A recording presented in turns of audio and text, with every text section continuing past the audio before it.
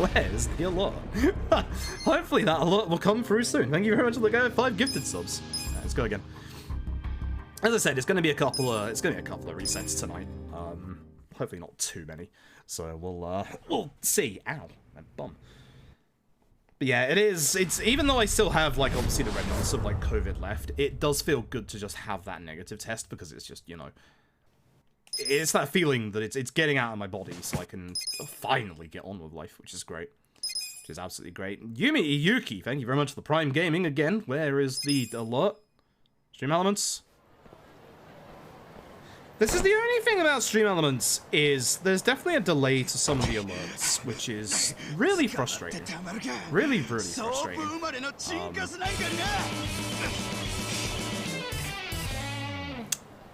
That's an interesting one, because that's definitely... Deathno has gifted a tier 1 sub to Akanotsuki Hana.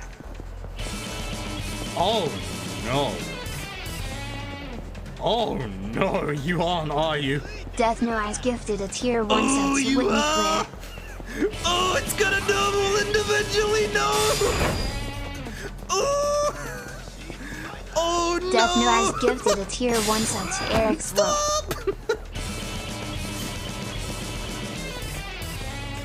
I want to do them all as a batch, not Deathno separately. has gifted a tier 1 sub to Truly Yumeko 77. I gotta sort that out! Shit! No! I like the Gintama music, but stop! Deathno has gifted a tier 1 sub to the Black Guy. Hey, thanks for the 5 gifted subs, I appreciate it! It even has text-to-speech! My other ones don't! Shit! Yeah, look at the Stream Elements. Nice dodge. Nice dodge. 4 hours of the run. To be fair, that did actually happen once before. Ray, aka Ray Narvaez Jr., aka Brown Man, actually gifted 100 subs when we were doing the 0 to 6. Yeah, I didn't have gift subs for batch gift subs set up at that point. Train. Train? Hell yeah. King Dunk, thanks for the 1,000 bits. Hope you're looking forward to Kaito tonight. Hell yeah. Hell yeah, good old Kaito. Hopefully I'll see you speedrunning that in a couple of days as well. My plan is absolutely... That's one of the reasons why I kind of want to start it tonight, because of, like, the less time I have for routing it. Like, I definitely want to submit it to GDQ. If there are upgrades, because we don't know if there's an upgrade tree. It could be like Majima Saga where there isn't one. If there's upgrades, Can't wait for full damage... DLC. D. D? D? D? Cool, Lane, thank you for the tier 1 for 3 months. I appreciate it. I have to work to play through what you can. Nice. Nice. Colon D. I didn't hear the colon. I don't want any colon stuff after my bloody colonoscopy a couple of months ago. It actually wasn't that bad. Like, lots of people complain about the colonoscopy and how painful it is. It actually wasn't. I'm not gonna lie, it was actually okay. It was a little weird having something shoved up my ass, not gonna lie, but it wasn't actually that bad. I'm not saying I'd rush out again and have one in a hurry, but if I had to have another one, it's better than an endoscopy. I think that's probably what swayed me, is that I had an endoscopy a couple of years ago. For this hernia. And, oh god, endoscopy is horrifically bad. Horrifically bad. Colonoscopy is a walk in the park compared to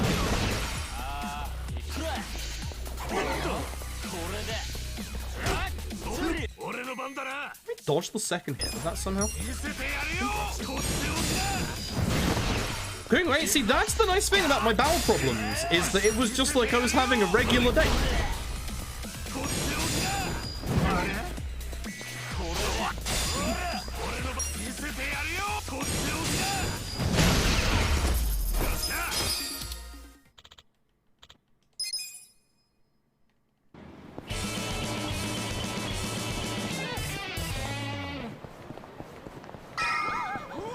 Hey Froob, hope you're doing well. It was until that happened. What the fuck just happened? TGS Casanova, thank you for the Prime Gaming the 2 months, I appreciate it. The fuck was that? Second I kicked that and he fell to the ground, I kind of knew that was about to happen. God damn it. Well, that stuff helps gain some time back at least, I guess. The fuck just happened? Bizarre. Absolutely bizarre. Like, I was actually hoping that would guarantee the end of the fight, but the second he went down to the ground, it was like, oh, well, okay. Oh, no, this isn't going to connect anymore. But yeah, I'm very, very much looking forward to Kaito. As this stream goes on, I'll determine whether or not we start it tonight. If I do start it tonight, I'm going to do my yearly or half-yearly at everyone ping in the Discord, because, like, I don't do it very often. Only when it's important stuff, which is new RGG games. And obviously, Kaito DLC. It's also interesting, because, like, after Kaito DLC, it really does beg the question of, what's next? Like, because honestly, you've got Kaito DLC. We're getting more content than we actually usually do. Most people are saying at the minute that we're not getting that much content. We actually are, because, like, RGG have never done story DLC. The Majima Saga was part of K2. So interesting to see how this is obviously received. Then, we know RGG, or Ryuga Gotoku 8 is in development. AKA LAD 2. We don't actually know if that's next or not. We just know it's in development. We could get a spin-off game in the middle. You never know. So I guess it's going to be exciting. When we get around to, like, August, I guess they'll probably do the usual and be all like, hey, this is what's coming next. So we will see, I suppose. I'm interesting. I'm interesting. I really am full of myself. Jesus Christ, get my head out of my own ass. Great. Fucking wonderful. Ishin!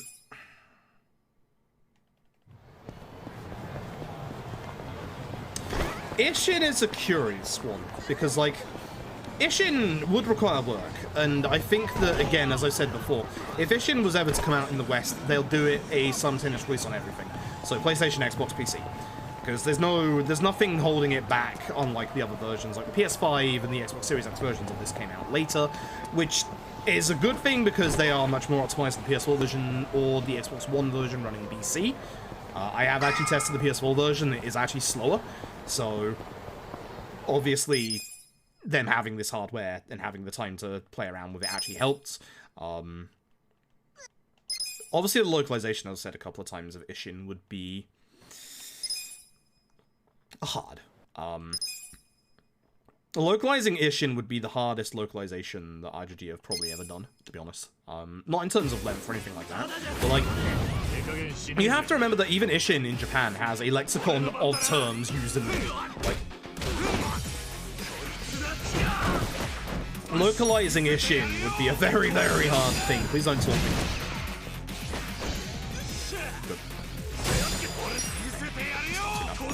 It's not the best chapter 1, but it's not a bad chapter 1. As long as we don't get stare down in the last fight, we'll carry on to chapter 2 at the very least.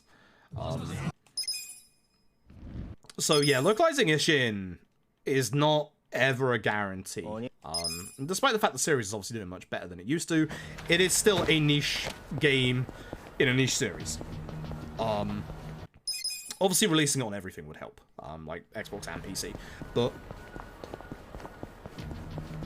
And again, you'll have people like me. The trouble with Ishin is... You've got people like me who imported Ishin, and we will never ever shut the fuck up about how good Ishin is. Because Ishin is absolutely phenomenal. I will never shut up about how good Ishin is. If you enjoyed Yakuza 0 and obviously the gameplay of Yakuza 5, you'll love Ishin. Ishin just hits every high note. It's not... It's heavy on the lore and the text, but it's not 5 levels. It's its own kind of thing. Like, Ishin is a very good self-contained story. It's very, very good. Fucking camera. But it is one of those things that's just... It's not an easy localization. Like, it's really not. Yeah, fine. It's meant to be 145. It's not great. It's definitely not great. It's definitely not great. It's fine. We'll probably carry on. It's definitely not as good a chapter 1 as I would like, but I can still save time elsewhere, so I think we carry on for now. Get to at least, hopefully, chapter 3. See what happens there, because chapter 3... My chapter 3 was very good in my PB, so I'm probably going to lose time, which sucks. My chapter 4 in my PB was terrible, so... And my chapter 2 is definitely improvable on, provided I don't get taunted for half the fights. Fight spawns. There's one there, that's good. That one there usually means there won't be one around this corner. It's not a guarantee, but it's a usual. The Kamurocho fight spawns are a little weird at the start of the game. The Kamurocho fight spawns are like really spread out and like really actually kind of passive, whereas the fight spawns, it's not too bad. The fight spawns in Kamurocho when you get to the end of the game are actually way more aggressive. So usually, and it's not always the case, if you get one fight spawn in Kamurocho at the start, you won't get another one that close to it. I think they do a thing where they lower the fight spawns at the start of the game, so it doesn't feel like as much of a slog to get around, which is nice. But yeah, as soon as we get to chapter 3, we start getting potentially... No, actually, chapter 4. Once you get to chapter 4, you start getting potentially like really nasty fight spawn. So, should be fine. Fissanosta port. Don't hit me with that evil right now. don't hit me with that evil. If I can stun this guy, it'd be fantastic. I just don't want him to use taunt. He did use taunt in my PB. He'll probably use taunt here again because he doesn't like me. I fucking hate this man. So, with LAD and with status debuffs like taunt, this is going to make it so this fight takes an extra turn because our normal attacks aren't as much damage, obviously, as Tenacious Fist. So as you can see, it's an extra turn for me, whereas here it would have been the end of the fight if we got the Tenacious Fists. And of course, I have to use Tenacious Fist. That Tenacious Fist actually stunned him at the end, which sucks. You can actually stun. Tenacious Fist has the ability to stun off of it. Any mental status element, like obviously aggro, which is taunt, or like stun off of Tenacious Fist, always lasts for 2 turns. It can get extended by certain moves or enemies. That fight's going to turn around, that's good. Tenacious Fist is our biggest damage dealing option on Ichi for a good couple of chapters, but also, obviously, with the fact that it can stun on top of that, it's really good. Like, it's really, really good. So obviously, if we manage to stun some enemies and don't get taunted, for example, then that's going to make some fights go faster. There's also a couple of fights in this chapter that can go a lot faster by a turn if you can get a lucky crit out. There's like one enemy just before the next big set piece that survives if he gets hit 3 times, but if one of those hits is a crit, then the fight will end a turn early, which is good. That fight is also problematic because it has a different kind of status debuff that can cause us to lose a bunch of time. So this fight's normal. This fight is pretty much...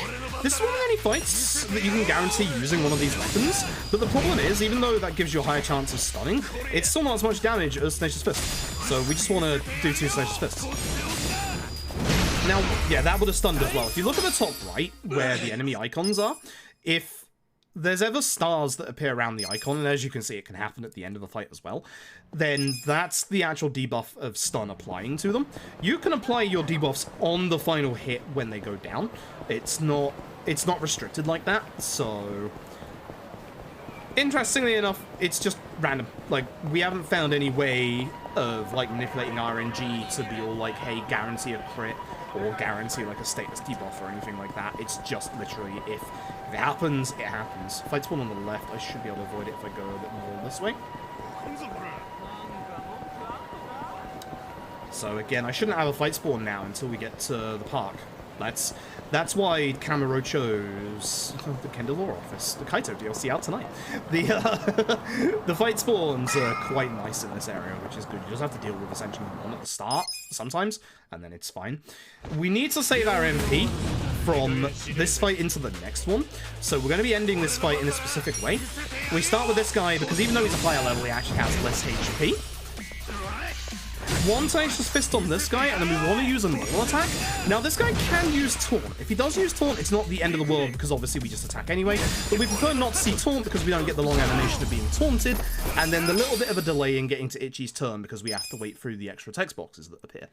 The extra text boxes from being bled, from being taunted, from being feared, give a little bit of a half-second delay to getting back to your turn earlier. But essentially, it's been about 18 years since Itchy's gone to prison, and the Omi Alliance have taken over Kamurocho. We are now in quotation marks present day, which is 2020, I believe, something like that. And we're going around looking for Arakawa Sr., who we met at the graveyard, mourning the loss of his son, who we call Arakawa Jr. Now, have to be careful here for fight spawns all the way down there. There's usually not one in the champion district, so you do have to be a bit careful. If I could get through here without a fight spawn, it'd be great. There's big differences between the PC version and the PS4 version of this run. They're not massive, but for fight spawns, they are. The PC version has the ability to save load anywhere. That allows you to just save your game and then load your game at any point and despawn any fight spawns, which is absolutely massive. Unfortunately, you don't get that option on PS5 or any console version. You have to go back to the main menu and load from there, which, as you can probably guess, without a load remover costs you a big amount of time. So, running away from fights in the console version of this speedrun is a lot more important. Time-wise, the console version is almost on parity with the PC version. It's only about 2 minutes, I think. This is the fight where if we get a crit, it will be really good. We would also, want to see stun on this guy. This guy has stare down. Stare down is fear, and if we get feared, that's potentially really bad.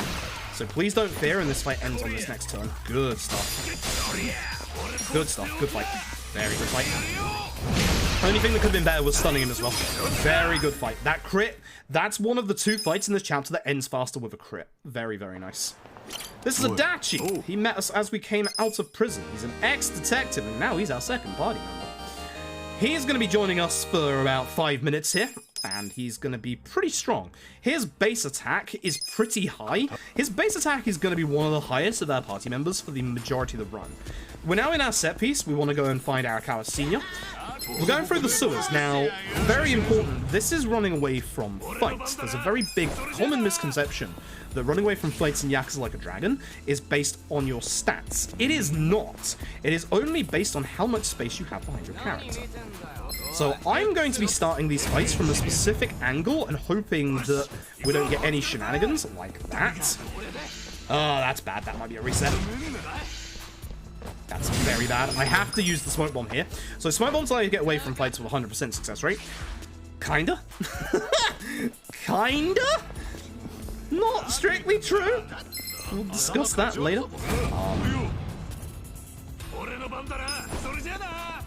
But by running into the middle of the corridors like that, I can almost guarantee that I will escape from a fight, provided we don't get any Dragon Engine shenanigans like you saw in the previous bit. If you're wondering why I failed to escape from the previous fight despite having enough space, Dragon Engine shenanigans. So, every single fight in this game, if you ever played one of the older Yakuza games, every single fight has kind of like an invisible barrier around there. Those invisible barriers are here in LED to stop your party members from running halfway across the map when they try and like move around the fight. Unfortunately, because of this, the game sometimes thinks, oh, you're up against an invisible wall and stops you from running. I think I'm too far to the left here. No, lucky. I'll see what my time is going out of chapter 2, but this isn't good so far. I agree, Adachi. She is a shame because we had the crit fight, which is always really good. So I'm getting into the next part of the set piece when we go up this ladder. And this fight's going to be interesting, because there's going to be 3 enemies to it, and there's going to be 2 enemies level 6 and 1 enemy level 4. You would assume that we go after level 4 first. Again, no. Want to go after the higher leveled enemies, because they're actually weaker. Okay, we'll go down to 1 skill, and then 1 free opportune attack. An opportune attack is when the enemy is on the ground like this, and you attack them with a normal attack. It is a guaranteed, almost critical hit. It does crit damage, but it's not actually the same thing as a crit. You can opportune and crit at the same time. when striking a weakness. It's very rare that that can happen, but if you have the right elemental weapon, as you'll see later on, it is possible. And as you can see, this guy takes 3 hits, hence why we waited. He has a lot of like really slow attacks as well, which sucks. I should have melee attacks there, that's my fault. At least go down to normal attack. I don't lose too much time to doing Tenacious Fist there, and the MP isn't a problem here. So earlier on I bought a helmet and some shoes. Reason being is that I need certain pieces of gear to enter the Chapter 4 set piece. But also this gear, where they're equipping it now, will help us survive the end of this chapter, because the end of the chapter has a pretty nasty boss. And we're here quite underleveled. So, this requires a little bit of luck. We need this guy to get opportuned and take good damage from both Itchy and Adachi. That's kind of a low damage roll, so I'm really hoping this is high, which it is. Because this guy should go down to 1 Tenacious Fist unless Itchy low damage rolls against him as well. If not, that's much higher, as you can see, 39 compared to 35. Your damage rolls at the start of the game are actually important in terms of RNG. Certain fights will go down quicker. In Chapter 1, Hirotsuka, for example, has 70 HP, so obviously you want to do 70 HP's worth of damage. For this fight, you can probably guess we don't go for the guy with large HP bar. All of the ants go down to 1 skill from both Adachi and Itchy. So as long as I don't aim for the guy with the large HP bar, it's fine. Now, we don't want Adachi to die here if possible. For this turn, we will be using Itchy to try and stun this guy. Didn't work. Now, he'll go after Itchy here because Adachi's going to be further away. So, some fights you can get the enemy to kind of guarantee who they're going after, depending on who's closer.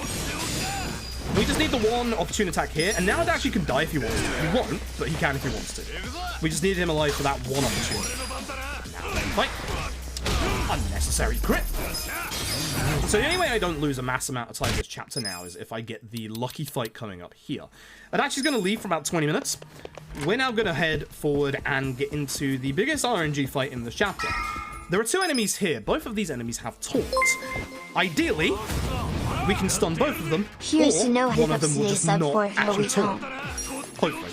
Leons, thank you very much for 100 bits, I appreciate it. Because that wasn't a crit, I'm just going to take this guy out and hope that the other guy doesn't actually use taunt. He probably will. That was the stun. Okay. If I stun here, then this is an average fight, but a pretty decent one. Good. Okay. So I'm going to save a tiny bit of time on this fight from my PB because of that. But they both have taunt. It's random whether they use it or not. If both of them are alive in phase 2 and not taunted or not stunned, one of them is likely using it. That grenade is going to be useful in Chapter 3. And now we get to our first big boss of the run. This is Joe Sawashiro. He is Lieutenant to Arakawa Sr. In this first part of this fight, we really do not want to see a stun in these first 2 hits. If we see a stun in these first 2 hits, that's really bad. Especially on this hit right here. Reason being is this cutscene coming up here. This cutscene removes any and all debuffs that you can apply to Sawashiro, which, for the most part, as you can probably guess, is stun. So if you apply stun Sawashiro here, that stun gets removed completely. Nothing you can do about it.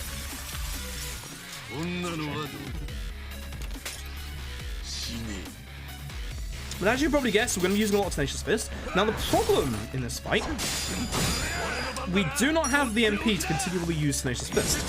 So, a couple of things we can do. I am keeping an eye on Sawashiro's positioning in regards to my positioning and furniture, because if I can use furniture not like that, but actually use it, then that's a good chance to get a stun and do good damage. I don't know why he doesn't attack sometimes, it's really weird. But at some point, I'm going to have to use my hardball. Now, you want to be careful where you use your hardball, because if you glitch out, you can start, depending on your positioning and where you use it, on top of one of the pieces of furniture, which will make you drop the hardball. Now, Sawashiro has a move called Cold Fury, which he'll probably use on his next turn. It's going to up his attack by 10%. Cold Fury skip? What's this Sawashiro fight? This is insane. Never lucky. So, the one thing I'm hoping is that Itchy's agility will roll over on itself, which it did, because this means I get free opportune attack, and we end this fight very, very quickly. He's not even going to get to use his really strong attack. Damn, that's a Sawashiro fight. That was a bad chapter. That was an insanely good Sawashiro fight. I have never had a Sawashiro fight go that well in my life. Wow. Alright. I'm cheating, clearly. I don't know how he dodged 2 attacks of his own. So weird. Hit you more than 3 times? I don't think so. I could have done that fight without my gear. Either way, we get shot by Arakawa Sr., and we wake up here in a new town. This is the new hub map. If you saw Lost Judgment, you know this hub map. This is Izizaki Jincho. This was the first introduction of it in the series. We get access to a move called Treasure Hunt. Treasure Hunt allows us to search beneath vending machines for money. The first 3 are always set, 5 yen, 50 yen, and nothing. We are going to be getting into a boss fight real soon. And after that boss fight, we need to use Treasure Hunt to get some money. We need a minimum in total of 730 yen to be able to go fast at the next bit. Otherwise, we lose 45 seconds to a minute. So it's very, very important that we get good RNG. But before we get to that, we're going to get introduced to a brand new minigame that was introduced in Yakuza Like a Dragon. This is Can Quest. The quick and dirty, easy explanation is it's Pac-Man. It really is like Pac-Man. So if you look at the bottom left of the minimap, you'll see you've got the cans that look like your power pellets. You've got a drink at the top. We'll describe that when we get there because that is actually important. And you get a big clump of cans at the bottom right, which just count as multiple cans. This is a good fun minigame. It's good at the very start of the game if you want to earn a little bit of gear and money and stuff. In the speedrun, it's too slow to actually use, so we won't actually be doing it. And because it's a tutorial, you don't actually have to do anything in it. We can just ignore everything. So the stamina X's here are your speed boosts, and you do have to use a speed boost before you actually are allowed to go forward. The game will stop you, so make sure that you use it. And it wouldn't be Pac-Man if we didn't have, you know, the enemy ghosts, or in this case, can thieves.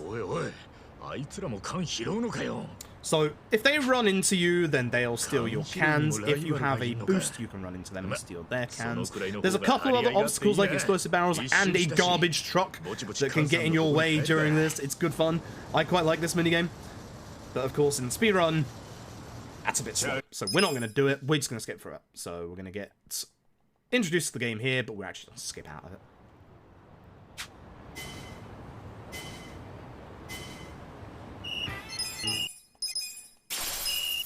We get 6 yen for doing literally nothing. You get 6 yen anyway. And we get a little bit of plot. There are 3 big factions here in Izizaki Jincho in Yokohama. And this is one of them. This is Zeng of the Yokohama Liumang, who are essentially the Chinese triad. We're going to be taking care of Zeng with Ichi and hoping to stun him. We have a new party member. This is the Hobomancer Nanba. He fights with pigeons. Namba's Pigeon Raid is the strongest damage-dealing attack we've got. Now, Zeng here is a massive pain in the ass. He has fear. So we want him to stay stunned as long as possible. We did not reapply the stun, so he's 100% getting out of the next turn. The problem that we've got is that Namba's Pigeon Raid, every single pigeon is its own damage instance, which means every single pigeon has a chance of waking him up. Now, he's waking up this turn anyway, so use your high damage skill, because we didn't reapply the stun. Now, Namba, as you can see, is very weak. This is a problem. We need Namba to survive. Namba has to survive this run up until a certain point. There are ways to deal with it. Now, here's the nice thing about those pigeons. Every single one being their own damage instance, every single one of them can individually crit. You might be thinking why I don't use an opportune attack here. Namba's physical damage is bad. His opportune attack only does like 20 damage, it's like 26 to 29 damage, and it wouldn't be enough to take care of Zeng. So you have to finish off with pigeons there, even with the pigeon crit that we got halfway through.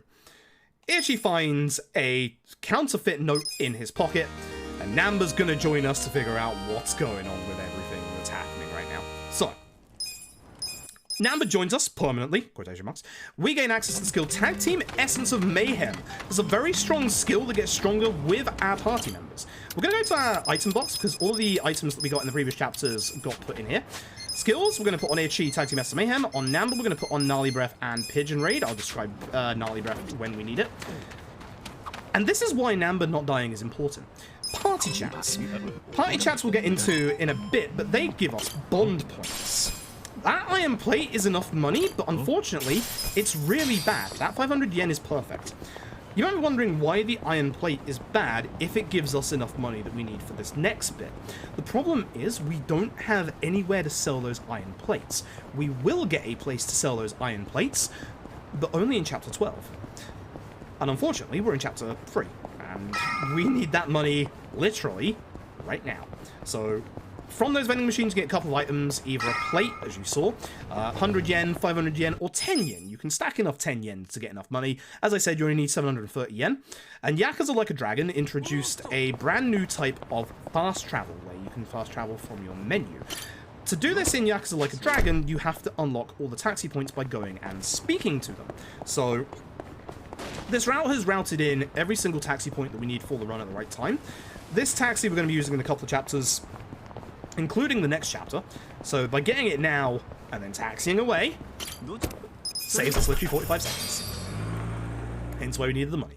So, for example, we're going to be going down to Fukutochu here, where we're not actually going to be coming here until chapter 6, but we use this taxi in chapter 6 and 13, and we don't come back to this part of town until then.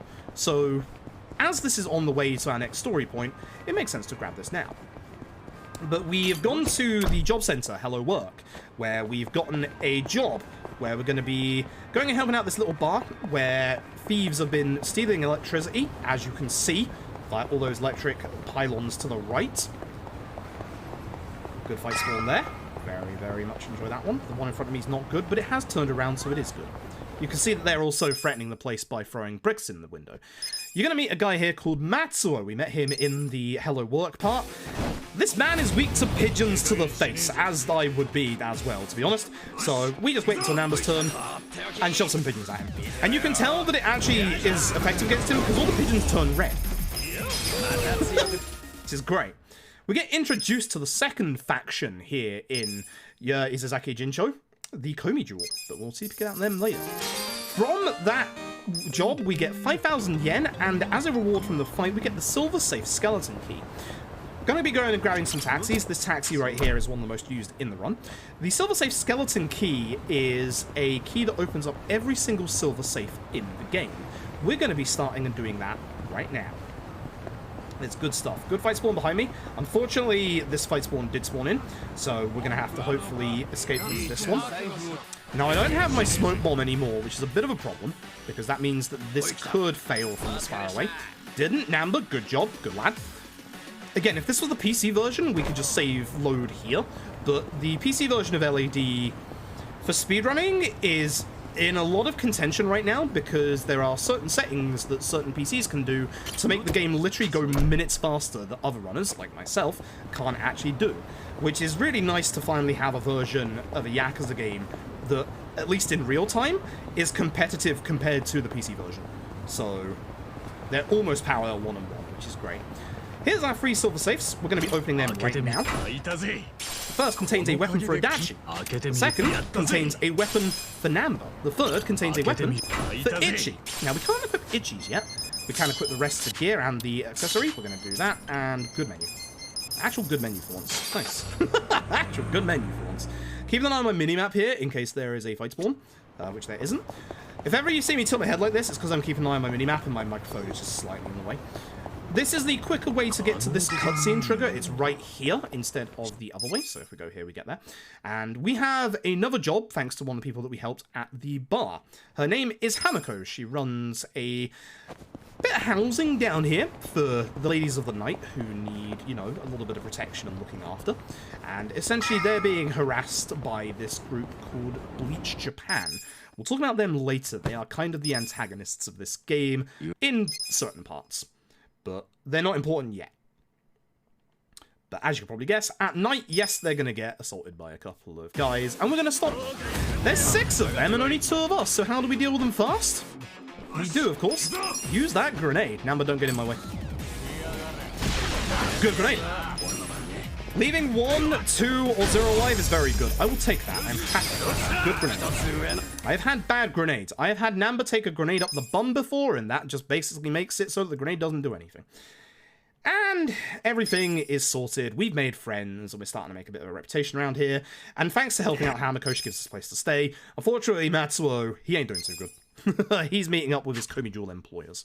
I saved a second, nice. Chapter 4 is where RNG in this run really starts to kick in. This is where chapters start getting a little bit longer. We're going to get woken up because a certain somebody sneaks into our place at night. A certain somebody that we already know. I said he would be gone for 20 minutes. He's back. Adachi is back in the parties. We're up to 3 party members. Our job changes its title. It's not a job change yet, because our job change is actually right here. If you look on the right, you'll see a baseball bat sticking into the ground. This is the hero class. This is the class we'll be using for the next chapter and a bit. Hero class is actually pretty decent casually. It's really, really good. For the speedrun, it's not. So, depending on my turn order here, I'm going to start with Namber and use Pigeon Raid. A lot of the RNG for these chapters here, especially chapter 4, is your turn order. Now, because we just have a new job, we don't have any move shortcuts on Itchy. I don't think this kills. I should have done Reckless. Okay, it's fine. That's what I want. So we have 2 enemies left. You have an enemy with lower HP and an enemy with higher HP. This hurts. So the enemy with higher HP, we have to use Pigeon Raid. We do not have enough damage on Itchy to one-shot this guy. Namber does, whereas Itchy can one-shot this guy with Tag Team Mayhem, which now has a damage boost because we have 3 party members. From this, most importantly, Namber levels up and gains a new skill. This new skill is called Pyro Belch. As you can probably guess, it's our first elemental fire attack. Need to menu here, so for our skills, we put on Batbuster, and then we put on Mega Swing. Namber puts on Pyro Belch, and Adachi puts on Reckless. We go into our gear, put Itchy with his new weapon, and we go over to Hello Work. Where, now that we have an ex-detective policeman in our ranks, surely we can get some work now that we have, you know, a respectable member of society with us. Unfortunately, we find this guy outside kicking a bike for some reason. A lot of anger issues, this guy. So, I'm going to take care of the ads here. I possibly could have had the 2 ads with Namber Pyro, but because Itchy started, I didn't. This last guy has a pain, he has a lot of HP, so I'm just going to do a normal attack because he has to stand up and do an attack anyway. And then Itchy can just end this fight with Tag Team. The nice thing is Itchy will level from this fight. The one constant in terms of level ups in this run, because we've got all the level ups basically mapped out. Whenever you level up with a normal level up or a job level up, you will recover full HP MP. All of our level ups are fully prioritized, so we know when we're going to get them. But that's if people survive in fights. Now, Itchy is the leader. Itchy will never leave our party, and more importantly, if Itchy dies, it's a game over. So Itchy's level ups are always set. Now, we have a bad fight. I can already tell we got a bad fight because unfortunately, Itchy has started this fight. You ideally want Namber to start because this guy, as you can see, resists physical. He doesn't resist pyro, so certain skills, like Pyro Belch, need the enemy to be fully standing before you can actually use them. Now, because he didn't get burnt either, I now have to do a little bit more damage with Adachi, which means I have to Reckless the guy. Hoping to see an odd stone in my drop list. Didn't get it. That's unfortunate. We want at least 1 odd stone drop from 3 fights to be able to carry on with this run. If we don't get it, we're in trouble. This is a Pokemon reference. We're going to bring the blue one to the front. Picking the choice of enemies is the one that brings them to the front of the fight. Now we want Namber to start. That's not Namber, and also the green guy is going to be a problem. Because he's going to hit Namber. He does. Because that one, you want to perfect guard that, because as you can see, it actually delays Namber's turn a little bit. I moved too far, it sucks. You might be wondering why I didn't set fire to the red guy. The red guy is, would you believe it, resistant to fire. I'm surprised as you are. Now, Reckless works by hitting enemies in a line. So, what this means is that you can actually hit enemies. I'm gonna Pigeon Raid Pigeon guy.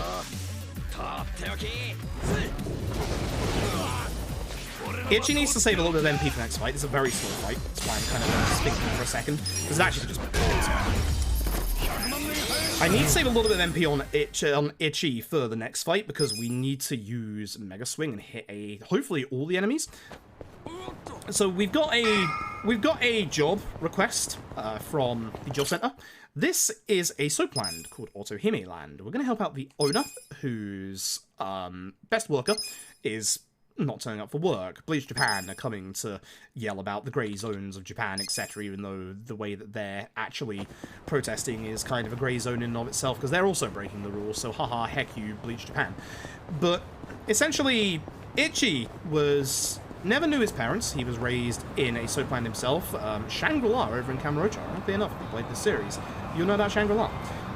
Bad fight spawn, but it's fine because we're going to despawn them with this taxi anyway. We need this taxi for a sub-story in this chapter.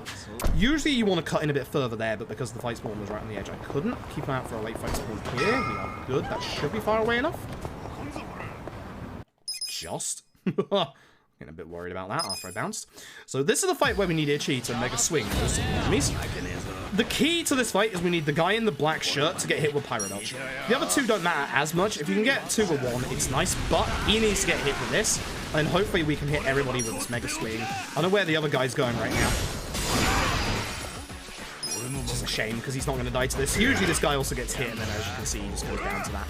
So unfortunately, we're just going to have to take a turn from him. Which again, is not good, because this is going to lose me a lot of time. It's going to lose me like a good 15 seconds or so. My PB had a bad fight here as well, so I was hoping to save some time here. I'm going to have to hope that I have a very good set piece at the end of the chapter, which is not good, because the set piece at the end of the chapter is very RNG, and it does suck. But we find the worker, Madoka. She is going to meet a guy called Totsuka in Pocket Cafe, where her grandfather is at a retirement home called the Sunlight Castle up here, and we're going to have to get in there somehow and see what's going on. We're now in a little bit where we're going to be going and getting a couple of spare taxis. So this one gets used in chapters 13 and 12, so we don't use it just yet, but we'll be using it later, and obviously it's the best time to get it. Go that way, please. Good. This fight spawn sucks because we need it to go that way. There are 2 world-spawned odd stones. We'll be picking up one of them right now. The run can carry on even if we don't get the drop from the fight, but getting the drop from the fight makes it so that it's a lot nicer in terms of drops. So material drops like the odd stones, we need those for weapon crafting. As you've seen, we've got strong weapons on Ichi, Adachi, and Namba. Weapons are your giant source of damage in this run. It's a lot of people think that leveling up gives you a lot of stats for damage, and it does, but the vast majority of your damage in this game is completely tied to your weapons. And speaking of damage, we're going to introduce 2 Yakuza Like a Dragon's versions of summons. This is the Poundmate system. I'm going to start with an actual living legend himself, Gary Buster Holmes. Now Gary, as you can see, does okay damage in the early game. We'll be using him all the way till the end game though, because Gary, the absolute legend that he is, has access to stun. Gary is going to be very, very useful as a Poundmate early on, especially if he can stun the majority of the enemies. We'll be using his stun throughout the entirety of the run, but also, obviously, we'll be using his damage early on. This sub-story right here, we're going to do because, one, it has a chance to drop all stuns, but more importantly, we need the money from it for Gary Buster Holmes summons early on. Let's see best to make him this guy. Hold stone, please. Good. Now I'm a bit more comfortable with the run because of that. Heart with your wife. Skip through. Tech skip once, and then skip. You have to tech skip once there to be able to get through to the next cutscene. It's a little weird. Some cutscenes require just a little bit of finesse to actually skip. And we're going to use this taxi because as part of the sub-story, we need to get ourselves some hot water. Trust me on this one. So that's hot water, then skip. That's that a little early. You skip there because certain sub-stories have a big long fade out, and that's one of the cutscenes that has it. So by doing that, you skip the fade out. And we're now going to go back to Hello Work and try and get a job in the Sunlight Castle. Long story short, we do, and we find that there is a place at the top called the Excellent Room, where we think people are being euthanized in there, so that they can do an insurance fraud scheme and get all of their insurance money. So we're going to go and chill for the night. Adachi's going to take us to a karaoke place. But before that, we're going to now finish off that sub-story because we get brought back to the outside of Tahiti Land. And that hot water is still somehow hot, by the way. Don't question it. If you ever played Yakuza 2, you might recognize this fella right here. H.R. Gondara is up to his old tricks again. So, not the start I wanted. Again, you want Namba. 3. Again, I need him on his feet to be able to actually get hit by this. He's not going to die to this, unfortunately. We're just going to make this a little slow.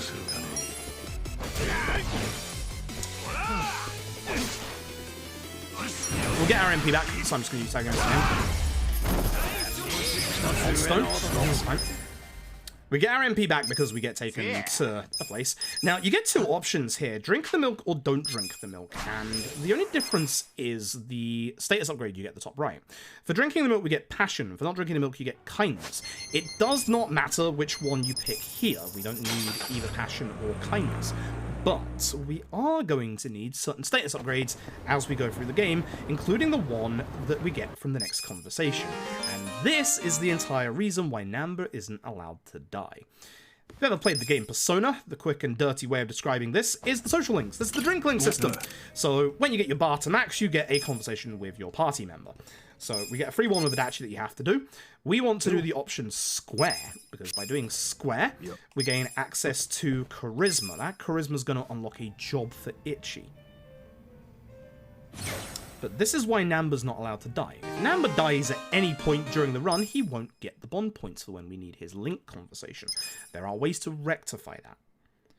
We're going to wake up the next day, well rested, and we're going to go and do our 2 big set pieces. So, we're going to go over to Sunlight Castle, where we're going to bust in the place and obviously go and shut down this entire operation. The fights that can occur from now on are nice and random. We are hopefully going to have Namba start the fight here, because we really want Namba to start. Namba starts, you can sometimes get 3 of these security guards to 1 Pyro Belch. It's really nice. Hopefully this gets free, we'll see. Because that means that Ichi just uses Tag Team SMA him. Very quick fight. Ichi job levels, gets his MP back, and we get to fight Totsuka. Totsuka is weak to both Fizz and Fire, the entirety of the damage that we do in this fight. Again, with Namba starting, Adachi's second is interesting, but not bad. I get to finally talk about Reckless. Reckless hits all the enemies in a line, provided they're in that line at the start of the attack. I can hit this guy to hopefully hit Mega Swing on everybody. If Totsuka got burned by Pyro, he'd be dead. So I'm a little upset about that. This guy has a lot of HP, so we're going to hit him with our best single targets, aka Pyro Belch, and obviously Tag Team if he's alive. Adachi will just attack. Actually, Adachi could just attack him. Doesn't matter who Adachi attacks.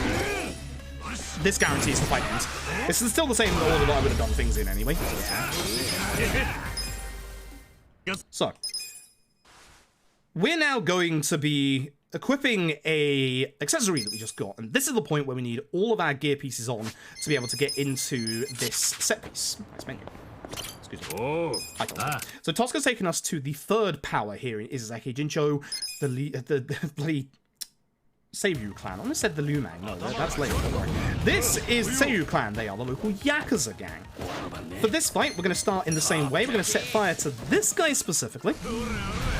With Ichi, we're going to use Gary and hopefully have the bonus, which we didn't have. That's fine. Adachi is going to just normally attack this guy, I think, because he's too far away. Shame one guy is not stunned. I'm going to try and hit... Otherwise, hit the guy behind him to hit everybody here. Yeah, I just have to, because there's 2 alive. That sucks. Bit of a slow fight, especially with Adachi on that chair, but it's fine. Namba learns push and shove. This is not an important skill, but it's a get out of jail free skill for in case something goes wrong in the set piece. That's our last world dropped odd stone, so we've gotten 1 less than the max you can get, which is nice. I'm okay with that. In this set piece are 3 enemies that act like boss enemies. This is the first. This is Ida. Now, we're going to do our best single targets to Ida, but we want to not kill him immediately. Reason being, this should be a double on Pyro, I hope. Very nice. And then I'm going to do a Mega Swing whilst everyone's together. Reason being is that we actually want Ida to do his special unique ability. Is that a triple? Almost, if we didn't move over to the left. Ida can summon backup, and we actually really want that to happen. Reason is, by him summoning backup, that's a shame, I've got to keep on live for another turn now. By Ida summoning backup, that's going to make it so that we actually get a bit more EXP. I was hoping to get this guy on the left as well. Good. I literally have to wait for Ida's turn for the backup. I can't believe he's actually doing this. He's actually being a pain. I've never had Ida delay this much. This sucks. Someone back up. There we go. I need this backup so that I can get enough experience that Itchy levels in the fight after this one. I probably should just carry it on, to be honest, and grab the tower. Wow. That was almost an amazing Ida fight, and it became a very bad Ida fight. Ouch. Ouch. Actually, please, out of the way. I needed a good chapter 4. This is not a good chapter 4. This is a bad chapter 4. So up the stairs we go. Now, thankfully, we have a little bit of the MP on Itchy. So if Itchy does start this next fight, we have a method of attack. Otherwise, we're hoping that Pyro Belch here will hit as many enemies as possible. Itchy will take care of this guy. I should have used Mega Swing, actually. That would have ended the fight. So as you'll see, Itchy will level. Yeah, I should have just gone forward, and I should have just taken that tower. Would have been smarter. Oh. Namba did not level for me. Interesting. So I healed with Namba. You can heal with any of your party members' heals by pressing square in the menu, which is nice. Now, in this fight, we want a specific turn order. Kasiyama, as you probably guess, is our second of our nasty bosses in here. The order that we want is Namba, Itchy, Adachi. You'll see why, hopefully, in a second.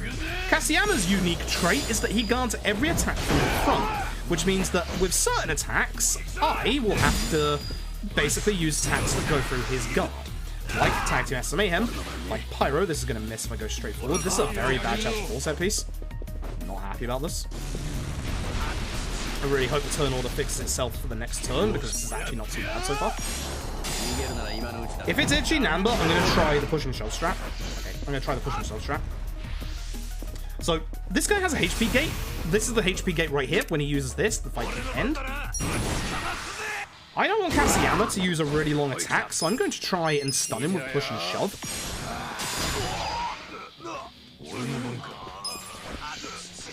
And then I'm going to end the fight. Not ideal, but I do skip one of his longest attacks that can potentially kill Namba. So, that was an okay decision to make. So, we'll grab ourselves a heal, get our MP back to full, and carry on.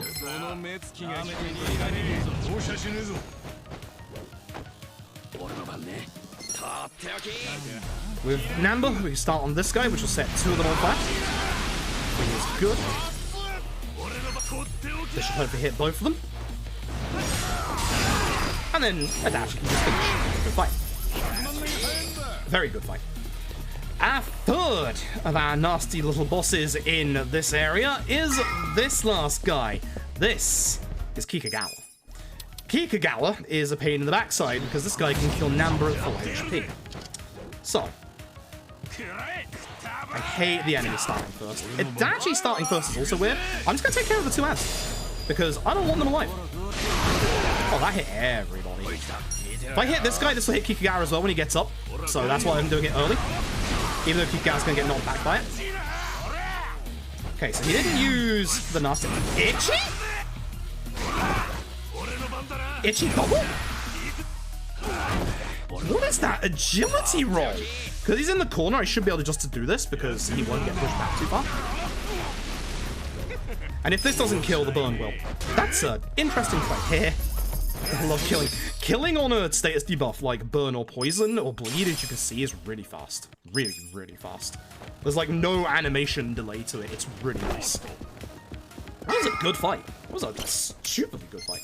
So we get a key. We're going to go into this room. We're going to grab the map. This allows us to progress with the story in this area.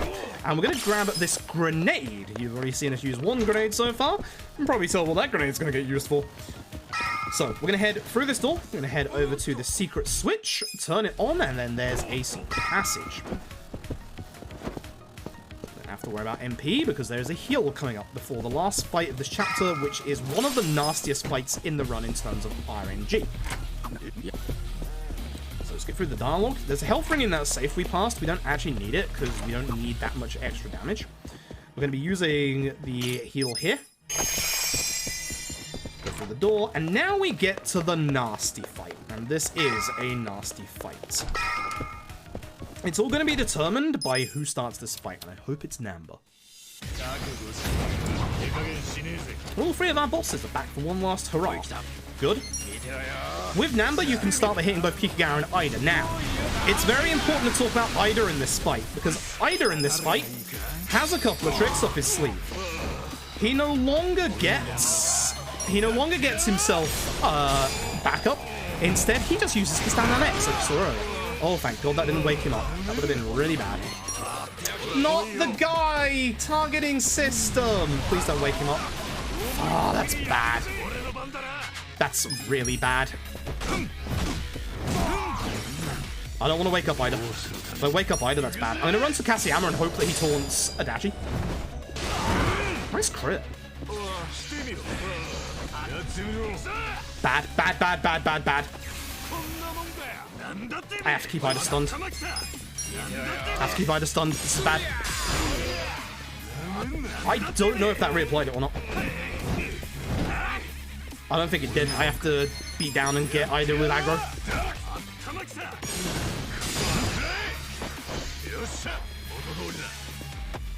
Could not have gone worse. Could not have gone worse. Thank you, targeting system. Thank you, targeting system. It's my time. Very bad.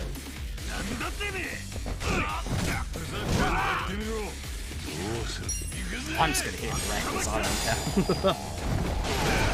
Get out of here. Alright, so, for the rest of this fight, we're gonna go with, obviously, the good order. So, Gnarly Breath, Itchy snaps out of it, and this is what we wanted earlier in the fight, where we get to use Tag Team Master Mayhem, and then we get a free opportune attack with Adachi. This is why you want Adachi taunted, is because obviously all Adachi's gonna do is use that. Might have to use Pigeon Raid here, because we don't have enough mana on Namba. Huh.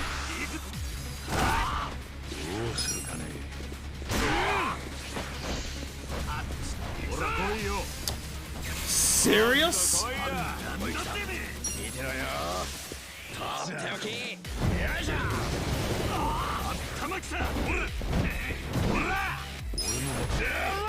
Done. Namba went first. What a terrible chapter 4. That was absolutely disgusting. I should be saving over a minute here. I'm going to be losing time by the looks of things. Ouch. Awful. That fight could not have gone much worse, to be honest. Outside of Namba dying. Ouch. That was not good. I should be saving a lot of time here, but wow, that was very bad. So, before we end the chapter, we have one last taxi to go and get ourselves. By the way, you can get run over by cars in this game. Not only does it do 100 damage, but it also costs you 10 seconds in the speedrun, which is a lot of time. Heck of a lot of time. A bad, bad chapter 4.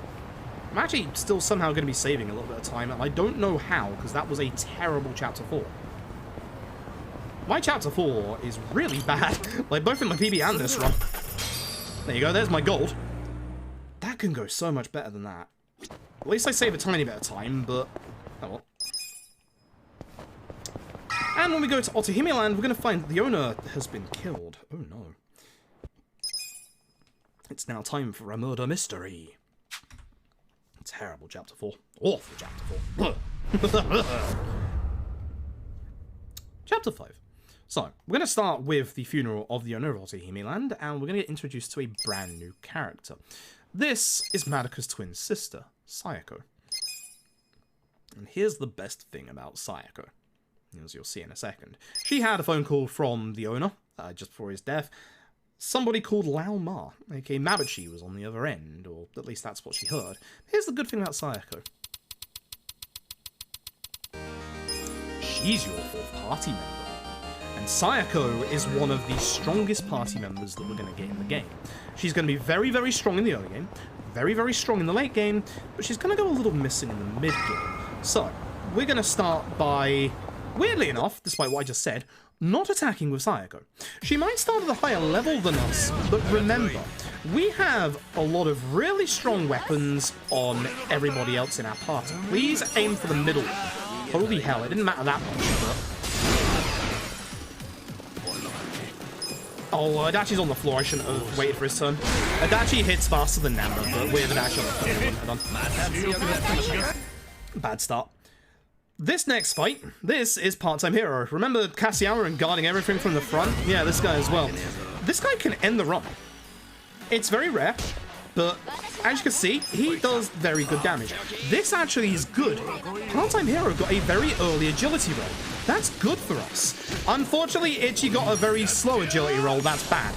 What obviously you want to have is a free opportune attack, which isn't going to happen, so I have to waste time with the Reckless. Now, Sayako isn't completely useless. Sayako does gain access to a couple of really cool stuff. She has a good skill called Clobber Bag, which you'll see in a little bit. Excuse me, not Batbuster, holy heck. Not that. You can also guard Batbuster from the front. So, Sayako is also only job level 1. Now that we've beaten Part-Time Hero, we're going to get taken to his office, because Part-Time Hero in this video game is your completion list. So he has a bunch of different missions we can do, which we are going to do a lot of in this run, but they're also challenge quests, so when you do the achievements in the game, some of them will give you certain personality upgrades, as you'll see at the top right now, because we taxied enough, we get some style and some intellect. We're now going to head to the Liumang area restaurant row. We are looking for this Mabuchi, aka Lao Ma. And as we'll find when we're speaking to all of the NPCs here, as soon as we mention the name Mabuchi, everybody just walks away. So, we're going to get jumped by a contingency of the Liumang, and this fight is going to go pretty much the same way every single time. It just depends on turn order and who goes first. So, we guard with Sayako, and then with Ichi, we use Gary, of course. Nice, got the bonus. So, if you saw, very importantly there, the exclamation mark that was next to Gary Buster Holmes, that is the bonus. There is a random chance for your summons to actually... I should have just attacked him. There's a random chance for your summons to get extra damage. Or at least an extra effect, I should say. That's more accurate. So, this extra effect, basically, depending on the summon, changes up what happens. With Gary Buster Holmes, because Gary Buster Holmes is a damage power mate, the extra effect gives him extra damage, but also, more importantly, it guarantees the stun to land on enemies, which makes that fight go very, very fast. Obviously, you would love for enemies to be all stunned in every single Gary Buster Holmes, but the random chance, or the random, like, quotation marks, crit chance for your summons is completely random. Sayako's going to leave for about 2 minutes. And I mentioned this earlier, when all of your damage in Yakuza Like a Dragon is always tied to your weapons. It is very, very important that you upgrade your weapons in this game. And to do that, the game introduces a brand new mechanic, or at least a more in-depth mechanic than the previous Yakuza games, the blacksmith. But, before we get there, very important, when you're out here, bond link conversation. Spam through that one. If Namba has died, you need to do a bond link conversation to get his bond link points up to the point where we need it. That one is the quickest and easiest one to get to. It's worth doing because you have the time to do it, and also Namba has a very high chance of dying in this next fight. So, Sayako has managed to infiltrate a Liumang restaurant near Restaurant Row, and we're going to go and get inside because of her to be a high-ranking member, of the Liumang, who just so happens to be Zeng. And Zeng has a couple of new tricks up his sleeve, and they're very nasty. Not that, ironically enough. I'm actually going to guard with Psycho to begin with. I want to hit Mega Swing on the ads, because Psycho is going to be the one that actually takes care of the ads. Everybody else is going to be hitting Zeng with our best single target attacks. There's a reason for this, and you'll probably see it here. His first new skill, the defensive stance. The defensive stance is a counter. Simple as that. It's just a pure counter. There are some moves that will obviously break through the counter. Reckless. If we do normal attacks against him, he will counter back, and he'll come out of his guard right here. Sayako is going to take care of the two ads with Clobber Bag. Itchy! It was supposed to be Namba next. Did you see that? That was weird. Why did I do that as well? I don't know why I did Mega Swing there. I was trying to hit the ad as well, I think. But... And that is why you don't want to use Pyro straight away. Now, Zeng's other little dirty trick is Liu Mang's Glare. Remember earlier I said Zeng has Fear. Zeng's Fear has become party-wide.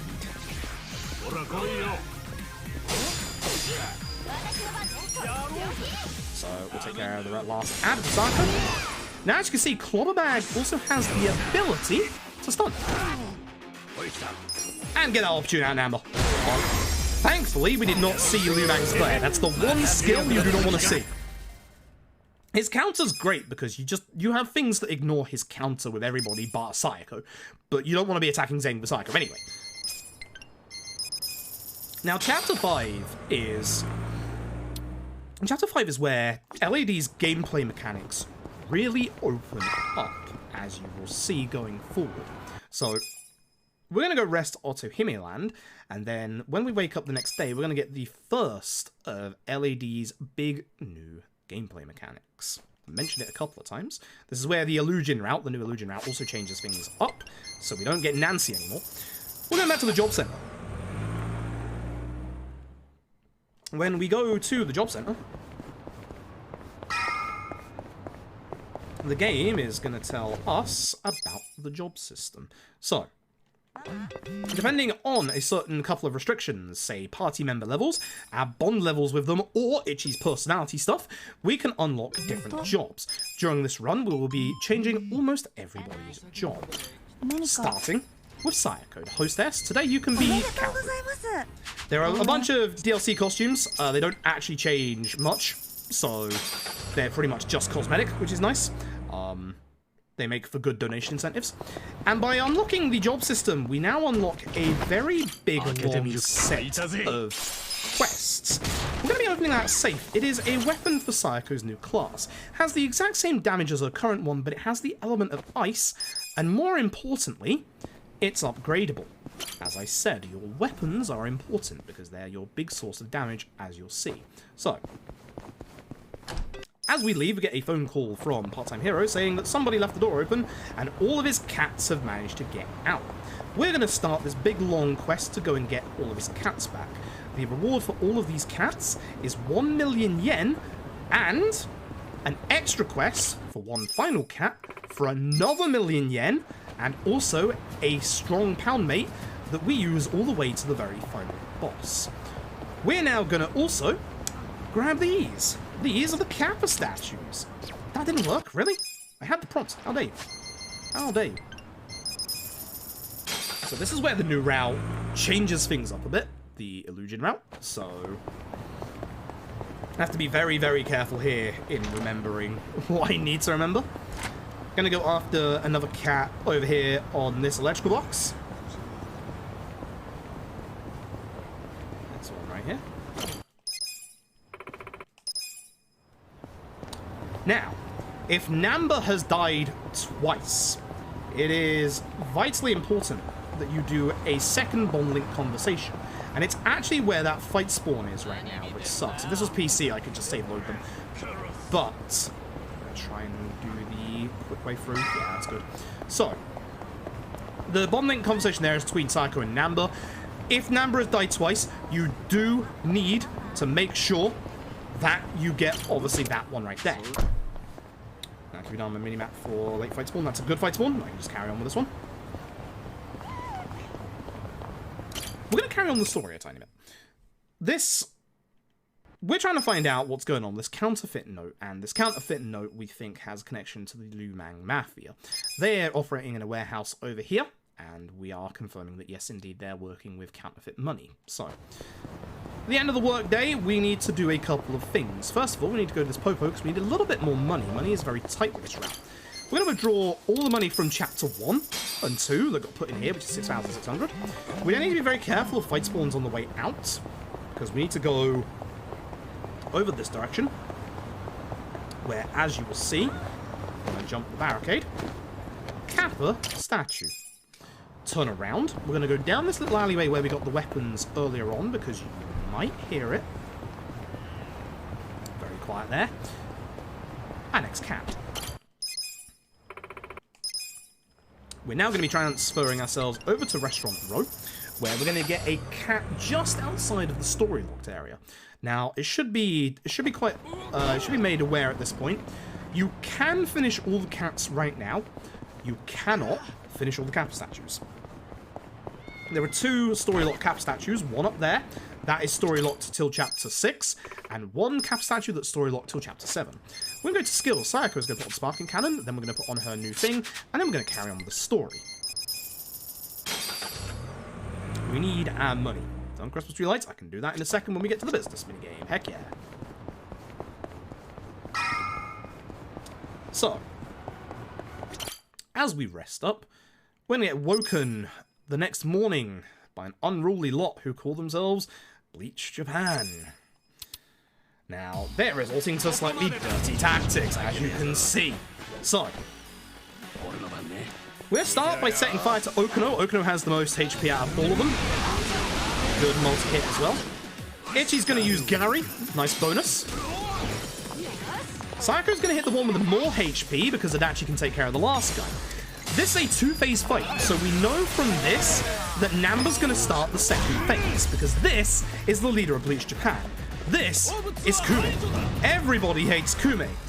So in the speedrun, we actually really like him because Kume here, ooh, Sayako first, is weak to every single attack in the game.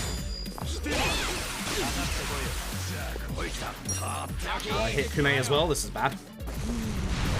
Oh, hitting those 2. Okay, that's not too bad. Because I can hit Kume with Mega Swing. Shame he got a turn. Adachi had a slow earlier on. Should have just tag team and mayhemmed him. Oh, well. Either way, Sayako's going to get a whole bunch of job levels. And more importantly than that, it's going to become nighttime, and we're going to introduce you to literally the strongest character in this video game. This is Eri. Eri is an optional party member. At some point in the next 2 chapters, we're going to be going down to 3 party members. Eri is going to fill that spot nicely, but not only that, she actually does the most damage in this speedrun. So, every single Yakuza game has some kind of business minigame attached to it. This is the business minigame for Yakuza Like Dragon. It's an actual business minigame, instead of, like, say, Cavalry or stuff like that. So, we're going to get tutorialized to show that currently the business is losing a whole bunch of money. We're going to have to unlock Eri. To do that, we need to get to rank 100. We have a very quick and easy way to do that. So, with the next round of the business minigame, watch what I do. This is all you have to do if you want to get a nice quick start at the business minigame. It's very quick and easy. We have to do a second round. So, this is what we have to do. We get tutorialized on putting the right people in the right places. So, Tome, Omelette. Yes, the chicken. We have 2 wage burners, which actually could have been very useful in the shareholder meetings, but we're going to get rid of them. Now, this is the important bit. 1, 2, 3, 1, 2, 1, 2, 3, 1, 2. Congratulations, you've reached rank 100 in the quickest amount of time possible with the least amount of inputs. That's all you have to do. Ichiban Confections is a very, very, very strong building to begin with. With the right people in the right places, you also don't have to actually do any upgrades to their levels or anything like that. Literally, this is how Ichiban Confections thrives. We will hit rank 100 within 3 shareholder meetings, provided we don't mess them up. See, going back up to rank 151. Shareholder meetings are your big ones, though, as you'll see in a little bit. So, we gain Omelette as a pound mate. Unfortunately, we don't use Omelette during the run. Omelette is a random chance of healing either HP or MP. Now, we like our heals to be guaranteed, unfortunately. Also, Omelette doesn't come out at night. There are rules about this. Now, if you play this game casually, you know that you can actually end this chapter at this point. We're going to be here for about another 20 minutes, because again, we're going to be doing about another 8 minutes of the business section to unlock Eri. And then we have to prep for the early to mid game. So, one thing that we have to keep a very close eye out in this part, fight spawns. Not because we want to avoid them, but because we want a fight spawn. If we can get an early fight spawn, this is going to make it so that it's a lot easier to get Gary Buster Holmes off cooldown. Now, unfortunately, I didn't get one here, which you sometimes can, so I'm going to have to keep an eye out later on for other fight spawns. But we essentially want Gary in the next fight that we go into. Because we just used Gary in the last fight, he still has a one-turn cooldown on him, or a one-fight cooldown on him until we can use him again. Here, recruit, Nishio, Master Sasuoka, make everyone happy, change you for you and include you, and then go. This is the shareholder meetings. The first two are very, very simple. Watch this. Go for the angry one first. If I didn't get my collars wrong, it would be faster. Wait a tiny few seconds just in case this guy has a nasty barrier.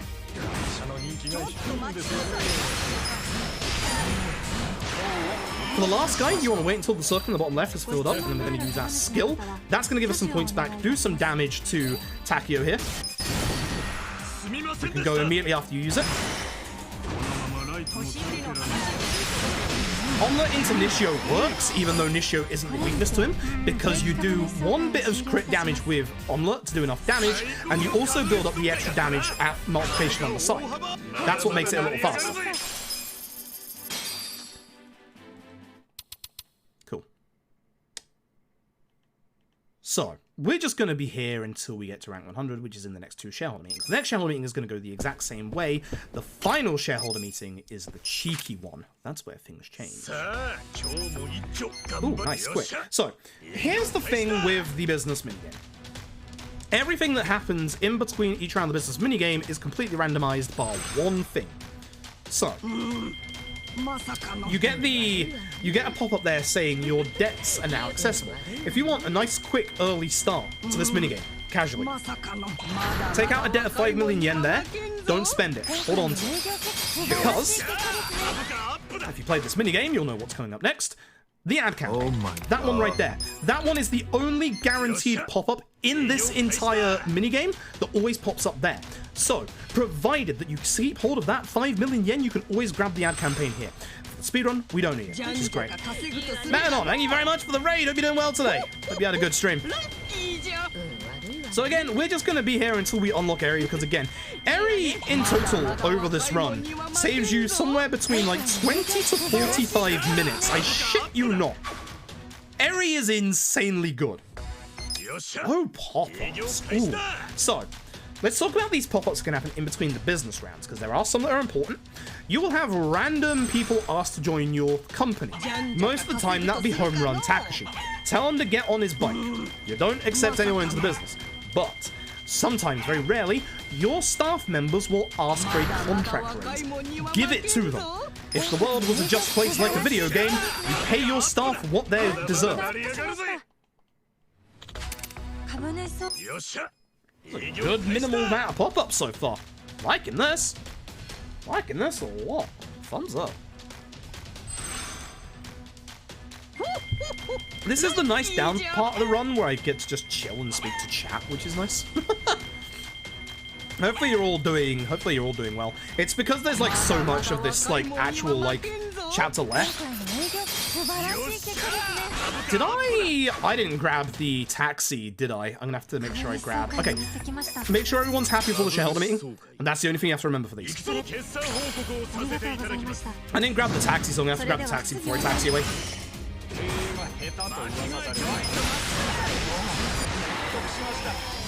Any barrier breaking for the green barriers, always use Master Sasuoka because he's 8 points instead of 14.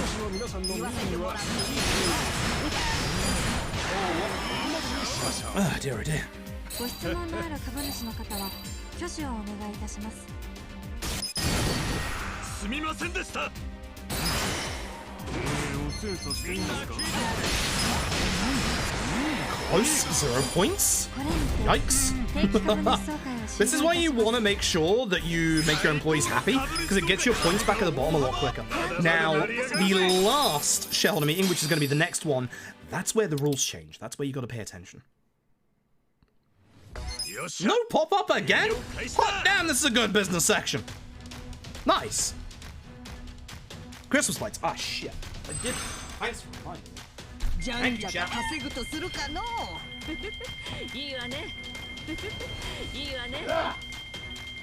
They live! Right, give me a second. I'm still here. Oh, I'm still in control, I swear to God. Give it a second before I sit down. Don't take any contracts. Fuck off, Shunpei. Damn it. I'm all like, oh man, I'm getting so little notifications between the business rounds, and the game gives me all of them. Great. Great. Ready to make dinner? Yo, hope you have a good dinner. It's very class this time. Oh, don't you worry, I'm not gonna forget that. I'll forget Dachi instead.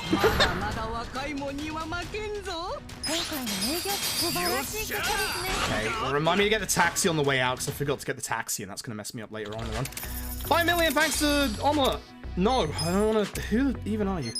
Nah, I had such a good business section earlier, and now all of a sudden I have a bad business section. Hopefully you're all doing well tonight, chat.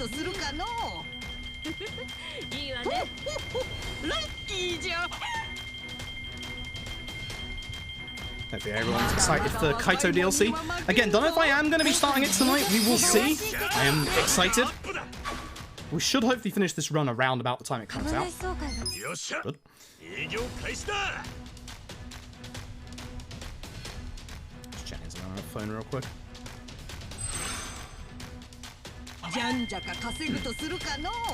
But this is the nice downtime part of the run. It's pretty much the only downtime of the run. Figuring menus is hard. Yep, especially when you have a year's worth of muscle memory that just gets completely erased.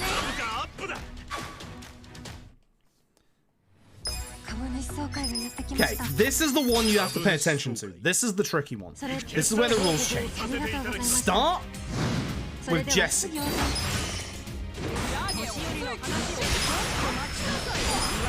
Notice how I ended with Tome instead of Omelette.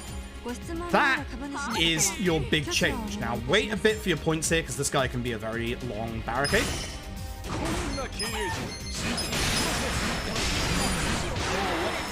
Just end with Tome. Omelette is only here now for barrier breaking. I'm gonna give him a little bit of time, but that was quite a cheap one, which was good. Yeah. 1 point. 1 point. That's how tight it gets. That's why you have to be very careful. And now we're rank 100, which means we unlock Eri. Now, unfortunately, I forgot to get the taxi outside, so I'm going to have to lose a little bit of time to grab the taxi here. Thankfully, I did remember, because we need this taxi for later on, but I can do my taxi menu from this taxi, ironically enough. So, we haven't quite unlocked Eri just yet. She is going to be in Bar Survive, but we're going to be going over there in a second. But we get the skill Stack Slap. Now, hopefully, we only ever get to see that move once. If we see it more than once, I have messed up somewhere. So I'm just going to have to grab this taxi earlier. Time to keep doing our side stuff. So, turn around. This fight spawn is unfortunate. I'm actually going to run around it. Good. That actually might mess me up, which is bad. I'm gonna have to start the sub-story. I have to start the sub-story to despawn that fight spawn. We don't do the sub-story, but because that fight spawn was so close to me, I had to start the sub-story. I should have just done that in the first place.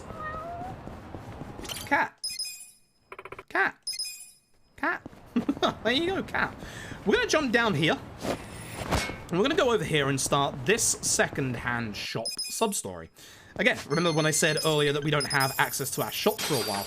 That's why. We don't have it unlocked yet. We will be carrying on that sub-story all the way in Chapter 12. Now, in the park, there are a total of 2 cats, 1 Kappa statue, but one of the cats is currently unavailable. So we're going to start by grabbing this single cat, and then come back to the Kappa statue and the other cat later on. Bad fight spawn location there, but we should be fine if I go this way. If I don't hit the light posts. 1, 2, 1, 2. That is how my memory is going. I am remembering the shot. That's a fight spawn. That's in an awkward position, so I'm going to have to go slightly left. 2, 1 to 1. Good. It's lilies for, yeah, Psycho. Now, I have to keep very close attention to a fight spawn ahead of me, which is that one. It's in a bad place, but I can get past this one because it's coming into the park. We need this taxi, so we have to get around this fight spawn. I can leap over the fence there, which is nice. There is nothing here that we can use to despawn that fight spawn. The PC version is a lot nicer here because you can obviously save load it. We're now running into Chinatown. This is one of the areas in the game that has the highest concentration of fight spawns, so it's really, really mean and evil, and I have to concentrate here as I run through, just in case we get a really bad fight spawn. We're looking like we're good. That fight spawn ahead is going to disappear when we use this taxi, which is good. I need to go that way.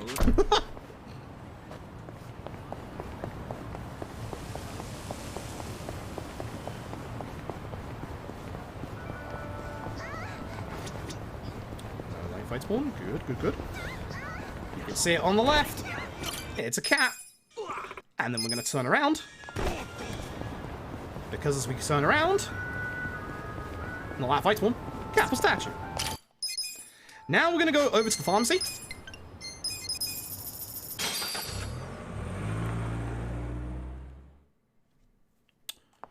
We need to grab a couple of items from the pharmacy. A couple of these items are just in cases.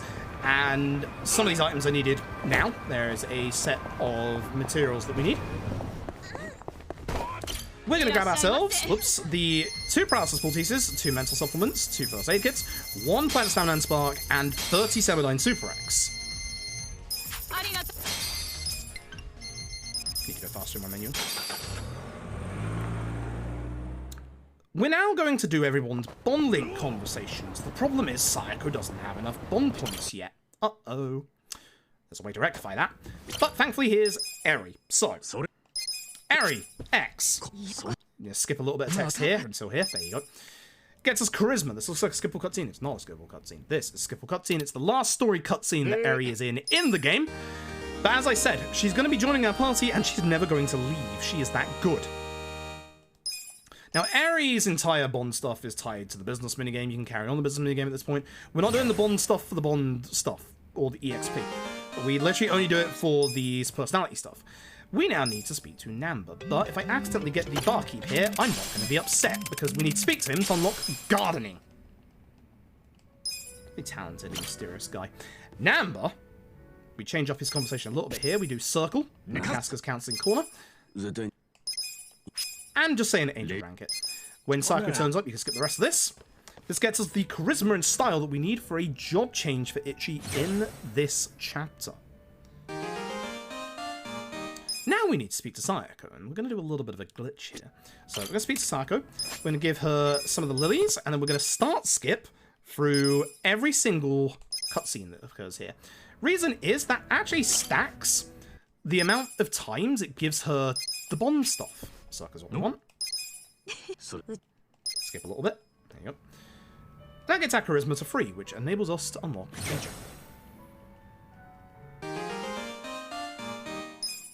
Okay, so we're going to leave Bar Survive, and we're going to go outside, and we're going to plant something. We're going to plant those mysterious seeds we picked up earlier. They're going to get finished pretty soon. We're now going to run down to this club. I've got to be careful of fight spawns on the way, but we should be good. You heard it. It's our final cat.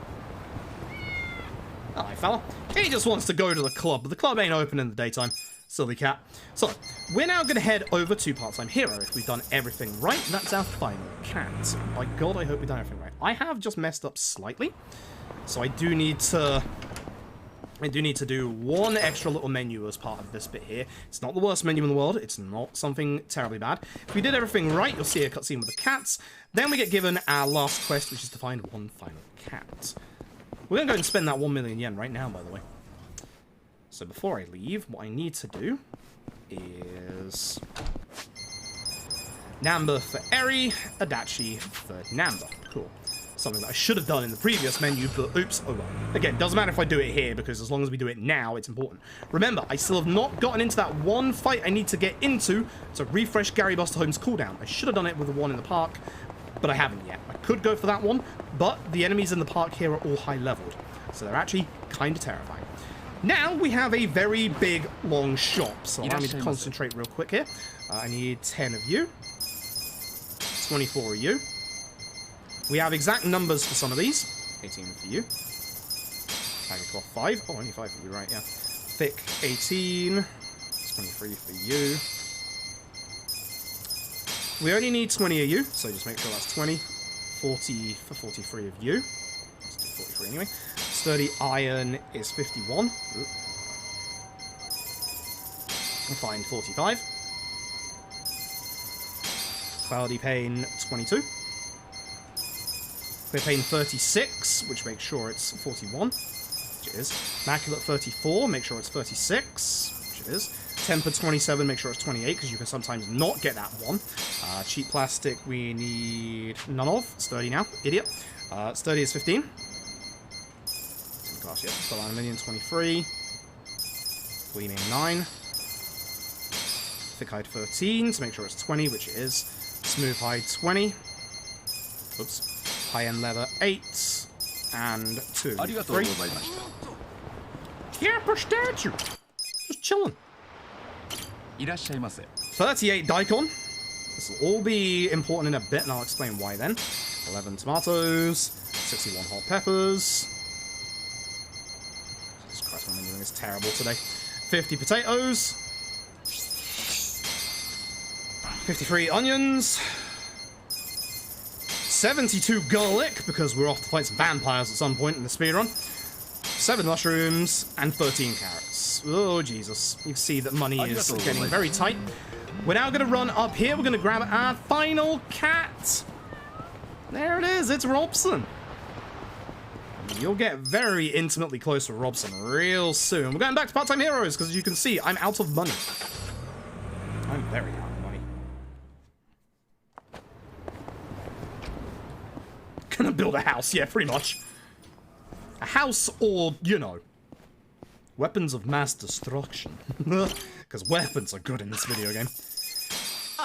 1 million yen. Robson's a pound, mate. You can see how close our money got there. 9,000 yen. Back to the bar district. Because in this time, our plants have fully matured. I haven't, clearly. So before we enter, we want to grab them. 1, 2, 10, 2, 10, 1. 1, 2, 10, 2, 10, 1. Grab that mysterious. We only need a couple of these. We'll always get way more than we ever need. Make sure we speak to the barkeep and not Namba. Namba. I hate you. 1, 2. No, no, no. 10. Thank you. Jesus Christ. Do not want to mess this up. 2. 10. 1. These that we're getting 10 of, these are our healing items for the run. So we have 20 healing items. Okay. Weapon. We need Itchy's upgradable weapon right now. It's very important. Well, one of them. As I said, certain classes have multiple. We can get 2 of them for Itchy's host class. Did I just say we're going to change Itchy to host? Yes, I did. Firstly, we're going to go and use these vending machines. There's a couple of items that we need.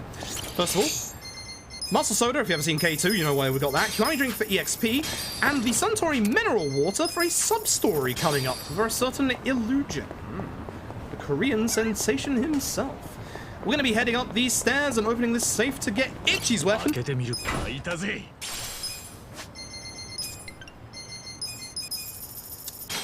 Jump late.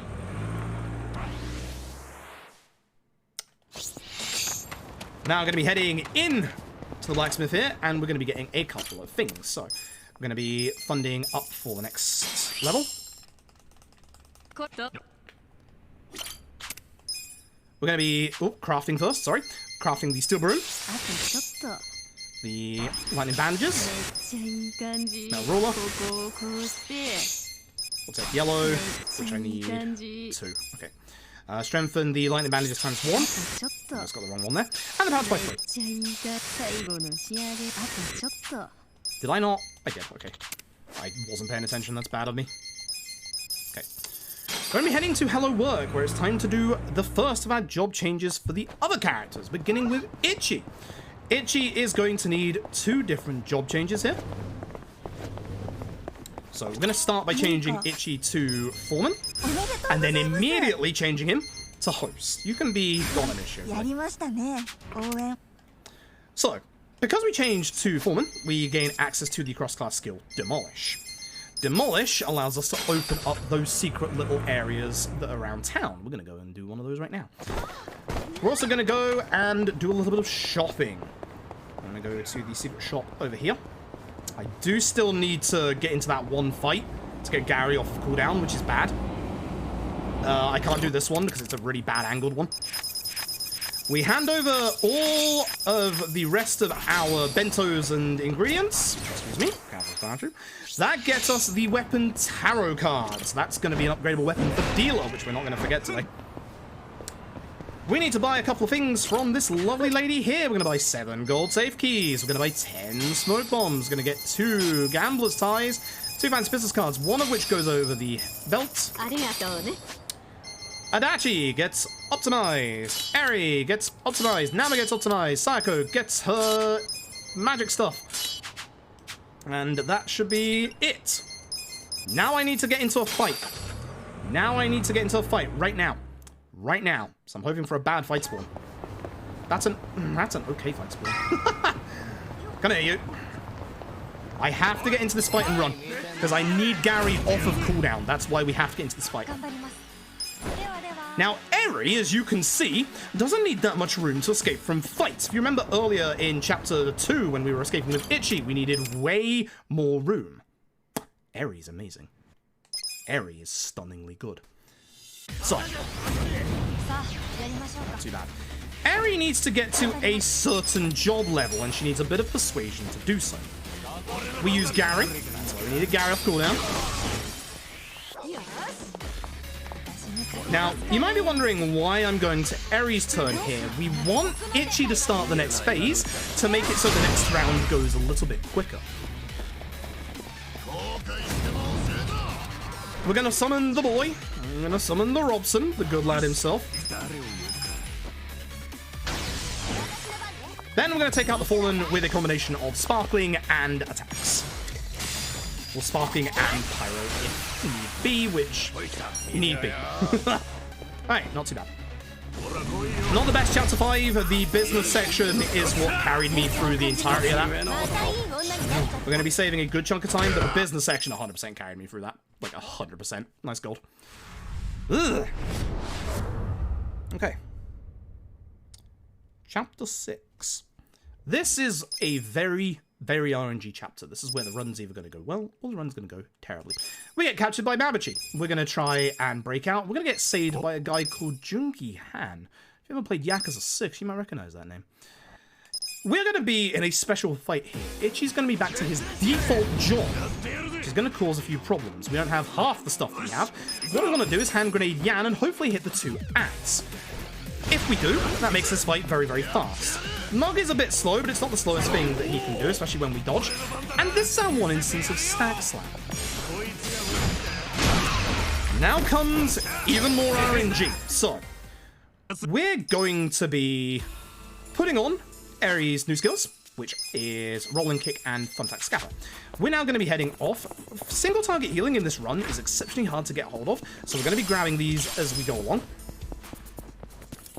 Now, oh boy.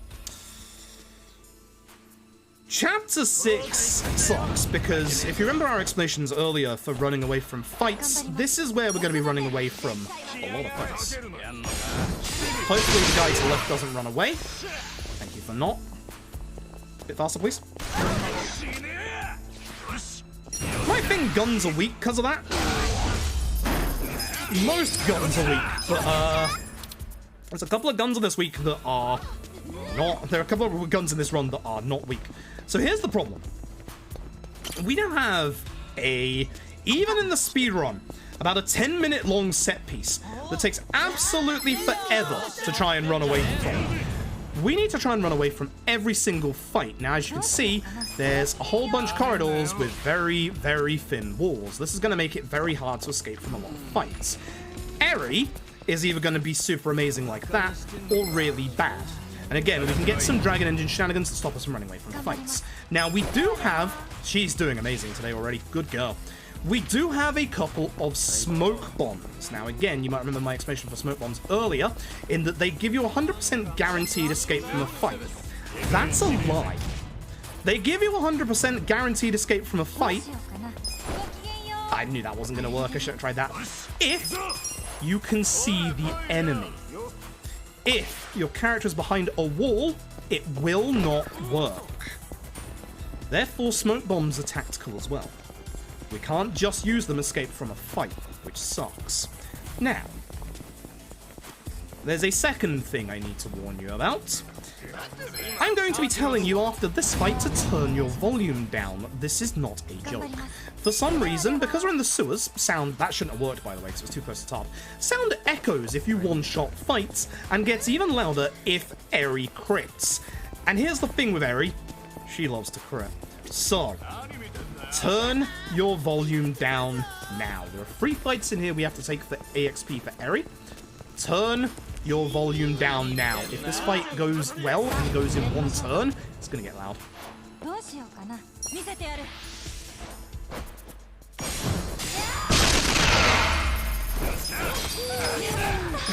I get that 10 decibels louder than you do. It's very bloody loud.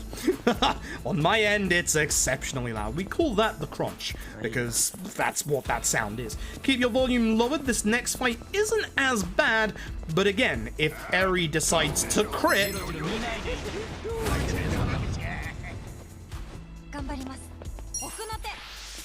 Look at her, she's the Harbinger of Destruction. She's literally the best character. Game! Well, that's all the odd stones I needed. Thanks, Eri. See, not quite as bad, but thanks to that crit. So I want to... This is a bit of a weird angle that I'm running into this room with, because Eri starts this room kind of far back, and that usually means the Dragon Engine doesn't want us to run from this fight, as you can see.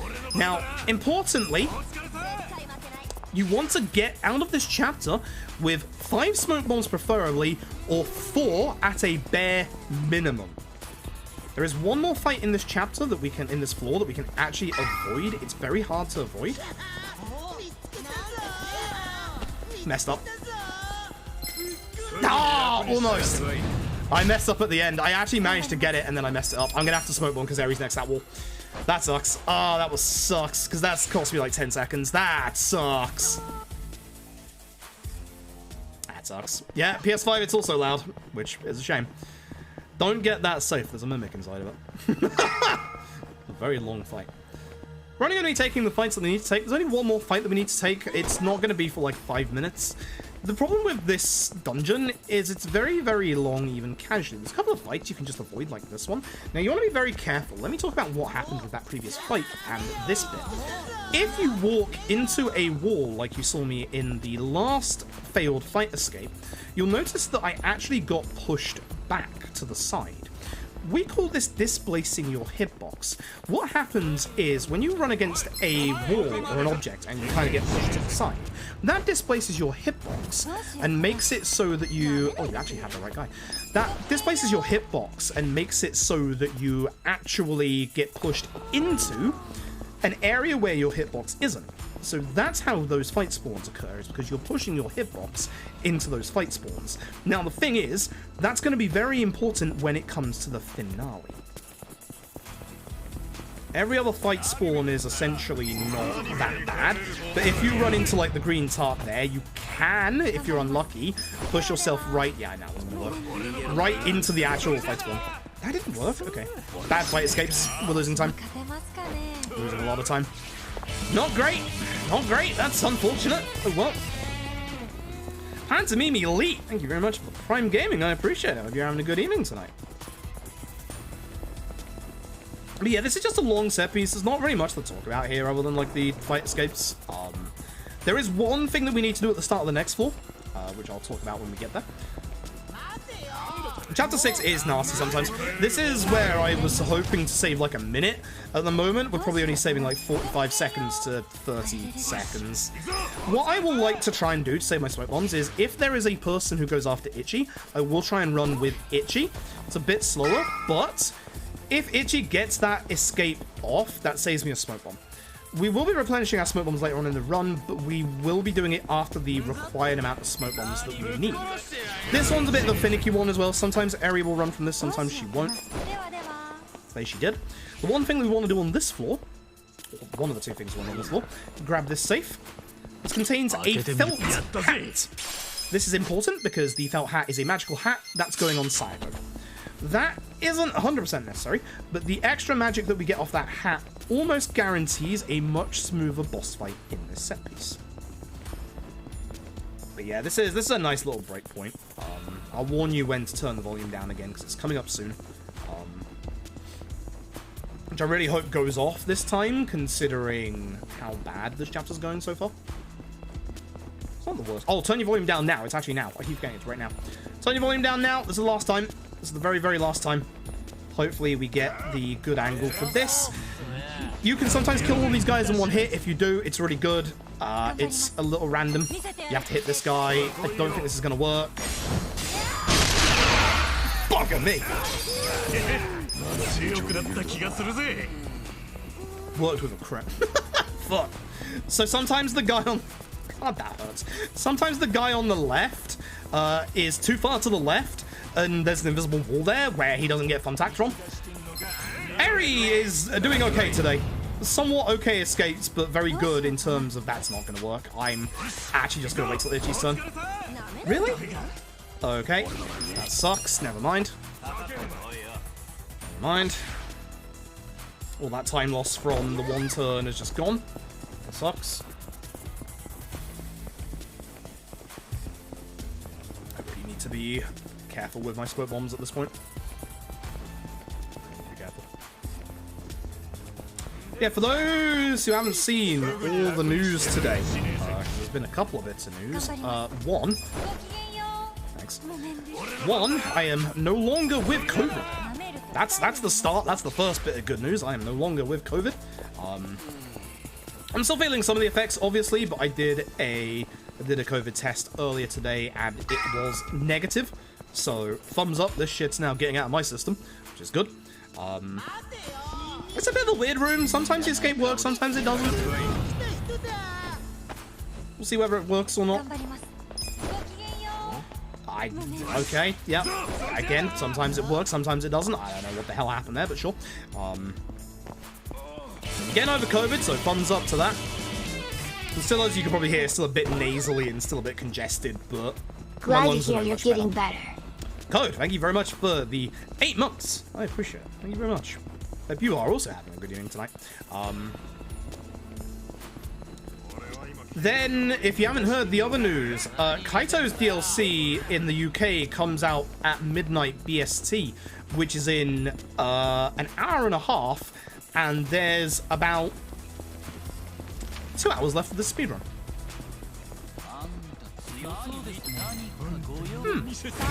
Hour and a half?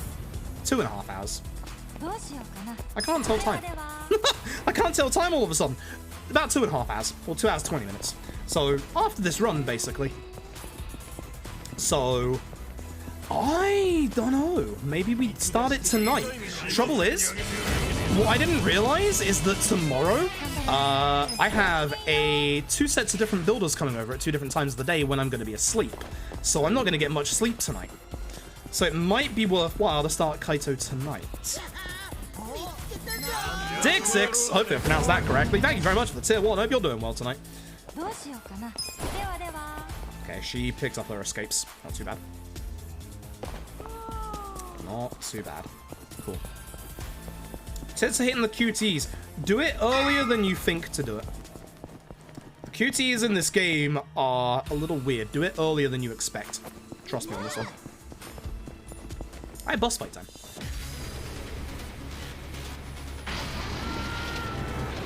so he's planning to get no sleep? Yeah, pretty much. Alright, so for this fight, we're gonna start with rolling kick.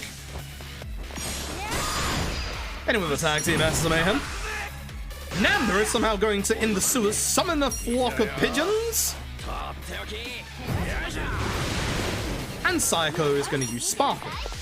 This will do enough damage to get Yan out of the excavator. Phase 2. Man's weak to fire. So, Eri still needs a bit of persuasion, so we're going to give her the Kamami drink. Itchy's going to use Tag Team Master Mayhem. Unfortunately, Namba has gotten an early agility roll, so I'm going to have to wait for him to stand up to make sure that Pyro hits everything, which sucks. Again, certain moves you have to have the enemy on their feet, so, yep. A little bit of a time loss, unfortunate, nothing I can do about it. And Sparkling Cannon. So this has not been the greatest Chapter 6, unfortunately, and we're not even done yet. Very, very nice. Ignore the achievement up there. That's for getting free detective weapons, because the detective is known as a private eye or, you know, a dick, you know? Okay. So we have a little bit of spring cleaning to do. Because we got a whole bunch of odd stones from that set piece, we can actually upgrade Itchy's current weapon. But we also need to upgrade a weapon for the next chapter as well. So it's off to Samir's. So it's off to Samir's before we go off to fight Mabachi to stop him spreading a falsified video that's trying to start up a war between the Seiryu clan and the Yokohama Liumang. So I'm going to strengthen the Voltaic and the Tarot cards by 3. Beautiful. I have a big shop coming up in a little bit, by the way. Very big shop coming up. So run forward, and this fight looks like it's actually a fixed fight because it's like obviously here, standing here. It's actually Glad not. to see you back, smile. Actually not. Flames, thank you very much for 14 months. Hope you're having a good evening tonight. I am happy to be back. Ooh, terrible. Ooh, terrible. Eri is suddenly not escaping well. We started off with some good escapes in the chapter, but it has ended very badly. Very, very badly. Alright, so. Beep. Gula Wova, thank you very much for the 100 bits. I appreciate it. This fight, we are going to start by thumbtacking the guy in the middle.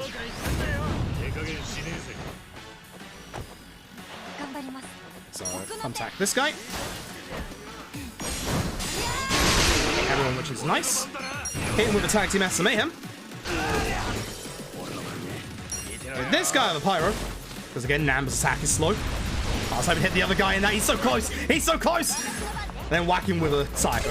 Good stuff. You might have seen it in that fight. Before we move forward, I mentioned it a couple of chapters ago. Turn left, camera out, beside you. We're now going to go over here, and we're going to use Demolish to open this shop. Where I'm going to go on a little bit of a shopping spree. Hello. First of all, damage.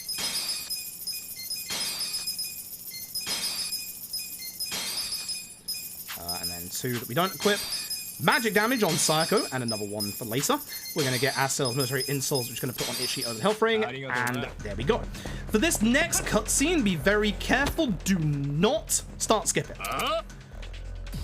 Remember those nasty fade-outs I was talking about earlier? There's one of them here. So, Itchy uses Gary. Bit weird that Itchy went ahead of Eri, but it's fine, because she'll hit both these in contact. And Pyro Dodge from Namba. It would have been a bit quicker, I think, to change to Psycho, but the damage, the difference is, like, minimal. Like, very minimal. And now let's head this way. The final fight of this chapter, where I'm going to start losing time real soon, which sucks. Layla37, thank you for the tier 1 for 4 months. I appreciate it. Hope you're also having a good evening tonight. So once again, we need a little bit of extra persuasion to get Eri to her job change. Cough. We're going to put on Robson to take care of most of the enemies. Eri's going to use a Kamami drink on herself. And then Sayako is going to finish off this fight. And I can drop the chapter. See, look at my gold there. It's so much better. Shame. My chapter 6 is not great. My PB. Okay. I'm still saving a little bit of time, which is nice. 11 seconds. Okay. To Today we're going to be changing Eri's job. This is chapter 7. This is where the Illusion route really takes shape. Because we go and get Illusion. So, we're going to go and taxi over to Hello Work. Because we need to change 2 people's jobs. May have lost a run yesterday to not changing Eri's job, despite the fact we've changed Eri's job here every time for the last year of running this game. Sometimes mistakes happen. Eri becomes dealer. You can be on this show today as well. Oops. And Adachi becomes enforcer. Be that. Ichi gets himself Eri shoes to go faster. Party-wise, Nambalese for Adachi. And we're going to head over to the Komi Jewel area, where we're going to go and start the sub-story for the Korean pop sensation himself. He's not even a pop sensation, he's an actor. Korean sensation himself, Illusion. He's here in Yeomanese Val. He's a bit washed up since the last time we saw him back in Yakuza 3. And we are going to go to our survive. I half-brain fired for a second there as to where he went. Run is alive today because I did the thing that you're supposed to do in the video game. Christmas miracle. Start skip, then tech smash. Illusion. Start with a tag team versus mayhem. Which point, give him a little bit of a kick there. Illusion's going to take us up to the top part of the map. Okay. And we need to do the second option to him, because that's his name. Need to tell him that his name is Illusion. Next one. There you go. That's the one. Speak to him again to give over the water. When it changes there, you can skip that. He has now run off. He has got some trouble. Oops, that's the wrong way. Oh my god. He has gotten into some trouble with the paparazzi, so we're going to go and stop the paparazzi for him. He's being very much harassed by a specific paparazzi who's got the whole wrong idea about him. So, we're going to go save Illusion's career. Good fight spawn. I get to run straight there. Oh god. That's scary. That's scary.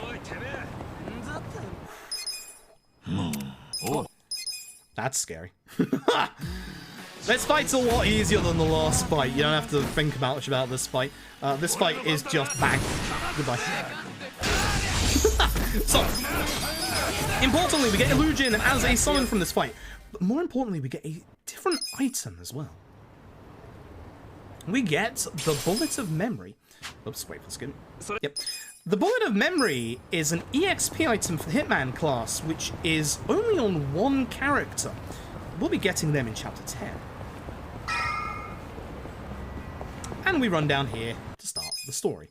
This right here is Song-hee, leader of the Komi Jewel. We're going into the heart of the Komi Jewel. You can't get here earlier than this bit. It's story locked. This is the only breakpoint in the entire run. You've got about 20 seconds. Good luck. At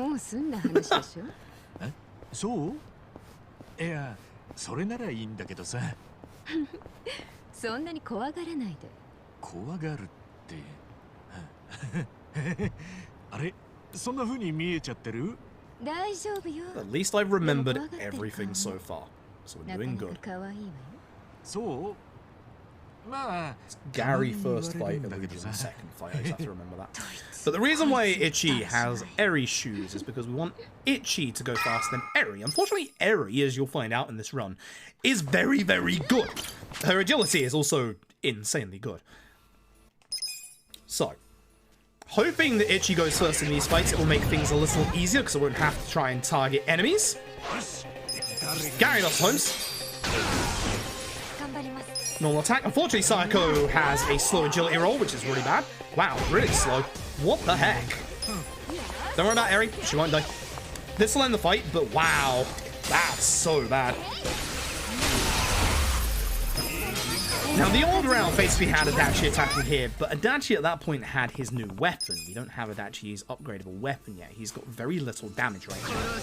So again, hopefully, Ichi starts this one, where we begin the Illusion supremacy in this round. good. Psycho actually got a fast turn this time. You just need a tiny bit of extra damage to make sure that this guy goes down. That's the reason why we attack with Eri. Nice. And with this, we have the moves that we need to equip on Eri and Adachi. We have on Eri, Jackpot Chip and Dart Airstrike, one of the best skills in the entire game. And on Adachi, we have ourselves Shield Blast and, of course, Paralysis Problems. Very, very good. As you'll see. Fun fact, every fight in here can be escaped from, but you don't have the room to do it in the vast majority of them, hence why you need to keep your smoke bombs. Now, if you went down to 4 smoke bombs, you will need to run from a fight in this set piece, not that one, the next one. My movement is bad. Thumbs up. Is that airstrike so good? You'll see. You'll see real soon. You'll see real soon. This bit is slightly faster in the PC version because you can use mouse and keyboard here, and for some reason mouse has insane mouse acceleration.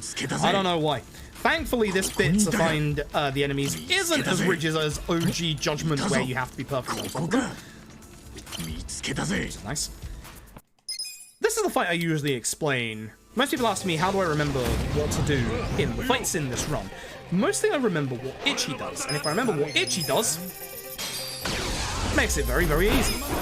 Most of our other team members are going to be doing pretty much the same thing that they'll always do. If it's single target for Adachi, it'll be Paralysis Prongs. If it's multiple, it'll be Shield Blast. So, if I needed to run from this fight, this is the one to run from. I should be good on my smoke bomb, so I will actually use my smoke bomb. I have 1 spare for the run, which isn't ideal. But we'll deal with that when that's necessary. And that's actually the last normal fight in here before the boss. If my movement could get better, that would be very nice. My movement is very terrible right now. Movement is such an important part of speedrunning. Most people disregard, like, basic movement, but basic movement is very important. This is Adachi's upgradable weapon. It's also slightly stronger than the weapon he's got right now, so we're just going to equip that immediately. If you're a new runner, I highly suggest picking up the box on the right there. That is a first aid kit. Death in this run happens very, very fast and very quickly. By accepting the ready here, Namba's going to leave for about a third of the game. Here's Jungi Han. Should be dead, not dead. Interesting. This is the Komi Jewel. They have the counterfeiting printing press, but they also have a surveillance system that looks over the entire city. Namba is turning traitor. Oh no. Nice. Eri starting here is very good. Reason being is that Dart Airstrike has a bit of a problem in that it can be Dragon Engine. What that means is that if Jungi Han or any enemy is next to a wall, or what is considered a solid wall, then one of the darts can actually miss. By having Eri go first, I don't have to wait for the enemy to stand up. Divine Shot is his AoE, it's gonna hurt. With Adachi, by using Paralysis Prongs, it's gonna make Adachi the closest target for his next turn, and we're gonna pray that Jungi Han doesn't use Sleeping Powder, because if he does, it's an extra turn, and I hate this man. That's going to make this fight a little slower, and hopefully doesn't kill Eri. It might do. I should have waited for him to get up. That's bad. See? It missed the dart, which is really bad, especially with Adachi out for the count. Oh dear. Hopefully he doesn't kill anybody. If he does, it's going to be bad. Ouch. Still alive, huh? Okay, that's surprising. Fuck, that's a bad slow fight. Wait until he gets up. That's terrible. That's a bad fight. That's an awful Jungi Han fight. That is an awful Jungi Han fight. That's one of the worst Jungi Han fights I've had in a long time. That's really, really bad. Either way, it's time to escape the Komi Jewel. We're going to help Namba get out of here, despite the fact that he is turning traitor. I was hoping she wouldn't go first. It's unfortunate that she did. Ichi uses Gary.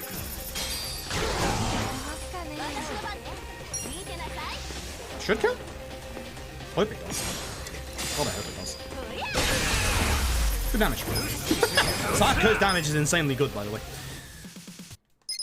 This fight, we are going to be using Tag Team Essence of Mayhem on one of the ads. The ads are the problem in this fight. anytime you see an ad with a crossbow like this, you need to kill them before it gets to their turn. Now, a dart from Dart Airstrike will always kill them. But the problem that you've got is that each of these ads with the crossbows, when it gets their turn, they will always go invisible. And then you have to wait for it to get around to their next turn for them to come out of the invisibility. It's a bit yikes. It's a bad Chapter 7. It's a really bad Chapter 7. This is a nice, easy fight. With a tag team. And Dart Airstrike will do the rest.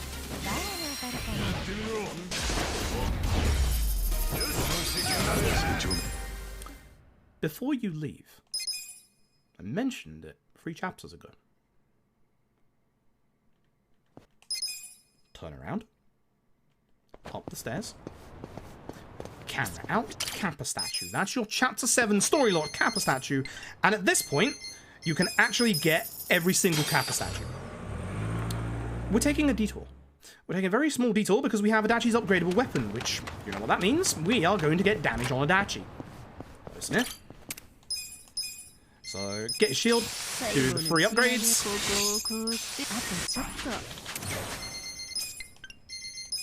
Oops, that's the wrong way, I want this one. Don't I? Yeah, I do. God, I brain farted for a second there, that was bad. It's because of the added menu to the blacksmith there that always throws me off. Again, you want to go here because it's the quickest taxi point to get this cutscene trigger. Ooh, look at my time here, I don't like this.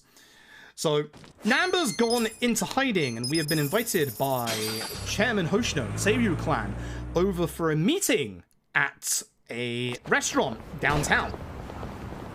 I'm gonna go there, and we're gonna find something very fascinating, because this is where the plot's gonna start opening up. Please, no light fight spawn. Could Chinatown fight spawn in my speedrun? Hell yeah, I needed this, because I'm about to start losing time. Hell yeah. When we get here, here comes Jungi Han. Because the interesting thing is, all the heads of the 3 alliances are having a meeting here. They're all in on the counterfeit money. Oh boy. You're looking at a loadless timer, so it automatically removes all of the menus for these cutscenes and stuff. That's what makes PC faster. But real time, the PS5 version is only about 1 to 2 minutes slower at most. But the loadless timer removes anything that isn't real time. Don't think the loadless timer is just loads. Because it removes, like, the going into the fight instance there, for example. Please don't hit Ichi, because I will have to heal him. I will have to heal him. There is a strategy for the next fight with Ichi without being healed, but that's not a good idea. And unfortunately, Ichi can die in this next fight because he's been hit once, which sucks. PC version is weird because the PC version actually Ichi usually survives. But nope. By the way, chat, do me a hot solid cat jam in the chat. Thank you very much. This is Mabuchi, of course. So, first phase is nice and easy. We're gonna summon the boy Robson and go straight into phase 2.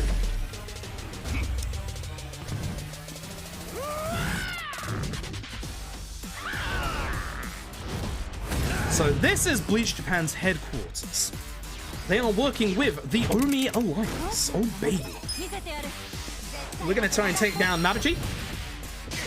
Dart Airstrike into a Muscle Soda over onto Adachi, and this is the reason why I went and upgraded Adachi's weapon. Watch this damage. Oh yes. That's a good move, but unfortunately that's not good for me, because that petal, nice crit, I don't have to wait for him to stand up now. That defense down could kill Adachi in this fight, which would be a little awkward, but it wouldn't be the worst thing in the world. I think Adachi dies. I think Adachi is dead. Let's find out. Yep. Not if I manage to get the perfect guard off. Haha!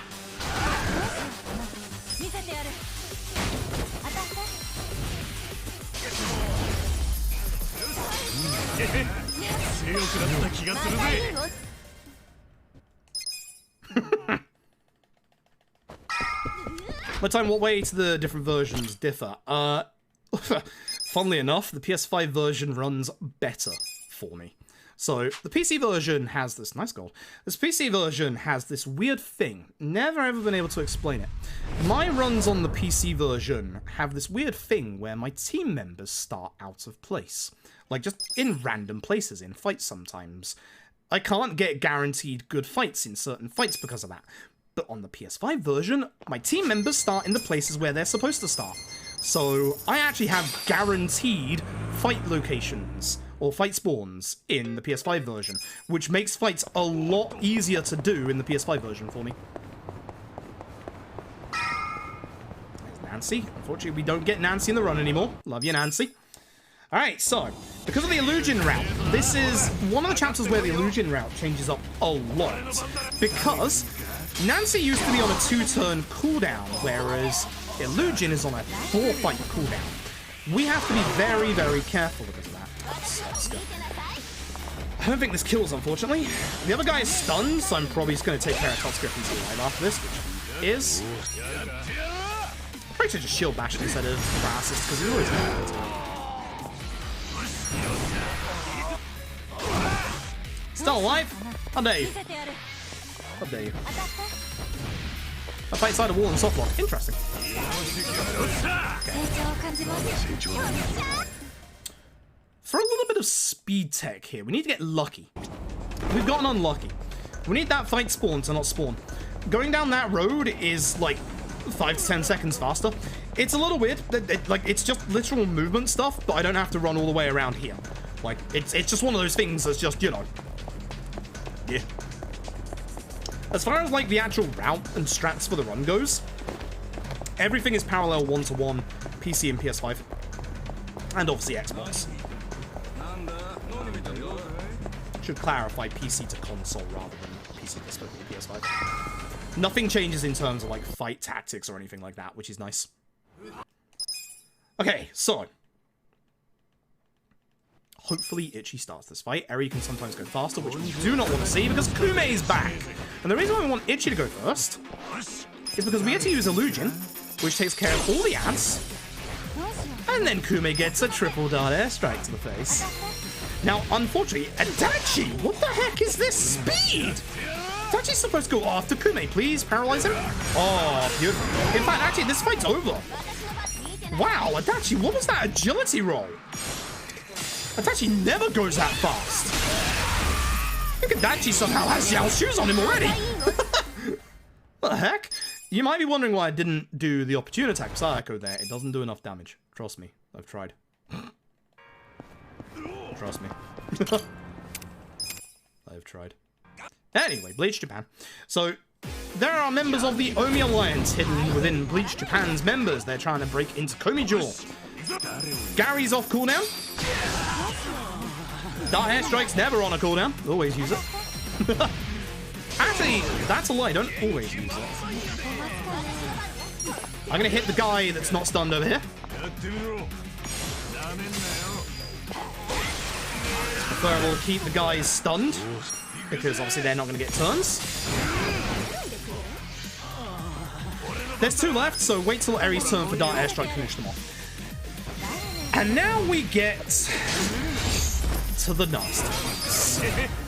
This is where, or beginning with Mabuchi, is basically all the boss fights where boss fights in this run can start killing you. This is one of the high-ranking lieutenants of the Omi Alliance, Ishioda Reiji. Inside of this heavy machinery, don't worry about it. Every single Reiji fight in this speedrun can end the run. We are hoping for high damage rolls from Itchy, Eri, and Sayako. It should be fine, even if they don't crit, because with our new weapon route, we do much more damage. So, until the Kaio DLC's out in the region, less than 2 hours, which is about the time I need for this run.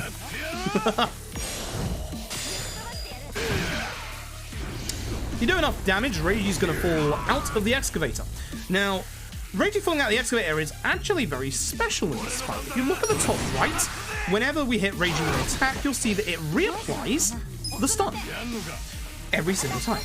So, the nice thing is, Reiji will never ever come out of this stun for 2 turns. So, the other thing about this fight is we can't actually finish this fight while Reiji is outside of the excavator. So, when we get him down to like pretty much 1 HP, he's going to jump back in. I'm going to see if the game bugs out on me again, because it's supposed to reset the turn order back to my turn, which it didn't. That's fine, because that's not going to do anything to me. At least I don't lose that much time, but for some reason that's been happening to me lately. And there we go. That's the easiest Reiji fight. Unfortunately, every other instance of Reiji can just end the run, including the next fight. The next fight does require a little bit of luck. So we're going to head back into Aomeni's Vow, which we obviously came in earlier for Illusion. He's now part of our team. For him. And this is going to get us into a secret backdoor into Komi Jewel, where we're going to team up with Jungi Han, and we're going to try and protect the giant surveillance system from being burnt down, or from being attacked or taken over by, obviously, the Bleach Japan and Omi Alliance. So, unfortunately, here comes Namba alongside Reiji. So, we're hoping Ichi starts. Oh, so, Muscle Soda onto Adachi. We are going to be using Robson with Ichi. I actually hope he counters this for once, which usually you don't want to. Nice, good dodge. Okay, fight safe. Fight safe. You don't want him to gunshot Ichi. If he gunshots Ichi, Ichi becomes in killable range. Fight is now 100% safe. We're good. Counter, he usually does this on all attacks. That resets his turn order, which stops him using gunshot.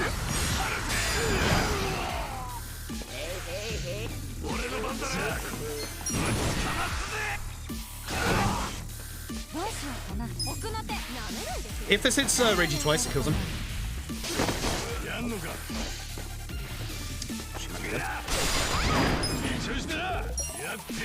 Shame. Not gonna heal because there's no point. Slow fight. Slow chapter. Shame. Sakura dying isn't the end of the world. She will get her EXP back. Don't worry about it. It's better than Ichi getting gunshot and then dying. That would be bad. But Ichi dodging that gunshot basically made that fight safe. So, EXP route, no. Because here's the thing. Sayako is about to leave our party. Sayako's very much about to leave our party. Chapter 10. So, we have captured the head of Bleach Japan, the person who answers to a politician called Ryo Aoki, who is the dead Arakawa Jr. And we want to get some answers out of him about the young master. And unfortunately, Bleach Japan turn up to try and free this guy, so we're going to have to deal with them. Ichi starts with Gary. Eri starts with darts.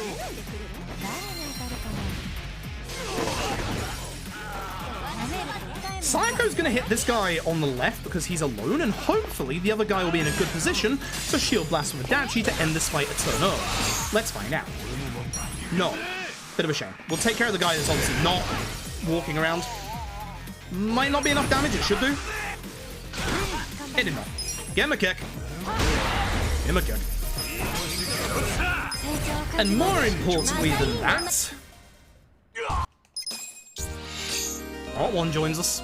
Hell yeah. Jungi Han is going to help us out, and Jungi Han, much like Eri, is never going to leave our team.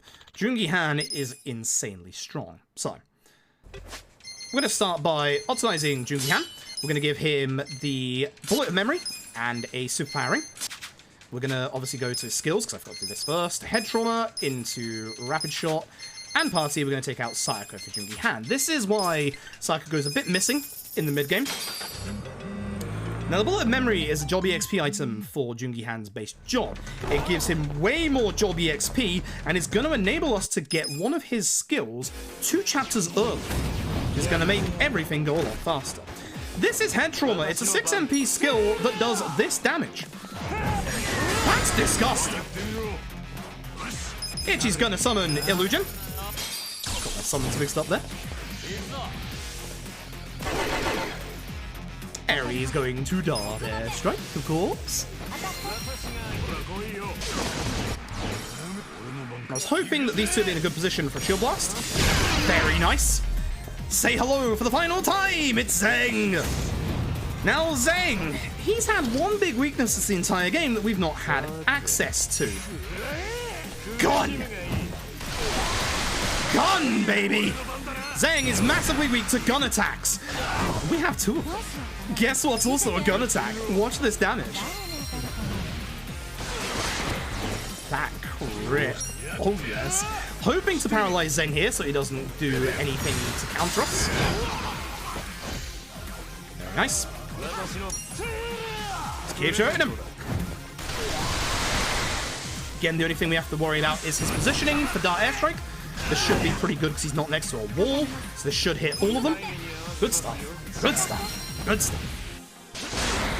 What the crits? I was telling you earlier, she lost a crit. Now, we are very, very under-leveled at this point. We're a couple of levels below all the enemies. And if you remember earlier, I said you need a certain amount of smoke bombs. That's because you escaped from all these fights. Now, here's the fun thing about this bit. If you missed the Kappa statue earlier, this is your last chance to get it here. This is the only Kappa statue that you have a second chance of picking up during the run. Actually, that's a lie. You can get the one over at, you can get the one over at the part-time hero lady, I guess.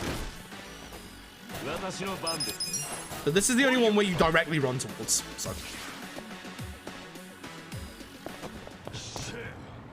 You float for a little bit of time if you hit an object when you come out of the fight. We can't use that for any speedrun application, unfortunately. And again, if you're a newer runner, I suggest grabbing one of the boxes in this courtyard. It is a premium first aid kit. Very useful for the end game. Very, very useful for the end game, but when we're going for world record, we don't go for it because, oh god, we don't have the time. This is the restaurant row set piece. Unfortunately, one of the head of the Lumang, Zhao, he is in a bit of trouble. Mabuchi is trying to take over. So we're going to come here and try and save him. Summon the Born.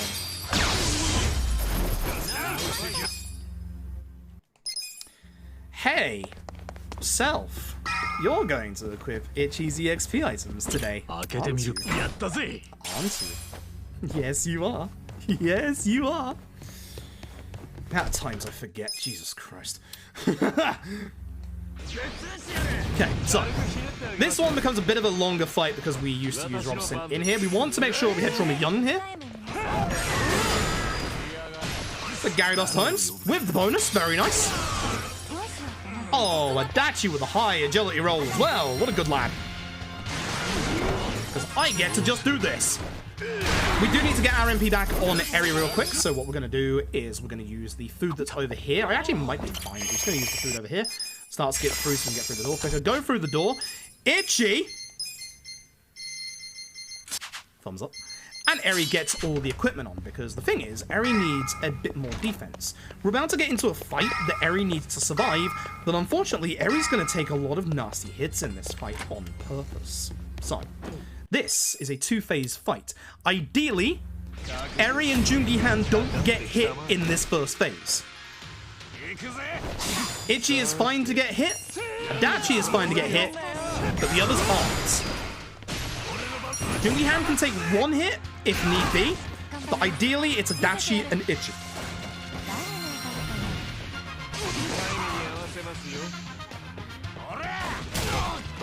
Unfortunate.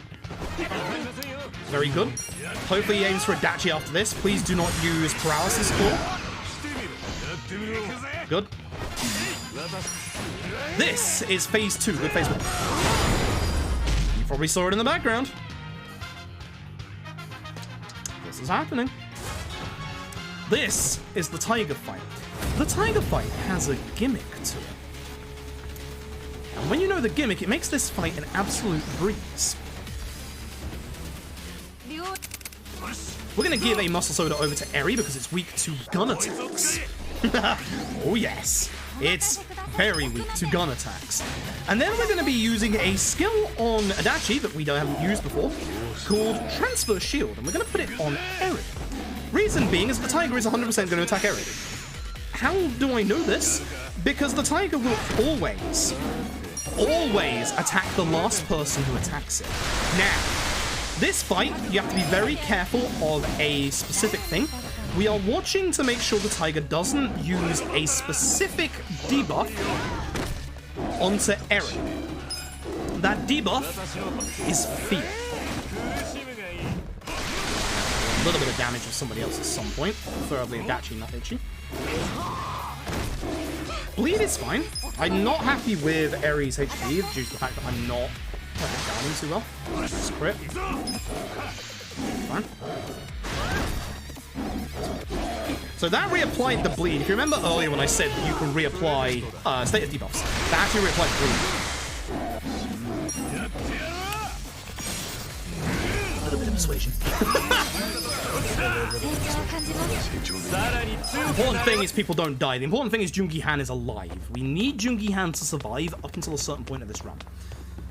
It's a pain because we used to go through this run sacrificing Joon-gi Han whenever we needed to, but now we need him to survive. Damn the safes in this video game. Hitboxes! Yeah, bleed isn't too bad. Bleed is not that big of a fear. See what I did there? Fear is the trouble, because fear gets rid of Eri's turns. If Eri is feared, she needs to get that off immediately. Now, if you've done everything correctly, obviously give Eri this gear. Adachi will be in the third slot of your party. If he isn't, make sure he is, and then you will cat jam in the chat. Thank you very much. Adachi must be in the third slot. We are on a DPS race in this fight against Mabuchi. We are going to start with Joon-gi Han punching Mabuchi in the head. Now, thankfully, he moved out of the way of the furniture because we have a bit of a problem with Joon-gi Han. Head trauma needs enemies to be standing much like Pyro Rage. Good hit on Mabuchi. Use Gary. One stun is unfortunate, because I've done both.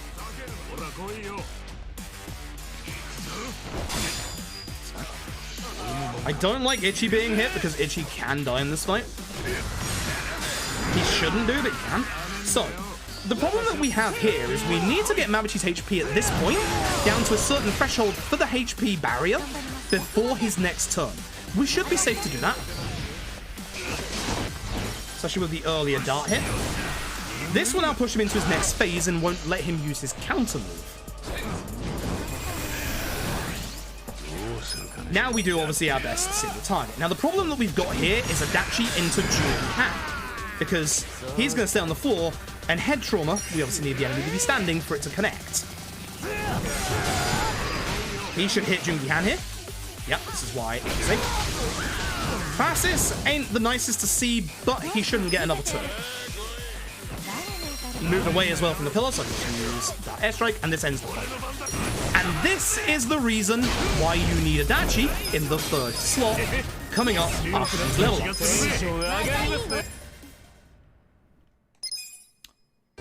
This is Namba's final swan song.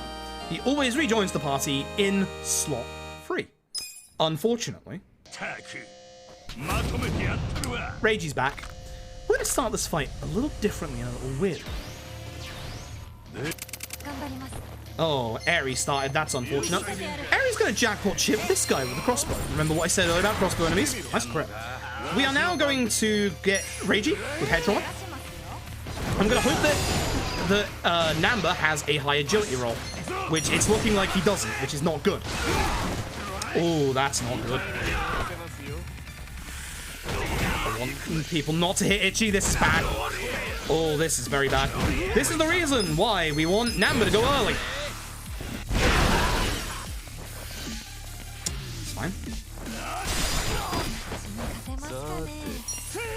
I might have to consider healing Ichi.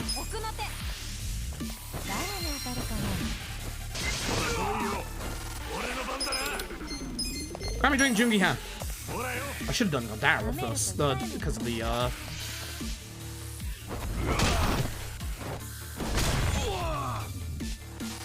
jackass. Here's the problem that we've got. We need to swap out Namba on his turn for Adachi. You absolute jackass. There's always something with you, isn't there, Reiji? Not what I wanted to do, but this should hopefully have Joon-gi Han take the pressure. Yep, good counter. どうしよう奥の手 I am actually worried about Itchy. Should be fine with these two. Usually you would use a summon in this fight, but because of the stun, I can't use it. We use Gondara here to lower Raiden's defense and attack, but because I had to take a turn with Itchy to remove Namba, I lost that opportunity.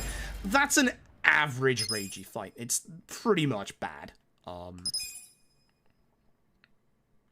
Bah. Now the important thing is we got a couple of level ups from that. On Itchy, we learn a skill called Secret Cocktail. It is a host-only self-heal. It makes you slightly drunk, but don't worry about that, because when we go and use that move, we're going into a boss fight that punches the drunk out of us. You'll see. On Eri, we learn one of the most RNG moves of this entire game. Trickster's Top Hat. I'll explain Trickster's Top Hat when we get to the finale. That is your penultimate cap statue. The reason why I got the award is because I accidentally did an extra photo earlier. Don't worry about the bubble man. He's fine. Honest. We're going to wake up the next day in Bar Survive. Before we leave Bar Survive, turn around, camera out. Cap statue. That's your final cap statue. So if you haven't missed any photos, you should get the award for 10 photos there. So, plot-wise, we're going all a little bit politics like the Yakuza games usually do. We know the young master is trying to run for Prime Minister of Japan. We're going to try and stop him. That way we can get an audience with him. But Itchy is suddenly starting to remember when he got shot by Arakawa Senior. So, we're going to go and see the Hobo King here, because the Hobo King knew about Itchy coming here.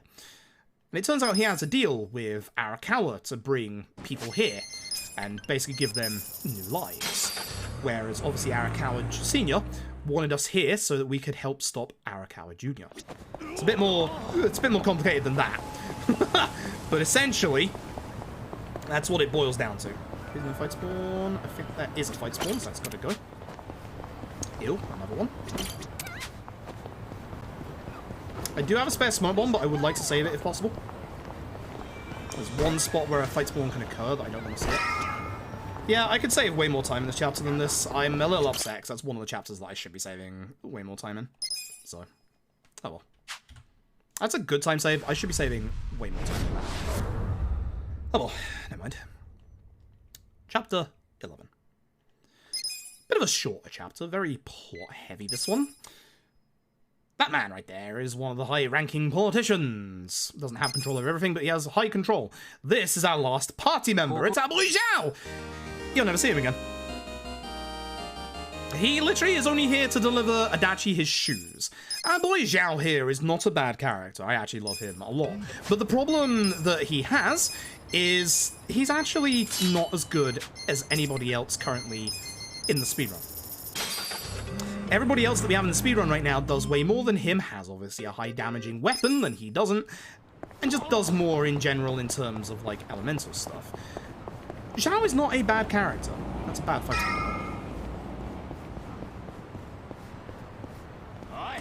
I had to hold that. That sucks.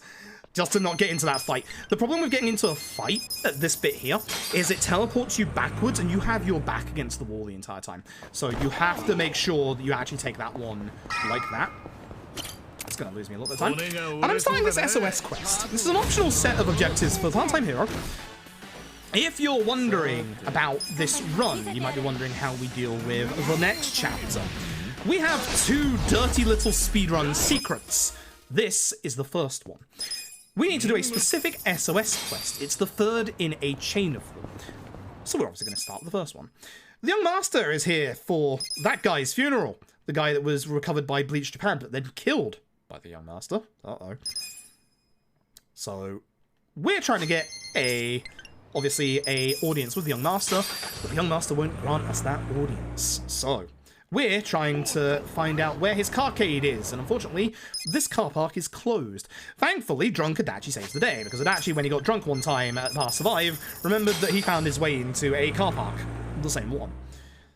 Good job, I guess. Keep an eye out for a late fight spawn here, because this is a nasty one. Thankfully it didn't. Good. Okay. This fight's nice and easy. Again, just remember what she has to do, and the rest falls into place. Guard Jungi Han. Guard Eri. Bring out the Robson. Finish the fight. Now, if you've done this chapter casually, we get a audience with the young master who says he'll meet us at Otohime Land. If you've done this chapter casually, you'll know that you can finish this chapter off right now, but we're going to go and do one final thing. One final thing that is optional. There's an optional sub-story that's going to get us an optional Palmate. This Palmate, I'm doing this to hopefully despawn an enemy. This optional Palmate is widely regarded, and especially by myself, as one of the most overpowered Palmates in the game, despite the fact that it doesn't do any damage. This is Mr. Masochist. That is a dominatrix there. She can't give anyone any pain or pleasure. Again, I still don't know how that works. I'm not into that. This is Mr. Masochist, a man who can't feel any pain. The dominatrix is being bullied by her cohorts because she can't give anyone any pain/pleasure. I think you can tell where this is going. We're going to go and find Mr. Masochist. Or Mr. Feels No Pain, as I alluded to his name during Questing for Glory.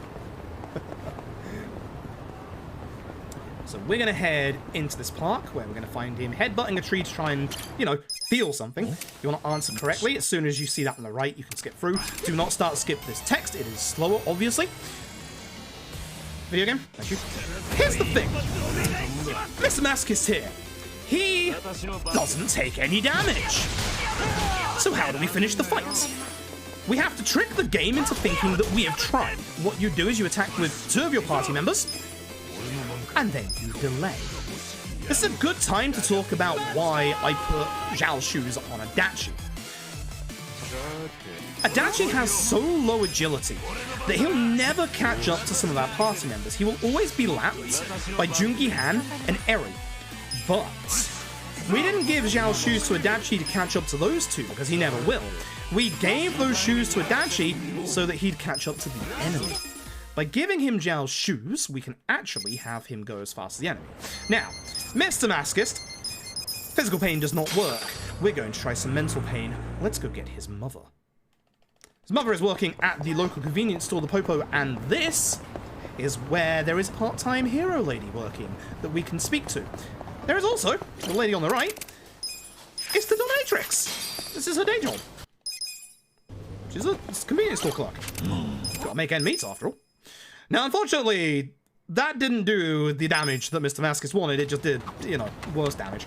So instead, we're going to run off. The dominatrix is in trouble. Mr. Masochist jumps in and saves the day. You can probably tell where this is all going. We are a much higher level than this sub-story right now. Much higher. Oops. Oh my god. Mechanalist Tom. What is up, Tom? Hope you're doing well. I assume you were doing an LAD run. How did that go? This one's going okay. It's not actually going that great. It looks like it's going well. It's not actually going that great. We had a very stinky Chapter 9. And even though there's a gold, a stinky Chapter 10 as well. So, happens. I had a very bad Chapter 6 as well. I had none of the luck that I had yesterday. So, oh well. Is what it is. Anyway, we meet up with the young master who's turned very, very evil, blah, blah, blah. Sawashiro is also here and wants us dead, because Sawashiro never really liked us in the first place. Time for one of the best battle tracks in the entire game, don't at me. We are going to get into 2 fights here, and the second fight is going to be a 2-phase fight. We're going to start with Jungi Han head-drawing this guy. Bit of a airstrike. I'm pretty sure just jackpot shit that guy, but... Dar still hits him, thankfully. Gary for the ads. Harass Sprongs for the lovely guy with a large HP bar, of course. We're going to have Dar airstrike finish off the other 2 enemies. Well, the good thing is today I did remember to actually put on Ichi's EXP item. So I should hopefully not lose a minute to the next chapter. Should.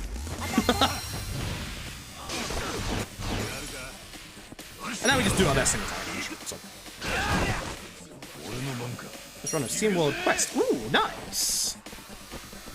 I've heard of it before, but I've never played it myself. That's the first fight down. The second fight is a 2-phase fight, and there's a very special rule that's going to get set up in the second phase of this fight. But for the first fight, we're just going to do, same as before. We want to start on this guy, not this guy, the actual other guy. Oops. That sucks. I hate that man. I hate that man with an absolute metric passion. I should probably also use jackpot chip against that guy, but heck it. We're going to get out the boy Robson. Ooh, and losing with the bonus. That's a shame. Now we're just going to use Practice Prong against this guy. Now in this fight, we want to be very careful of our MP usage. You can see that it actually is starting to run out of MP. He didn't get paralyzed, which sucks because that means he's going to attack me now, which thankfully he did a nice quick attack. The other ad is going to go down to Dart Airstrike. So this chapter is going to go a bit slower because of that absolute mistake of a target. Counter. On Itchy, we are going to be using our MP lunchbox to get everybody's MP back so that Dachi can keep using paralysis prongs. Jimmy Hands punch. Thank you. This is Matoba, and there is a special rule with this fight. If you are a enemy that has a name that is 6 letters long, begins with M and ends in A, you are resistant to gun attacks, as you'll see. Did that add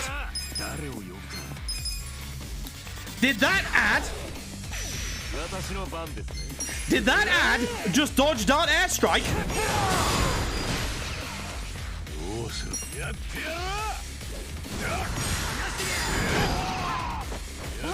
Have to use it to get rid of the guy. What the fuck?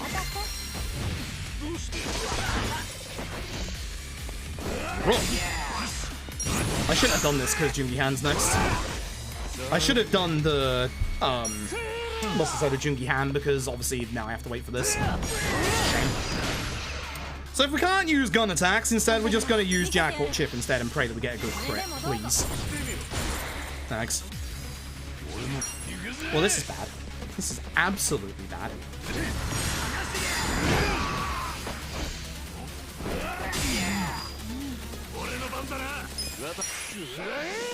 just gonna hold until Jimmy Han's turn, because we have a bad agility turn.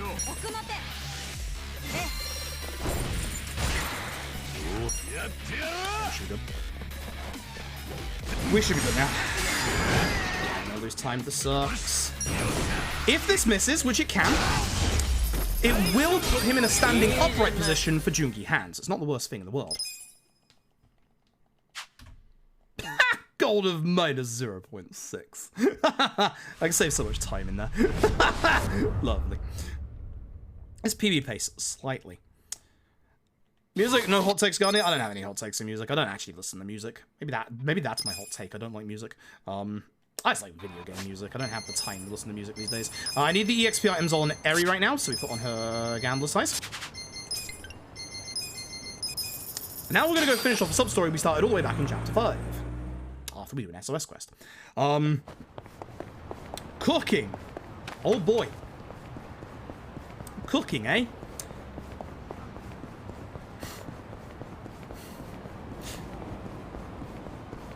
Did you know that quiche's a pizza?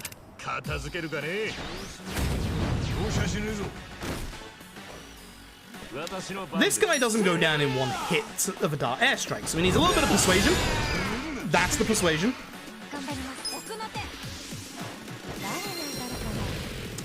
Not even now. So that's the second of our SOS quest. That's going to unlock the third one. If you pause that one early enough, you can actually skip those. So we need 3 million yen to progress the story. We actually have 3.5 million yen. The trouble is we just have it in assets. How to press on the grave. Text skip through this one. It looks slow, but if you start skip, it's actually a lot slower, ironically enough. Unfortunately for poor old Gomi here, aka Trash, he's level 9. We're level like 30. By doing that, we have unlocked ourselves the second-hand shop, which means we can sell some items. That text box right there is missing in the English dub. It's one of the only reasons why the English dub is a 10-second slower run than the Japanese dub.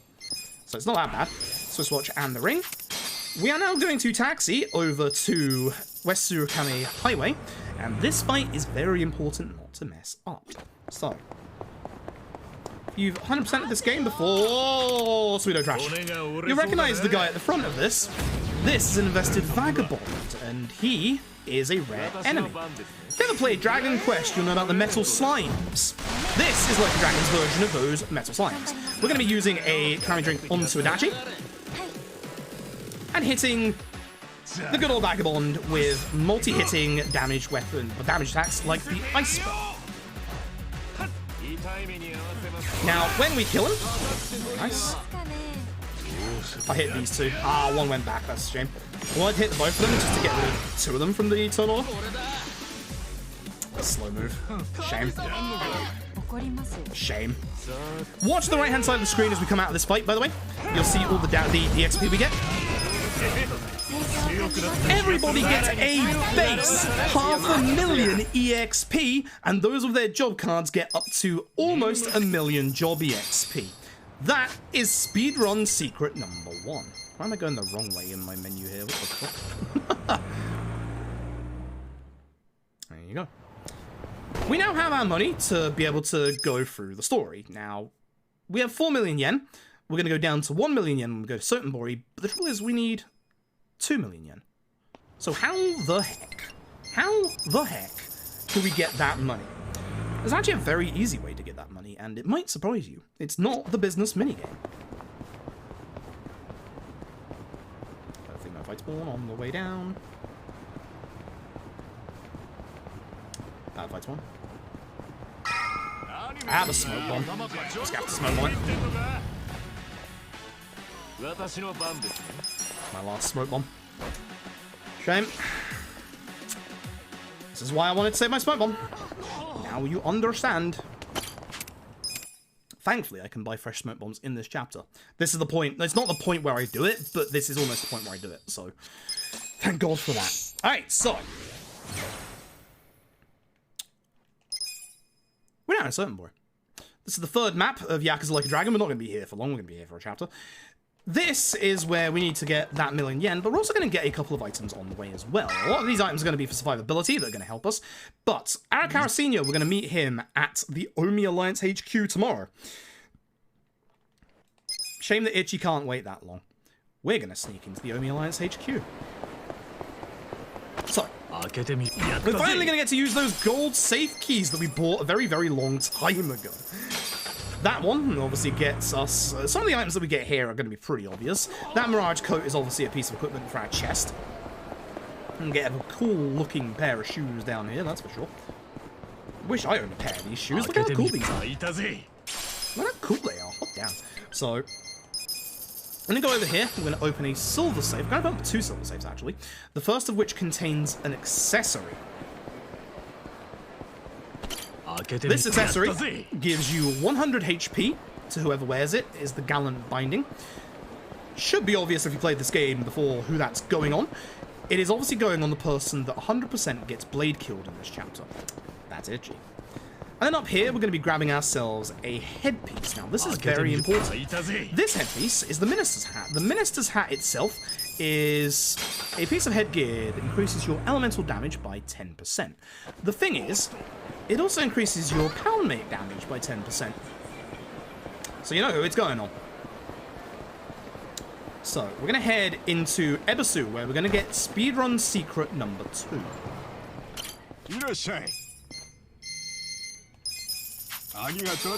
2 rocket launchers. I'm going to go into my skills menu.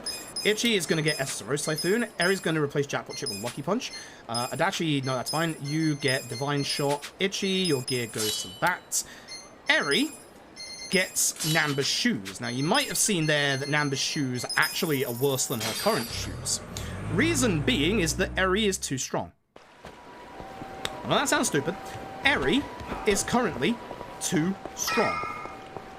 Eri needs a nerf. Her agility is too high, and there are reasons for that. You'll see why in a second. Eri's got latently very, very high agility. Jungi Hands is better, thankfully, but we need her to have less agility than Ichi. For reasons, again, that you'll see in a second. So.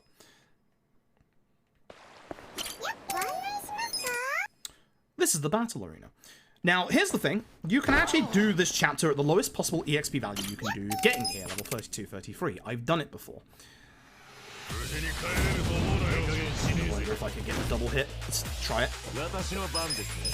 Shit, it's not like that, I can't. Or I could get everybody. Hey, look! I've got Essence of Rose type in here for once. It's almost as if I did this correctly this time around. It's almost as if I did this correctly. Oh, baby.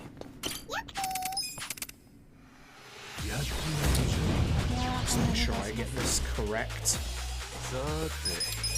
It's gonna miss a couple. So unfortunately gonna miss the guy on the left, which sucks, because the guy on the left actually takes a long time to do his turns in this fight. The billboard here as well really sucks to try and kill.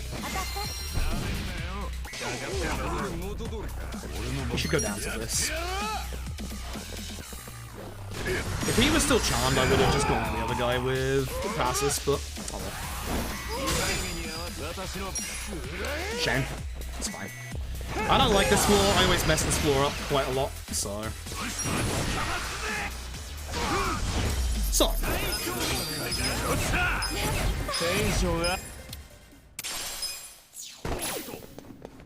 Oh yeah, this is the different DRD, isn't it?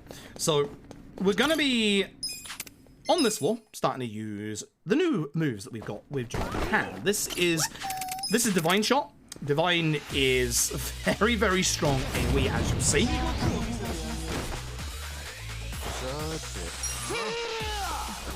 So, Divine. The boy Robson. Dart Airstrike. Should do enough damage to kill.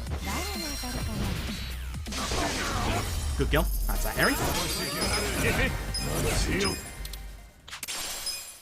Okay, and we carry on. So, we're going to be going up to floor 10. There's something that we want on floor 10. Floor 4 is still the same. Good. And this is where everything that we've been building up for the last 3 hours is going to come to. This is what we like to call DRD.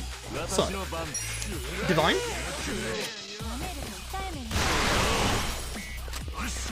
Rose.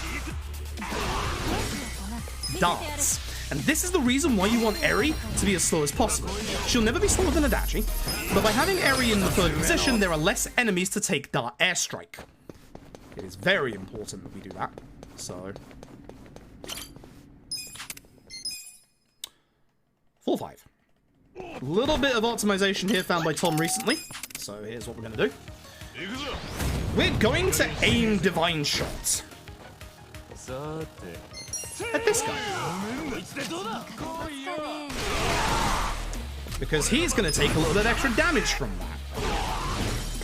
Don't know if that's enough to kill this guy without the crit. Let's find out. Nope, just not. Machine blast the guy.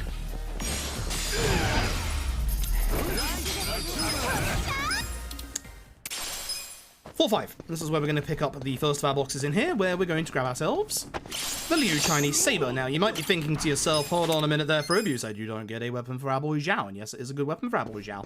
It's very, very strong. It's one of his, it would be his best weapon in the speedrun. It sells for 1 million yen. It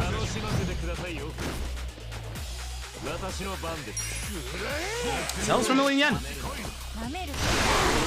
That's why. Now, this floor has a thing where every single physical skill does a critical hit. Heck yeah. Heck yeah.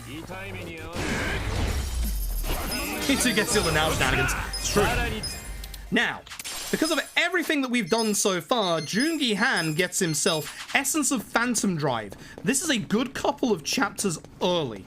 In the old route, he didn't get that until chapter 14.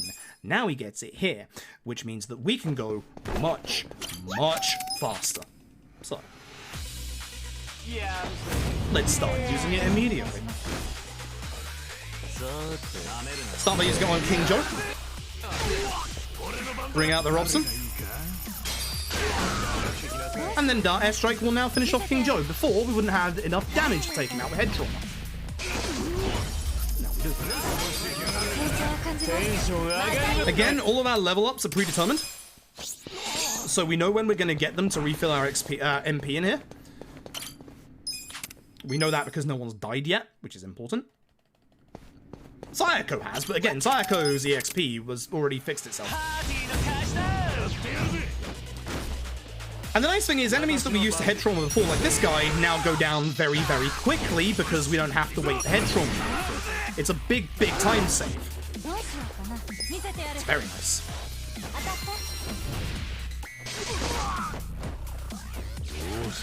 Are we Vagabond? No, Vagabond's always been in the same place. The route change is the Illugin sub-story for the Bullet of Memory, for the job EXP for Jungi-Han, but it's also using a Kiwami drink against Reiji. If you don't use a Kiwami drink against Reiji, you'll get Essence of Phantom Drive after the King Joe fight. That's why that's important. But it also makes fights like this go guaranteed faster, because now the Wheelman will 100% die to Essence of Rose typing. Unlike before, where sometimes you'd have to wait for Eri's turn, and sometimes she goes a bit slower than the Wheelman. She went the fast speed in this fight, in this turn anyway, but it's fine.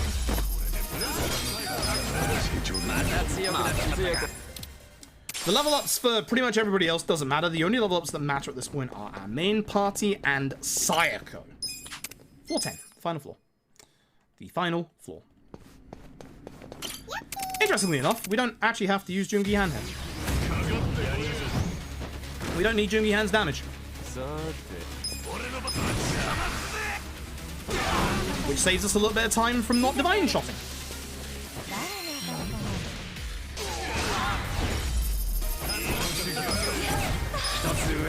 We're done. That ladle sells for 1,000,000 yen, but the thing that we're here for is actually this.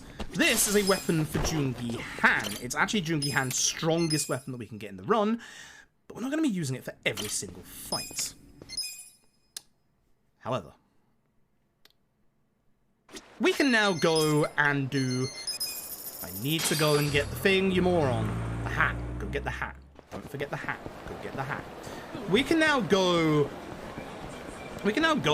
and do the set piece in this chapter if we wanted to. That guy's just in front of the episode, I believe. So one of them gone.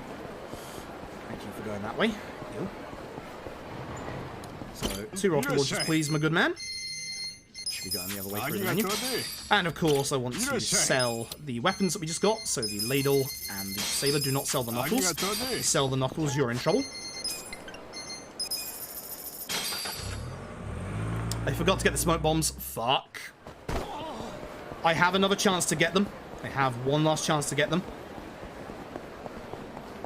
I must remember to get them the next time we go to episode there. We'll go there one more time in the run. As long as the run survives that long. Now, before we go to the Omi Alliance HQ, we're actually going to go back to Isazaki Jinsho. I said earlier we were prepared for the early to mid game. It's now time to prepare for the end game, because this is where the run gets really nasty. This is where the run gets very, very disgustingly hard. Hopefully, we don't see a specific NPC here. If we do, that's bad luck. We didn't. See that item in the far corner? That can actually get blocked by a specific NPC. If he's there, you have to go back to Sotenbori and back to get rid of him. Gallant Binding. Already got one of those. Courage Pendant stops one character getting feared. Safe. Good hitbox. Blessed Armor to bless the run and hopefully give somebody more crits. And the gold ingot to improve Jungi-Han's weapon. Exactly where we're going now.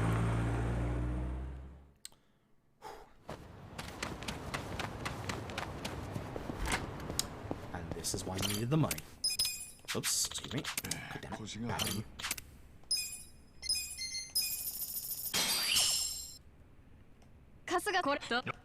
Damn it. What's going on in my menuing? We're going to strengthen all of our weapons. So, lightning bandages by 2. Brave fire on that one, because of course we use them. Pebble sparking by 8.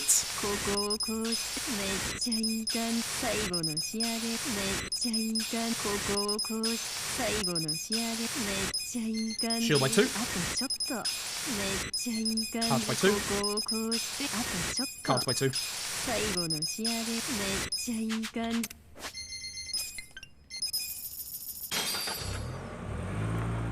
Record pace? Don't think so far. I think I'm just behind. Had a bad couple of previous chapters. And here we go. This is where the run gets really hard. This is where every single boss fight gets a little bit RNG, and every single boss fight can end this run at a moment's notice. If you do not want story spoilers for this video game, now is the time to leave. This is a stealth mission. You can get into 3 fights while you're here. We'll only be getting into the 1.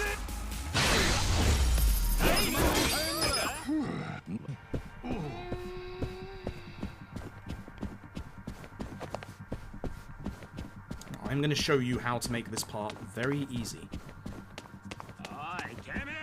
Reminder, I have done this bit at levels 32, 33. It's very possible. Is it fast in a speedrun sense? No. Is it possible? Oh yes. You can do this bit at the lowest EXP value you can get here with. It is very possible with the right amount of planning. And again, our dirty little secret of those rocket launchers, because rocket launchers are very, very good. And by waiting for the guy on the previous floor, this actually enables that guy to move out of the way so that we have a good pathway through this bit.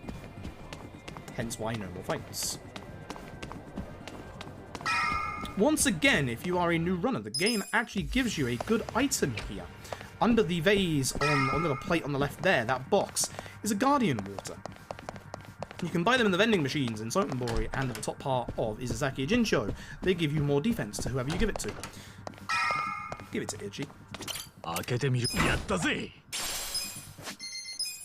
Eri, optimize. She gets her damage with super rings. Whoops. Bad menuing. Jungi Han. You get the tactical helmet and the War God's Keystone. Sayako, you obviously get the magical sandals. Adachi is optimized. Ichi is optimized. And then, oops, superpower. And Gallant. Bad menu, my dude. How's my MP for everybody? Not good.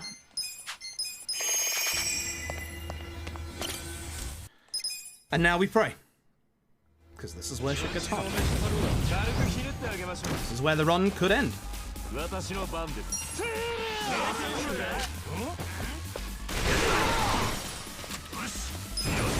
and gentlemen, you know what time it is.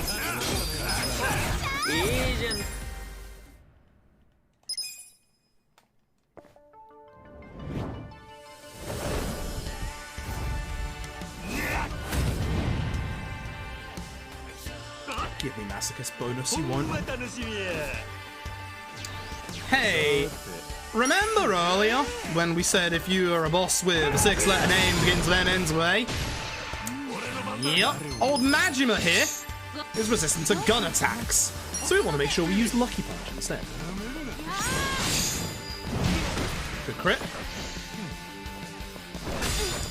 We are doing enough damage in this phase to make it so that we get Doppelganger phase with Majima's next attack. Patience, please. Bit late, that's fine. Doppelganger phase. This is where we'll see whether Robson does enough damage or not. If he doesn't, hopefully there's only one Doppelganger remaining. Let's find out. Or Robson, no damage bonus. One left, so we have to use darts, which is a shame, but we need the Doppel's gong. Hopefully he does not aim for Ichi, he might do. Nope. Nice! This is a good start. And now the fun begins. Saejima is not resistant to gun attacks. Hit him with the rocket launcher. Good double. Doesn't matter who does it, hit Saejima immediately with the rockets. Because by hitting him with 2 rockets, you actually skip his phase. He goes straight into his buff phase, and on Saejima's next turn, he 100% goes for Ichi with Blade Kill. So keep Ichi alive. I think he's not going to take that much damage anymore, is he? I might try Lucky Punching Majima. He might actually go for Ichi here, which would be very bad. Good. Good. We live for now. That sucks.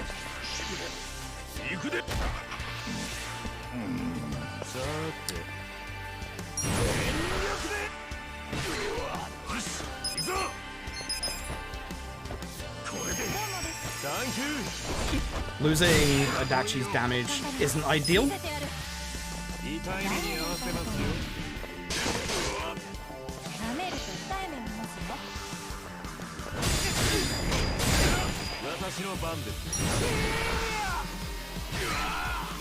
He's dead on Ares next turn.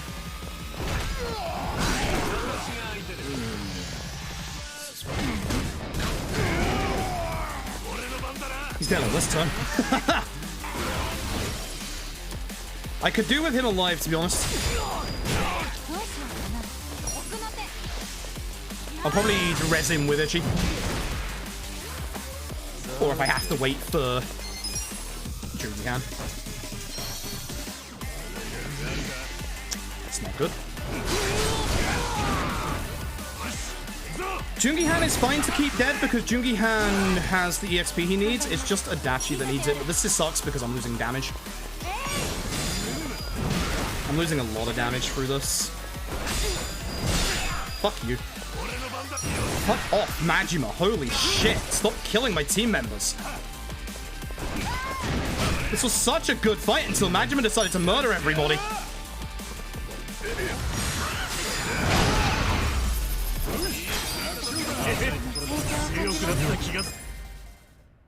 Son of a bitch. Jungi-Han doesn't need the EXP. Eri is a little EXP needing, but it should be fine.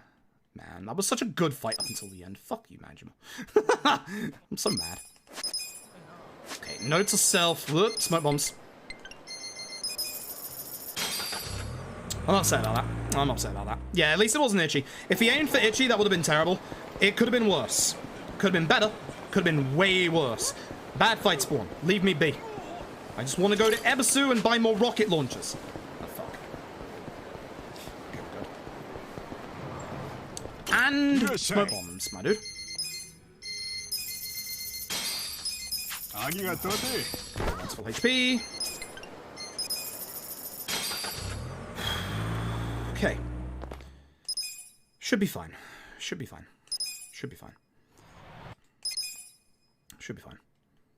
Oh, I forgot to Jungi-Han's weapon. Fuck. Okay, never mind. Keep getting that every time.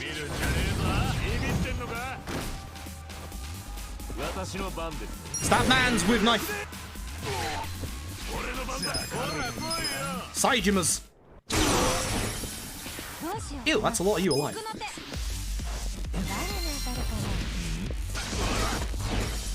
Yeah, I got very lucky with the pre-blade kill stuff. Hitting both Majima and Saito with a rocket will also save me a little bit of time there. Thankfully, this man is weak to knife attacks. He'd be going down a lot faster if I had the right weapon on Jungi-Han right now. He's a little weak to, you know... Should have waited for Jungi-Han's turn, because that would have gone faster. Oh well. 3 times save next time. I'm going to save a couple of minutes in this chapter. This was not the chapter that I thought I had all the time saving, but apparently it is.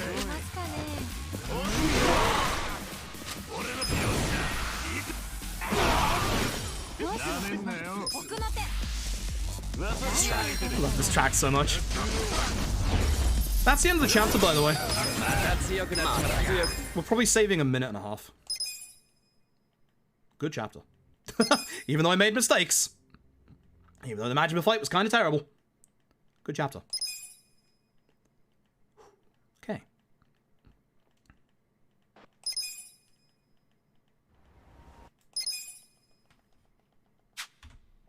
A minute on the dot. I was hoping for a bit more time than that, but a minute is still a minute. I'm still happy with that. Okay.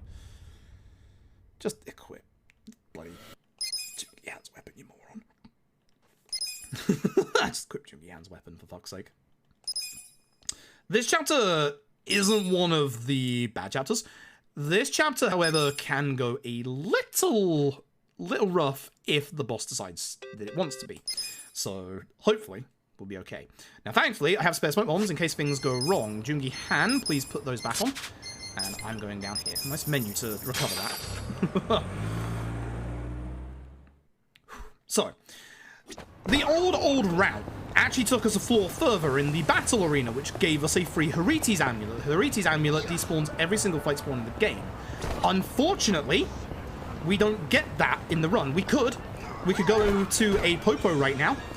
Fortunately, I've just had a very good set of Chinatown fight spawns in this run. Every time I've gone through Chinatown in this run, I've had good Chinatown fight spawns. Cool. I'm okay with that. I'm very, very okay with that. So, unfortunately, Arakawa Senior has been assassinated. Oh no. So, Ichi is currently going through a bad time. He is very, very, obviously distraught. He now wants to try and get a meeting with the Young Master, because it is rumored that the Young Master was the one who carried it out. Kume is here as the local campaigning politician. Great. So we're going to stop Kume. Or we're at least going to try and get an audience with Kume to get us an audience with the Young Master. That's the actual thing. Yadi. Yadi. In the old route, because you take one extra floor in the battle arena, you level up on Adachi here. This is the reason why I didn't want Adachi to be dead, because I need a certain skill on Adachi in the next fight. That's the reason why I revived him. So hopefully, we can get to this next fight. At this point, don't get excited. The video game is going to say, hey Ichi, why don't you run as a politician against Kume? It gives you your money back, but you're supposed to go and spend it immediately. Bit of a shame. Bit of a shame. We're not upgrading the blacksmith again, because the blacksmith again would need, like, I think the last upgrade is like 10 million. So, that's not happening. Which is a bit of a shame. There goes the money. We're now going to go over to the bar district, and we're going to get a whole bunch of plot stuff with politics. We're going to go from confront Kume as a politician, and funnily enough, it actually works out quite well. But it's also going to get the attention of Bleach Japan. So,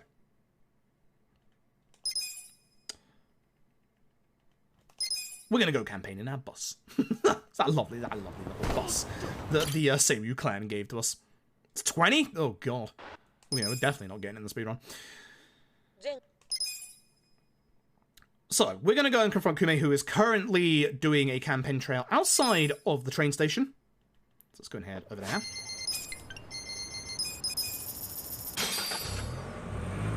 How am I feeling today? I'm feeling okay.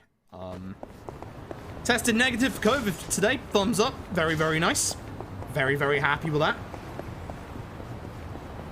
Very, very exceptionally happy with that, not gonna lie. So, in the old route, we used to have Adachi's upgrade here. We don't, so we're gonna have to just do DRD and hope that there's only one enemy left alive at the end of it. If there's more than one alive, hopefully the two are in a good position for Adachi to shield back together. It'd be great if she hits everyone but Takase, but Takase is, yeah. Now the nice thing is, the other guy is charmed, so instead we'll just hit this guy.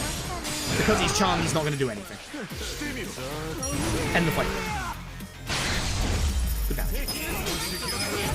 And the nice thing is, that guy's a crossbow guy. If he wasn't actually, like, charmed, we would have to take him out. Adachi learns his Essence of Shield Rupture. This is very, very good. It is an AoE attack for Adachi, and it is obviously very, very strong. It's not as good as a single target hit with Rasa's Prongs, but for multiple enemies, by God, is it good. I'm going to run down this way, because if there is a fight spawn, I can get rid of it with the adult entertainment shop there, but we now do have spare smoke bombs. It was a shame we got the fight spawn there in the previous chapter as well, because that lost us a little bit of time as well. So, what happened? I'm playing good. That's what happened. I'm better than yesterday. I'm still feeling, like, the effects of... Oops. I'm still feeling the effects of COVID. But I'm not feeling it as bad. And just having the... Oh, nice points. Having the positive outcome of, like, you know, negative, that just fills you with hope, you know? Sutsumi got hit, which is great.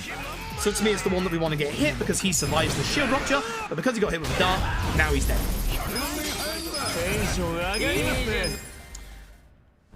This is a painful fight. Sawashiro here is a little bit nasty. Now, this fight can go... This fight is a bit weird with the new round. So... we're going to use Essence of Phantom Drive on Sawashiro, which is less damage than Head Trauma, but it's so much faster that it doesn't matter. Now, for this fight, we're going to hope for a little bit of luck at the start of the fight. We're going to be hitting him with, obviously, our essences, but we're also, as a side effect to this, hoping that Sawashiro gets pushed back in the room. I'm going to have to wait for darts here. Make sure I hit him. Because we're hoping that Sawashiro uses a specific skill. That. Because via Blade of Enmity, Sawashiro doesn't move. And instead just slashes the air. Now, it doesn't matter about knocking down the sofa because Paralysis Prongs hits people on the ground. Very good skill. Amazing skill. This might hit Adachi. That's going to hit Adachi. That's fine. Adachi is obviously one of our tankier characters. Now, we are at some point in this fight going to have to use, should have waited there, a lunchbox for MP anyway. That should still hit. Very good. Now, Sawashiro Phase 2 is, in my opinion, the most dangerous phase in the speedrun. Reason being is that his normal attack is now going to become a 2-part clonal attack. If the second part attacks your character and knocks him to the ground, he gets a free opportune attack. But that's not the worst part. He gains a skill called Cane Strike, which has the chance to daze one of your characters, and that's bad if he hits one of your damage dealers. Or anyone, to be fair.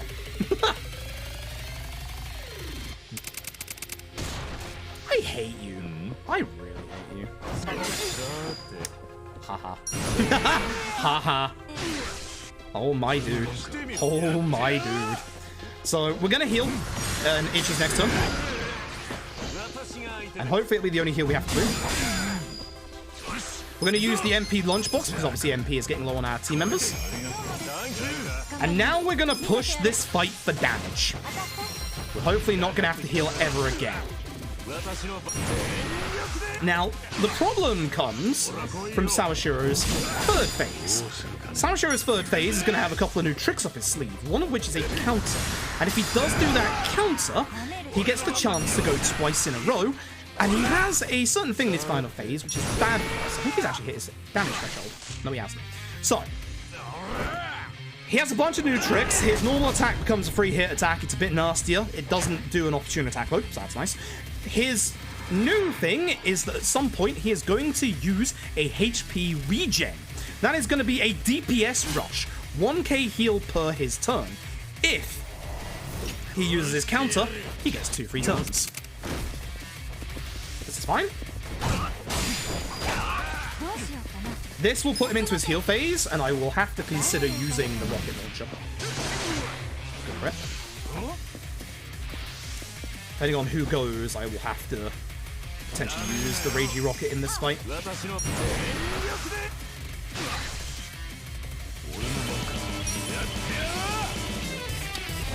think I have to. Should be enough. Good shit. Get to keep the rocket for Ragey. Good shit. Dark Spoon Forge, thank you for the Prime game for 2 months. This was a good chapter. I might lose a little bit of time, but this was a good chapter. Actually, no, I'm not losing time. Jesus Christ. This is a good endgame.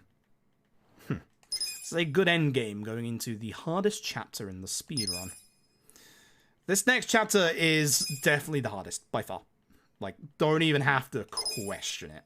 This next chapter has the 2 hardest fights in the run, and also has the most chances for the run to die. Nice. Very good gold. Very good. At this point, everyone has the EXP they need. They can all die in fights, but Itchy now. Obviously, we don't want people to die in fights because that makes things slower. Oy, oy, oy. Let's start this fight with a Jungihan Divine Shot. Oh yeah, I did actually want that guy. Nice. I wasn't expecting to start on this guy, but I do want this guy. Player, thank you so much for the raid. Hope you're doing well. Robson, this should end the fight. Should end the fight, he says. Bullshit. Boy, I hope you had a really good stream. Hope you're doing well tonight. Super Auto Pets, yo, I love that game. I've barely played it. I love that game. Alright, so we're going to be taxiing over to the offices of Bleach Japan. We are looking for Kume now. She's going into a very, very negative spiral. And that's the reason why this next boss is going to be a problem. So, much like the other fights we've done so far, we want to do our best AoE attacks. This fight actually sucks for a couple of reasons, and that's because we're next to a road. You wouldn't think it's actually that bad, but those cars can delay the start of your next turn by quite a lot. Thankfully, for some reason, your essence attacks despawn cars.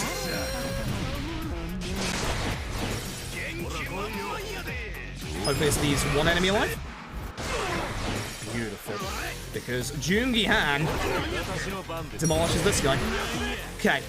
HP magic crit.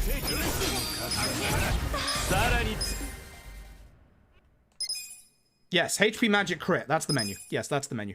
HP magic crit. Don't forget coercive as well. HP magic crit. HP magic crit. I have to do a bit of a menu here, so I have to just remember what I'm doing. HP magic crit. HP magic crit. First of all, Ichi gets a shortcut for coercive shout.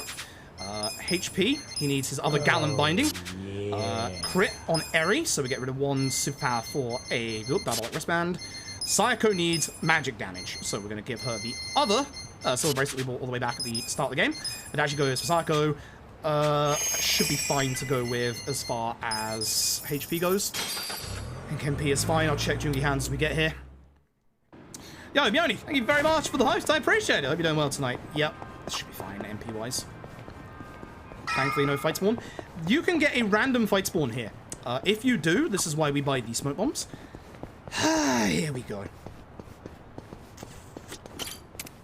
The first of our two very, very nasty fights in the speedrun. Oh boy. This is happening. Nagasu taxi driver Taichi Suzuki. Hopefully, oh my god, hopefully, Ichi goes first. Please, for the love of God. Makes this fight a lot easier to digest. Didn't. Muscle Soda Eri. She is one of our damage dealers in this fight. This fight has a gimmick to it. My perfect guards are terrible. Oh no. No bonus. It's not good.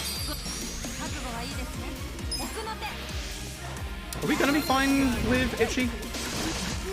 No crit makes me a bit worried. I'm actually going to heal. I shouldn't be healing with Sayako, but I'm actually... Yeah, I would have been fine. I'm just worried.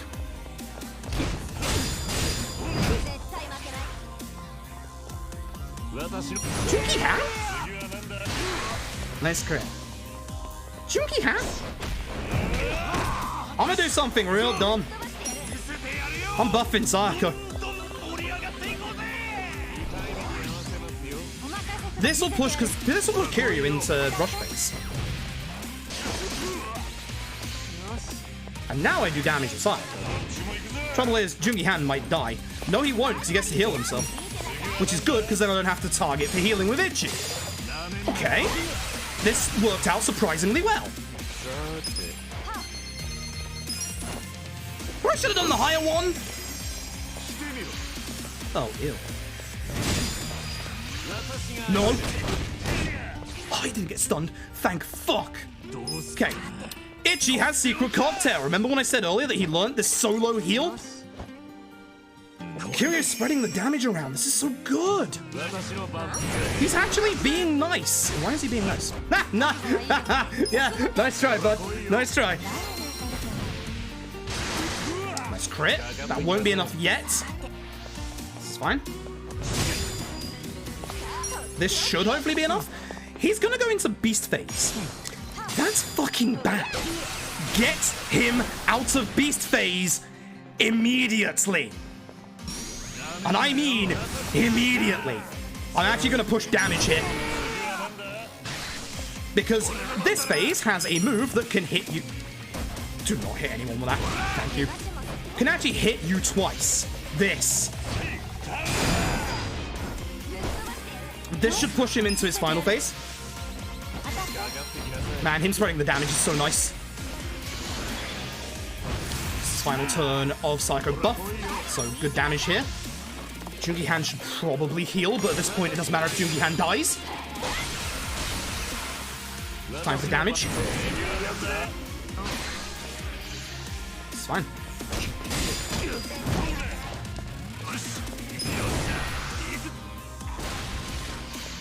Just do not physically attack Kiryu. He will counter with the Tiger Drop. Might actually die if he gets 2 turns in a row. Back up.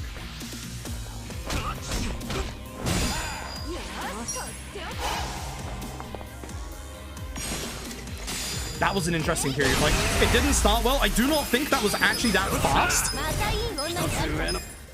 Not dead. That's important. I don't think that was an awful Kiryu fight. I do not think that was a great Kiryu fight. But I think it was an average Kiryu fight. Unfortunately, the worst fight of the run has not happened yet. It's about to be real nasty. I don't do anything here, do I? It's just Psycho for Adachi. And obviously, you know, heal Jungi Han. So let me... I'm going to use my Mysterious Fruit on Jungi Han. Good. Psycho for Adachi.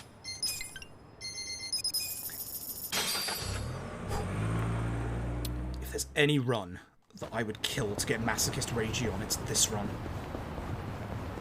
If I got the bonus... Ares MP is a little... I should probably heal that, but it's fine. It's fine. It's fine.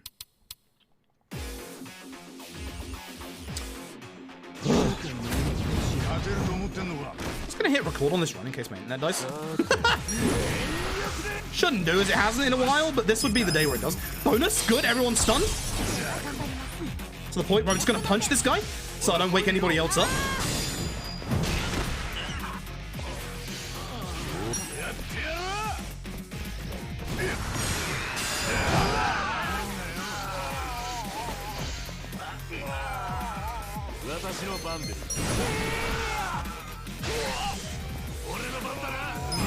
This will not kill. This might wake up the 2 ads, which is fine. Kill one. That sucks. Might bleed. Might do jack shit.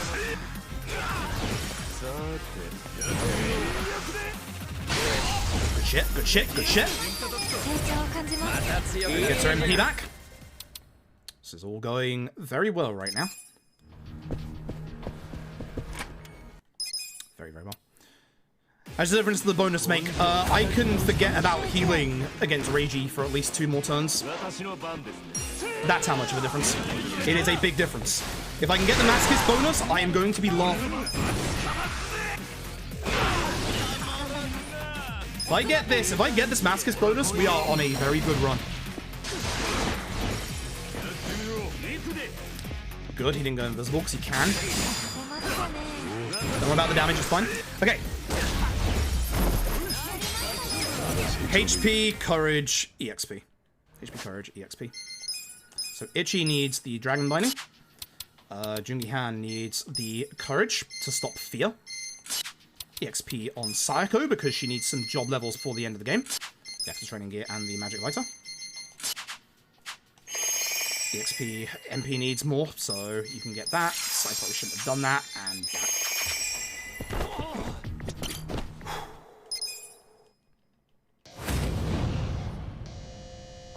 Did I optimize with Jungi Han? I don't think I did.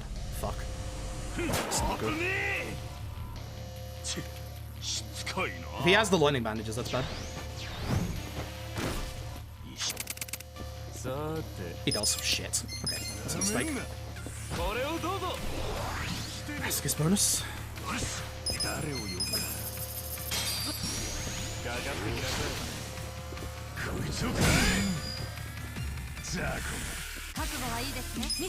Have a rocket launcher for Reiji. If those two get close together, I will be using a rocket launcher against them. Good crit. God, that damage is disgusting. I hate it. Having the lightning bandages on for this fight is not good. I want the dragon bandages. The dragon binding. So we're gonna lose a little bit of time because we're gonna lose some Jungi hand damage here. Oh fuck! Still alive. Do me a favor, counter this. Heh, idiot.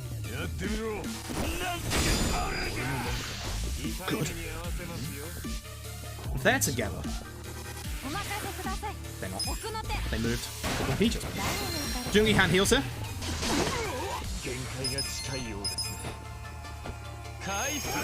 So the big worry about this fight is that when Reiji gets to half HP, he's going to use a specific skill called Malicious Grin. This is going to put fear onto everyone. Need to use my rocket at some point. That's going to put him... That's bad. Fuck. Itchy needs a heal. Itchy 100% needs a heal here. Shit. Panic. Yeah, that's Itchy. I can't tell with the Onimitsu heads!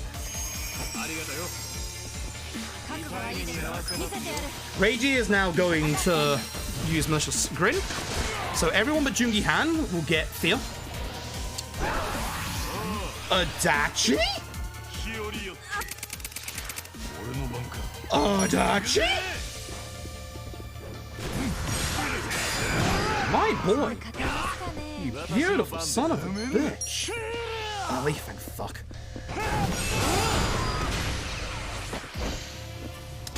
Now, unfortunately, in this phase, Reiji... The one time I don't want him to use Surveillance. Reiji in this phase has a very nasty counter. It's not this, but it will kill Itchy at that HP. So I'm actually going to take the... the actual main heal for everybody. Thank you. At this point, we've got Darla. Now we focus everything onto Reiji with the 20% defense down. That was a good rocket launch opportunity. I should do it sooner rather than later.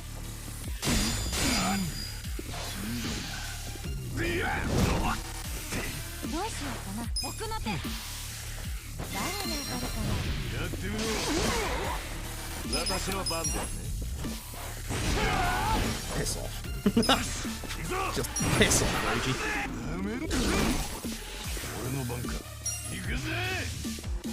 Interesting time right now. We shouldn't have to heal again in this fight. I don't like that Jungi Han has the wrong weapon, but you know. Ow! Why do I do that instead of Headtron? Actually worked out, I guess. Oh yeah, everything can miss. Everything can miss. Even your summons, even your actual stuff can miss. Your essences, your summons, your essences, everything can miss. Not the best fights in this chapter, but hey. Run lives up until we get to him. Fuck. Once again, it all comes down to fucking Tendo. Every time. Still somehow save time. I can do that chapter way better than that. Way better than that. My problem is I had a very good chapter 14 in my PB, and I had a very good Tendo in my PB, except there is one thing missing from my Tendo fight in my PB.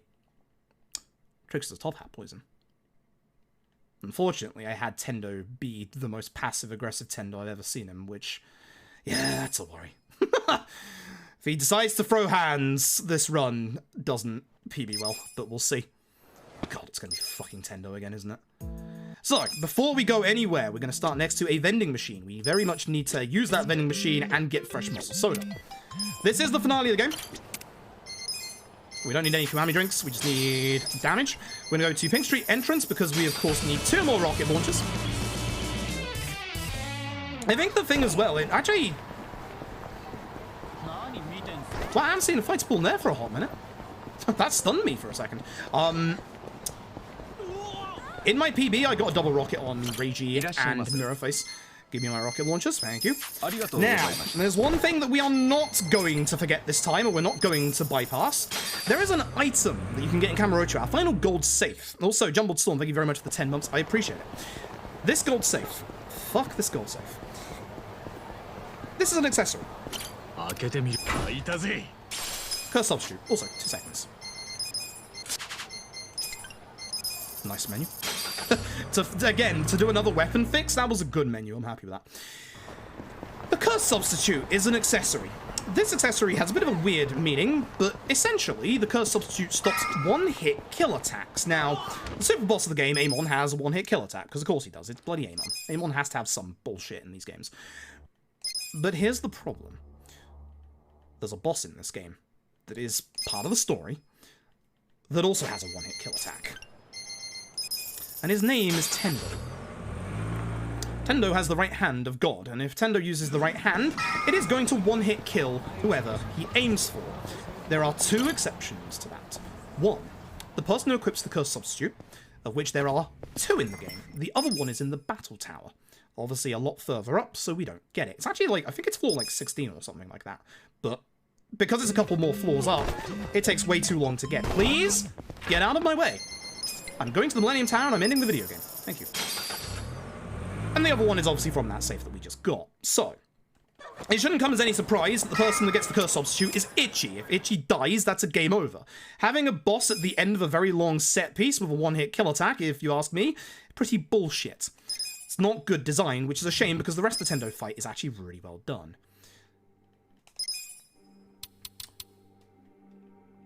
The Tendo fight is the biggest RNG fight in the entire run for multiple reasons that we'll get into when we get there. This guy gets Essence of Phantom Drive, Growth Typhoon,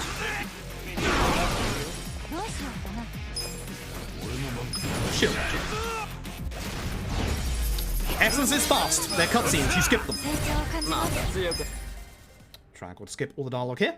And if you've ever played a Yakuza game before, you know exactly where we are. It is, of course, the Millennium Tower. Our final set piece does, of course, take place in the Millennium Tower. Because I've used the first aid kit, I'm actually going to take this one for safety, despite the fact that I need to go fast. I'd rather have two going into this. I know I have my premium one still, but there are very nasty things that can happen in the Tendo fight. The usual DRD. Divine, Rose, Darts, and then we need a bit of persuasion from Adachi at the end. Again, Zhao Shu's coming in good to make him go faster than the enemy.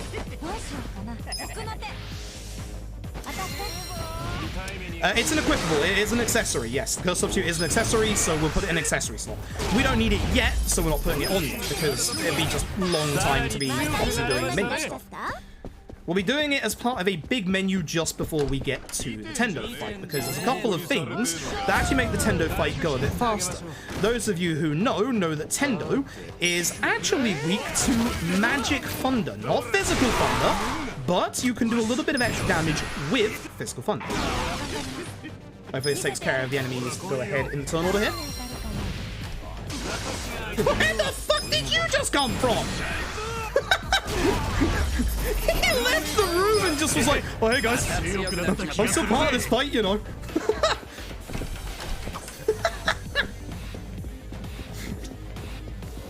Perfect.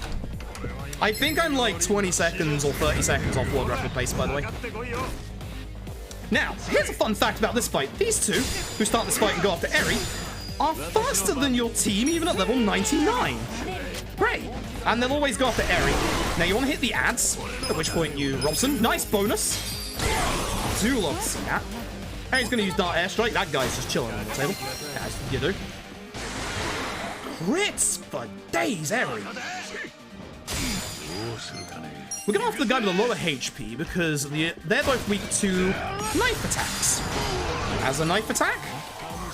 Jungihan has a knife attack. It's pretty good as well.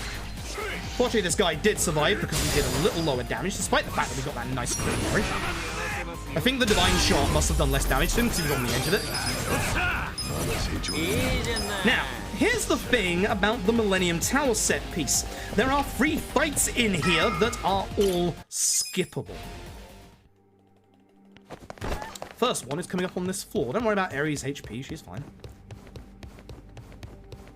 Don't bother with that, that's just a buff drink. Some of these fights, nice and simple, DRD. And after this fight, we will be getting into our first fight skip. And if you remember back in Chapter 6 when I talked about hitbox displacement, this is where it comes into effect. We must not displace our hitbox at all in these skips, otherwise we are going to lose an insane amount of time. So, When you go into this room, immediately go to the right. Do not bounce off any of these walls. Stick to the right as close as you can. Go through this door. Congratulations, you triggered this set of enemies. You've skipped the previous one. This guy's gonna do whatever he likes to do. He's the only person that's gonna get a chance in this fight. Start with a head roll. That's the first typhoon. Hopefully he goes after Eri. Good, because you don't actually want Adachi to go early in this fight. We're on a very, very strict move set here, where Adachi is going to knock this guy to the ground. Ow. Oops, I just hit the wrong button there. Because now, Juki-Han just punches. Now, we're going to run out of MP on Ichi. So with this new route, so what we're going to do is we are going to heal with this heal point. This is also a heal point that you have to start skip. Fun fact, when you use a heal point, as we mentioned back in chapter 4, you can actually bypass story triggers, and you can easily bypass that story trigger on the stairs right there. It's really stupid, actually. Because it counts you as being in a cutscene. It's so stupid. Stop, man. Set fires, man. Shove darts into the head of the man. Good one. You can actually probably... I wonder if you could wait for Adachi there for Essus. You might be able to, actually, just to optimize that a little bit. This fight is also one of the nice, easy fights, and we have our next fight skip after this one. It's going to look very easy, but it's actually one of the hardest ones in the run. Ironically enough. That's it. That's it.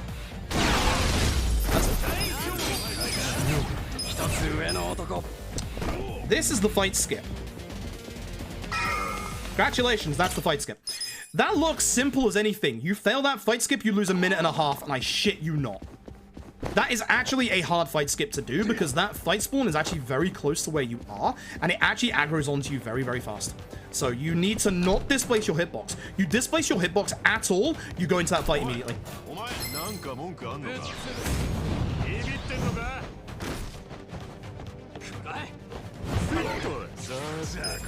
Oops.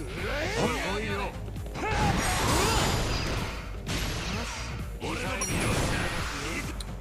Man. Slow Adachi is fine. Very good, nice. Nice crits. Shame we missed the third dart. But this should end well. Good old practice points. Now, there's the last fight skip is coming up next. You have to be very quick about this one. This is probably harder than the last one, to be brutally honest. Ignore all the boxes down there. We do not need the quixotic armor at all. We are good for our defenses. What we need to do is we need to hurry up. There's a fight spawn that spawns just about around like this point here in the room. They're running that way. Wait for them to go behind this pillar. Then go. The thing that you want to do is aggro this fight spawn. What that does is that once we're out of this fight, it will push us forward to where this fight is and respawn that previous fight spawn behind us. Therefore making it so that we can't get into a fight with the fight that we just bypassed, because it's going to actually be behind us instead of to our right. Shame that he gets that buff off. I still don't know what that does. I'm going to be honest, I don't know what that does. He's not standing up, so I'll just essence quick. Ideally, you want to use head trauma. But if man isn't standing up, I'm going to hit him with a knife. Makes him look slightly cooler. Yeah, it goes. I don't think this kills even with the crit. I should have hit trauma. No, it does. Okay. And there you go. As long as you run forward, you're not going to get hit by that previous fight spawn. Simple as that. I probably don't need this, but just in case, I'm going to take the heal for MP purposes. Let me lose a second to growling. There's a fight here. There's 2 more fights left. Now, here's the thing about this long set piece. If you die at any point, you go back to the very beginning. Very certain I can just rob some, right? Yeah, and then... Karaoke plus buff. Hell yeah. Ooh, nice crit. Unnecessary, but nice crit nonetheless. So there's Sayako's other job level up. She is now a lot more safer for the final fight coming up. Have to make sure I get my actual menu right. This is the fight that can kill Itchy. Please don't aim for him. Good. Destructo Beam sucks. It's slow. It's terrible.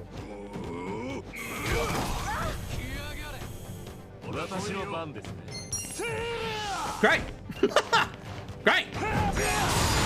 One.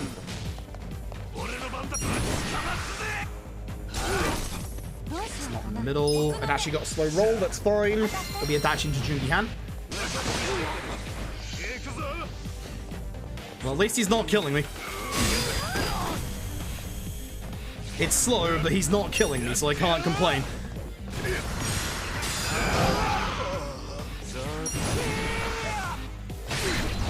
Big gear time.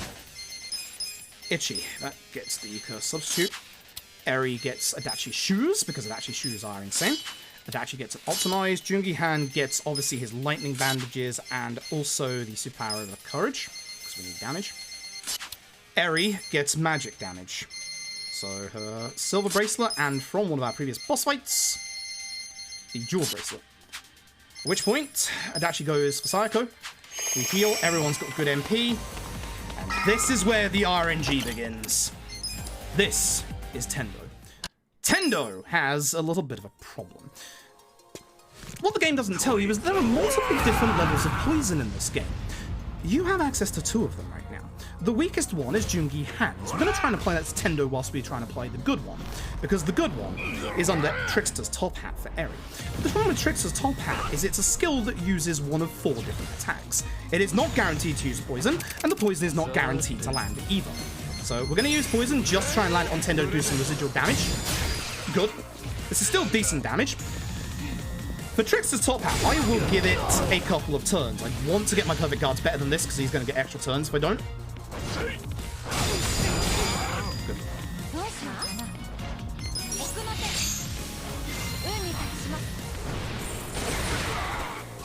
Itchy uses Masochist bonus. Holy fuck, okay.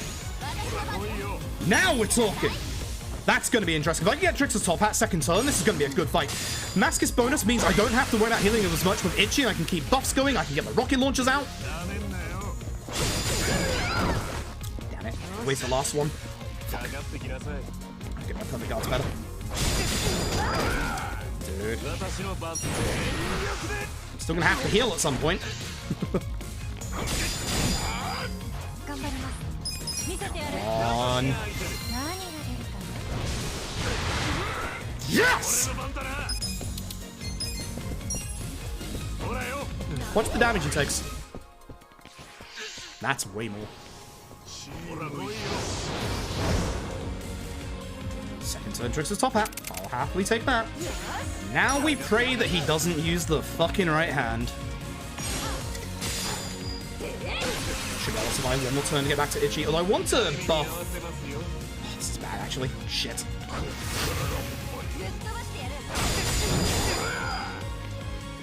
I'm gonna heal because I want to buff with Itchy. Son of a bitch. Good. So, if Eri crits, watch this damage. I need to get the buff out to Sayako. Look at that damage. It's insane. And now I'm putting 20% extra magic damage on Sayako as well. Because of the Masochist defense bonus, I don't have to worry about healing for a while. Next turn that Itchy gets, this man's getting a rocket launch to the fucking face. I don't know why he resets his animation. Please stop. I need to get on with the speedrun.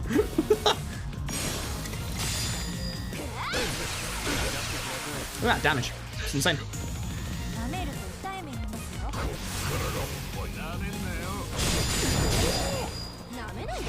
This is why you want poison, because poison never goes off on Tendo. Shit. Ideally, you don't get this many turns in a row. I'm just fucking this up. Need to calm down a little bit. This should be last turn with Eri's buff. Second turn. No, second turn.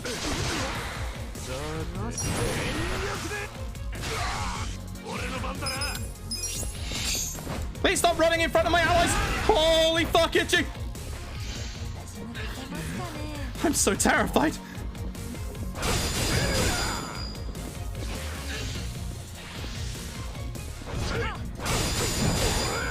This is fine. I will actually heal with Itchy next turn. I think I need to reapply Ares' Muscle Soda buff to Jungi Han.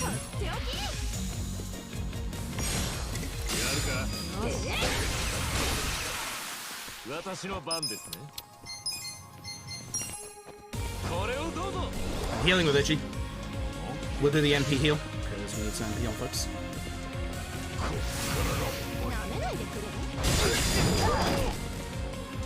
Every time the last hit. Phase 2 incoming, baby. Let's go. Oops, where's my heals? Thank you.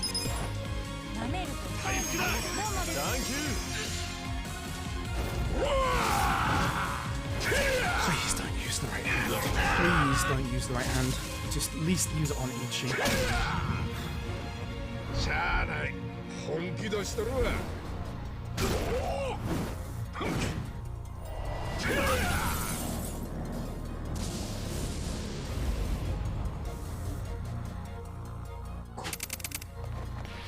It's fine. It's fine.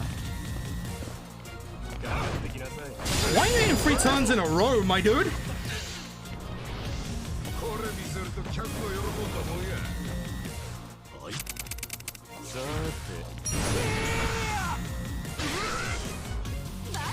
We need to rebuff Psycho here.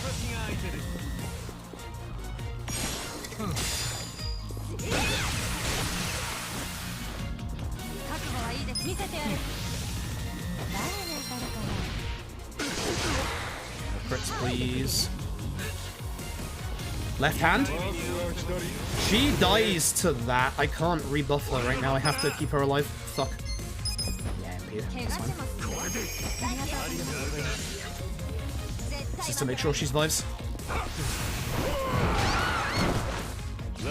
She still had the Master's bonus. I'm stupid. It's fine.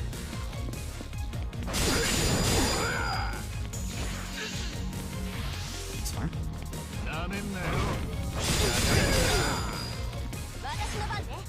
Jesus, wept my dude. Holy shit.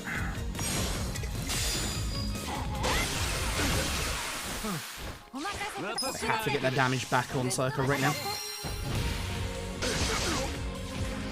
Crits aren't coming out. It's fine. It's on Ichi as well, who's full HP, so good. Psycho, good. Good targeting for once. I think Ari has one more turn. Correct. It's fine.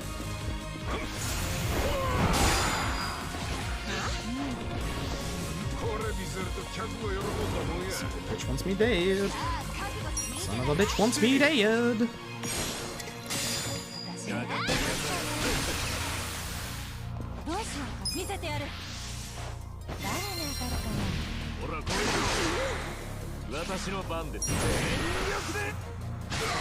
Those turns are fucking beautiful.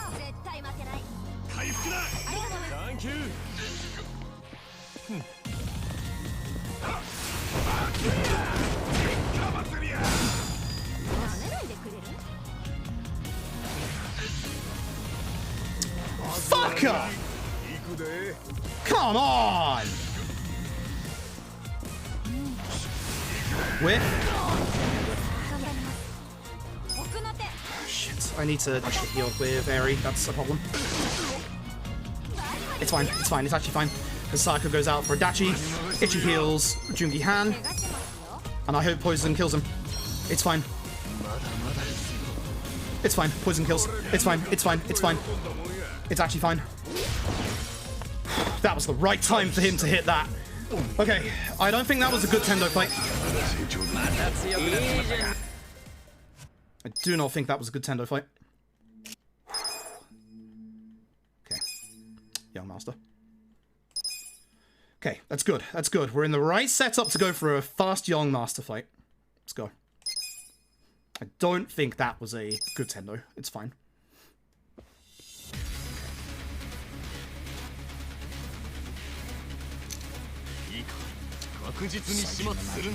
Such to imagine. Tendo had so many turns there. One right hand is still good. Like, I'll happily accept that still. Nice, we get to do defense for Rocky.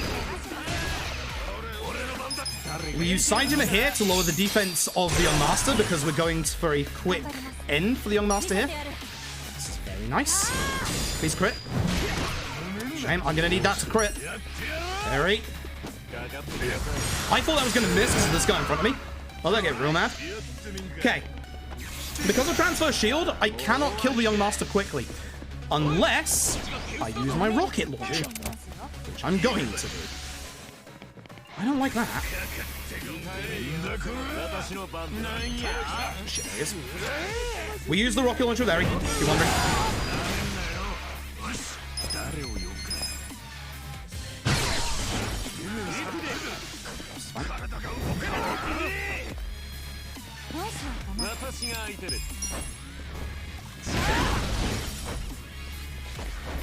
I don't think I actually needed to do that, but you know.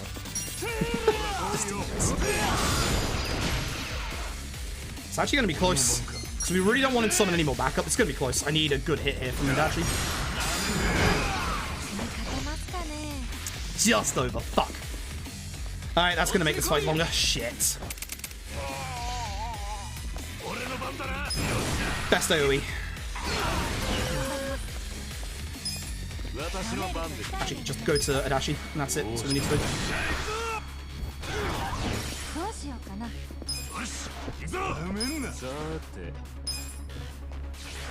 Fucking hell.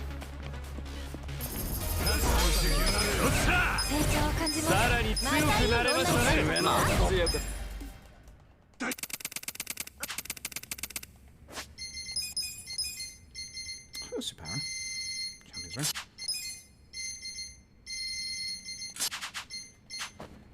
Go.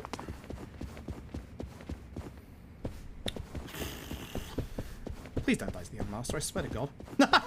swear to God. Yeah, I don't think, yeah, damn. I think we just missed out on world record by a tiny bit. Oh well. This is 100% unless I die here. Unless I die here, it's 100% the sub 4 at least. Oh, that was so close. Ah, that was so close. This fight takes a couple of minutes. Pete Flake, thank you for the tier 1 sub, I appreciate it. World record is a 3:58:01, and the last QTE is like a minute long, so... I just need to not get hit by the Young Master's, you know, counter. Because that would be bad. I would die.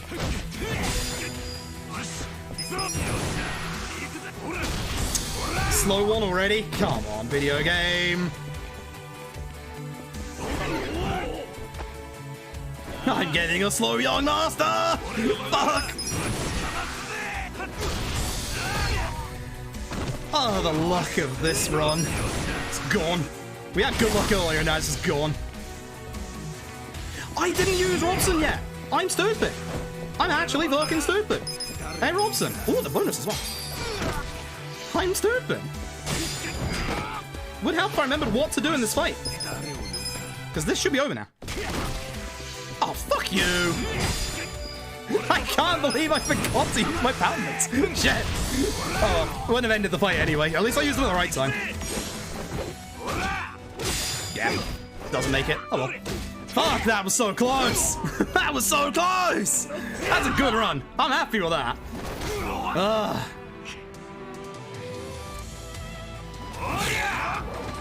Yeah, sub 4. I'm happy with sub 4. Very happy with sub 4. So close. So close. Good run though. Very good run though. Some more QTEs.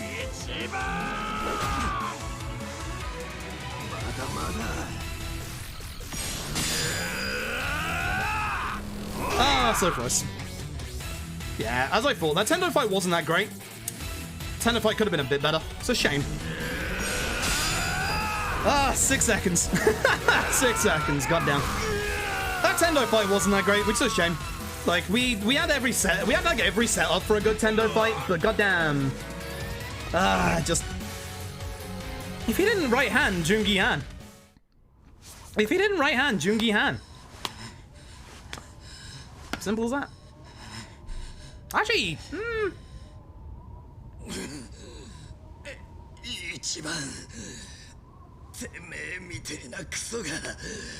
I still think it wouldn't have been as fast. Because I still would have had to... I couldn't have just done Jungi Han into Eri, because I would have had to have changed out Sayako for Adachi anyway. So I still think it would have been the same amount of turns, but I guess not having to sit through the animation for rezzing Jungi Han. Damn. Damn.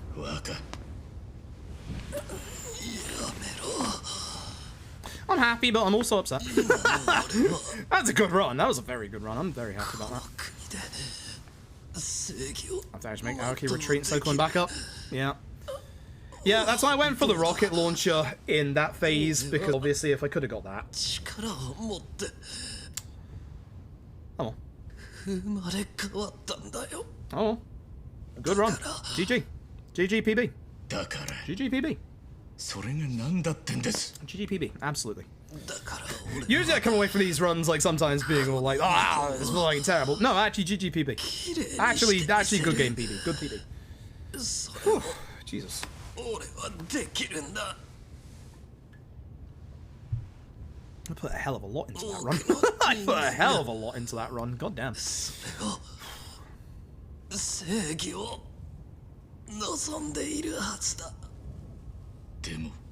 It's going to be a hard run to go up against. I just sat here thinking of like all the really fucking nasty splits. Like chapter 14 and 15 may not have been golds, but they're still hard splits to go up against. Like that's still a turn 2 Tendo Trickster's top hat.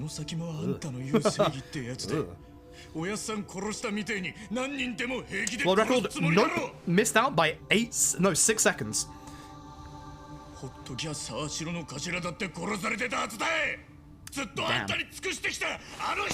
Damn. Man. Well, I guess we now come to the most important decision of tonight. Do we start Kaito DLC tonight?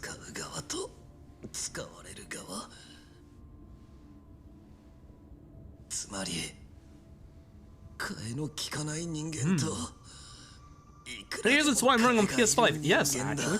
A couple of reasons. One, I can't run as fast as the other runners on PC. Dragon Engine games on PC are a fickle bunch. Some runners can get like minutes of time save just from certain settings, and we don't know why. We don't know what the settings are, we don't know why, and that's the problem, and I'm one of those people that just goes slower in LAD for some reason. I don't know why, it's frustrating. Also, PS5 actually runs better for me than the PC version, because on the PC version, it's been happening for like the last year. Who knows why? My positions of my allies are really weird at times. They start in like weird places. Like a lot of the early game, like chapter 4 with Namba just starts off on his fucking own somewhere. I don't know why. Whereas on PS5 that doesn't happen. I actually get, you know, legit fights that I don't have to like worry about RNG with, which is great. How am I doing? I'm feeling pretty good. I'm feeling a little drained after that because I was you can probably tell I was concentrating real hard on like the last like 20 minutes there. I mean, if we were to do Kaito, the easy thing would be to just, you know, go get a cup of tea and that'll refresh me quite nicely.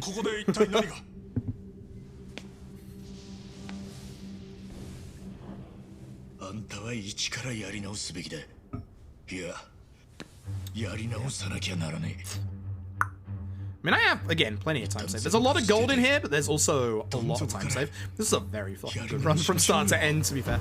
My chapter 1 gold, it can still be better. Chapter 2 can be better. Reminder, we had the failed escape in the sewers, which probably cost me like 10 seconds. Great. Chapter 3, despite being a god, wasn't that good. We just had a good Zeng fight. Thanks, Zeng. Thanks, Zeng. Chapter 4 can be better by probably a good 45 seconds, actually. My Chapter 4 was not great. We had the problem. The final fight was not good. It was well recovered, but it was still bad. We had the first Ida encounter. Instead of summoning backup, decided to use a goddamn Stamina X. Thanks for that. So again, plenty of time saved there. Chapter 5 was good. Chapter 5 was good. Chapter 6. A couple of bad fight escapes, as usual. Better Chapter 7 can go better. Decent Chapter 8. Decent Chapter 9. Decent Chapter 10. It's my mid-game that I needed to improve, which did. Very good Chapter 12, which is what I was after. Also remember to actually put on the XP item in Chapter 10. I can do better at Chapter 10 as well. I can definitely do better at Chapter 10. I'm actually a little worried because the Chapter 14 and 15, despite not being golds, were still very good. The Tendo fight just ended badly. The first half of the Tendo fight was very good. Masochist Tendo isn't something necessary, but it is nice when you get it because you can literally prolong the heals because of it. It's really nice.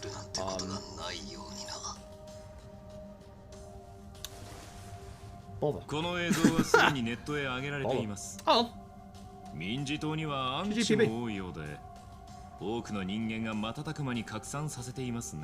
GGPB. This is going to be very hard to run against. 6 seconds off world record. God damn. Can't be upset with a run like that. Especially when still recovering from COVID. Oh, for those who came in late, by the way, got my negative test today. Fuck COVID.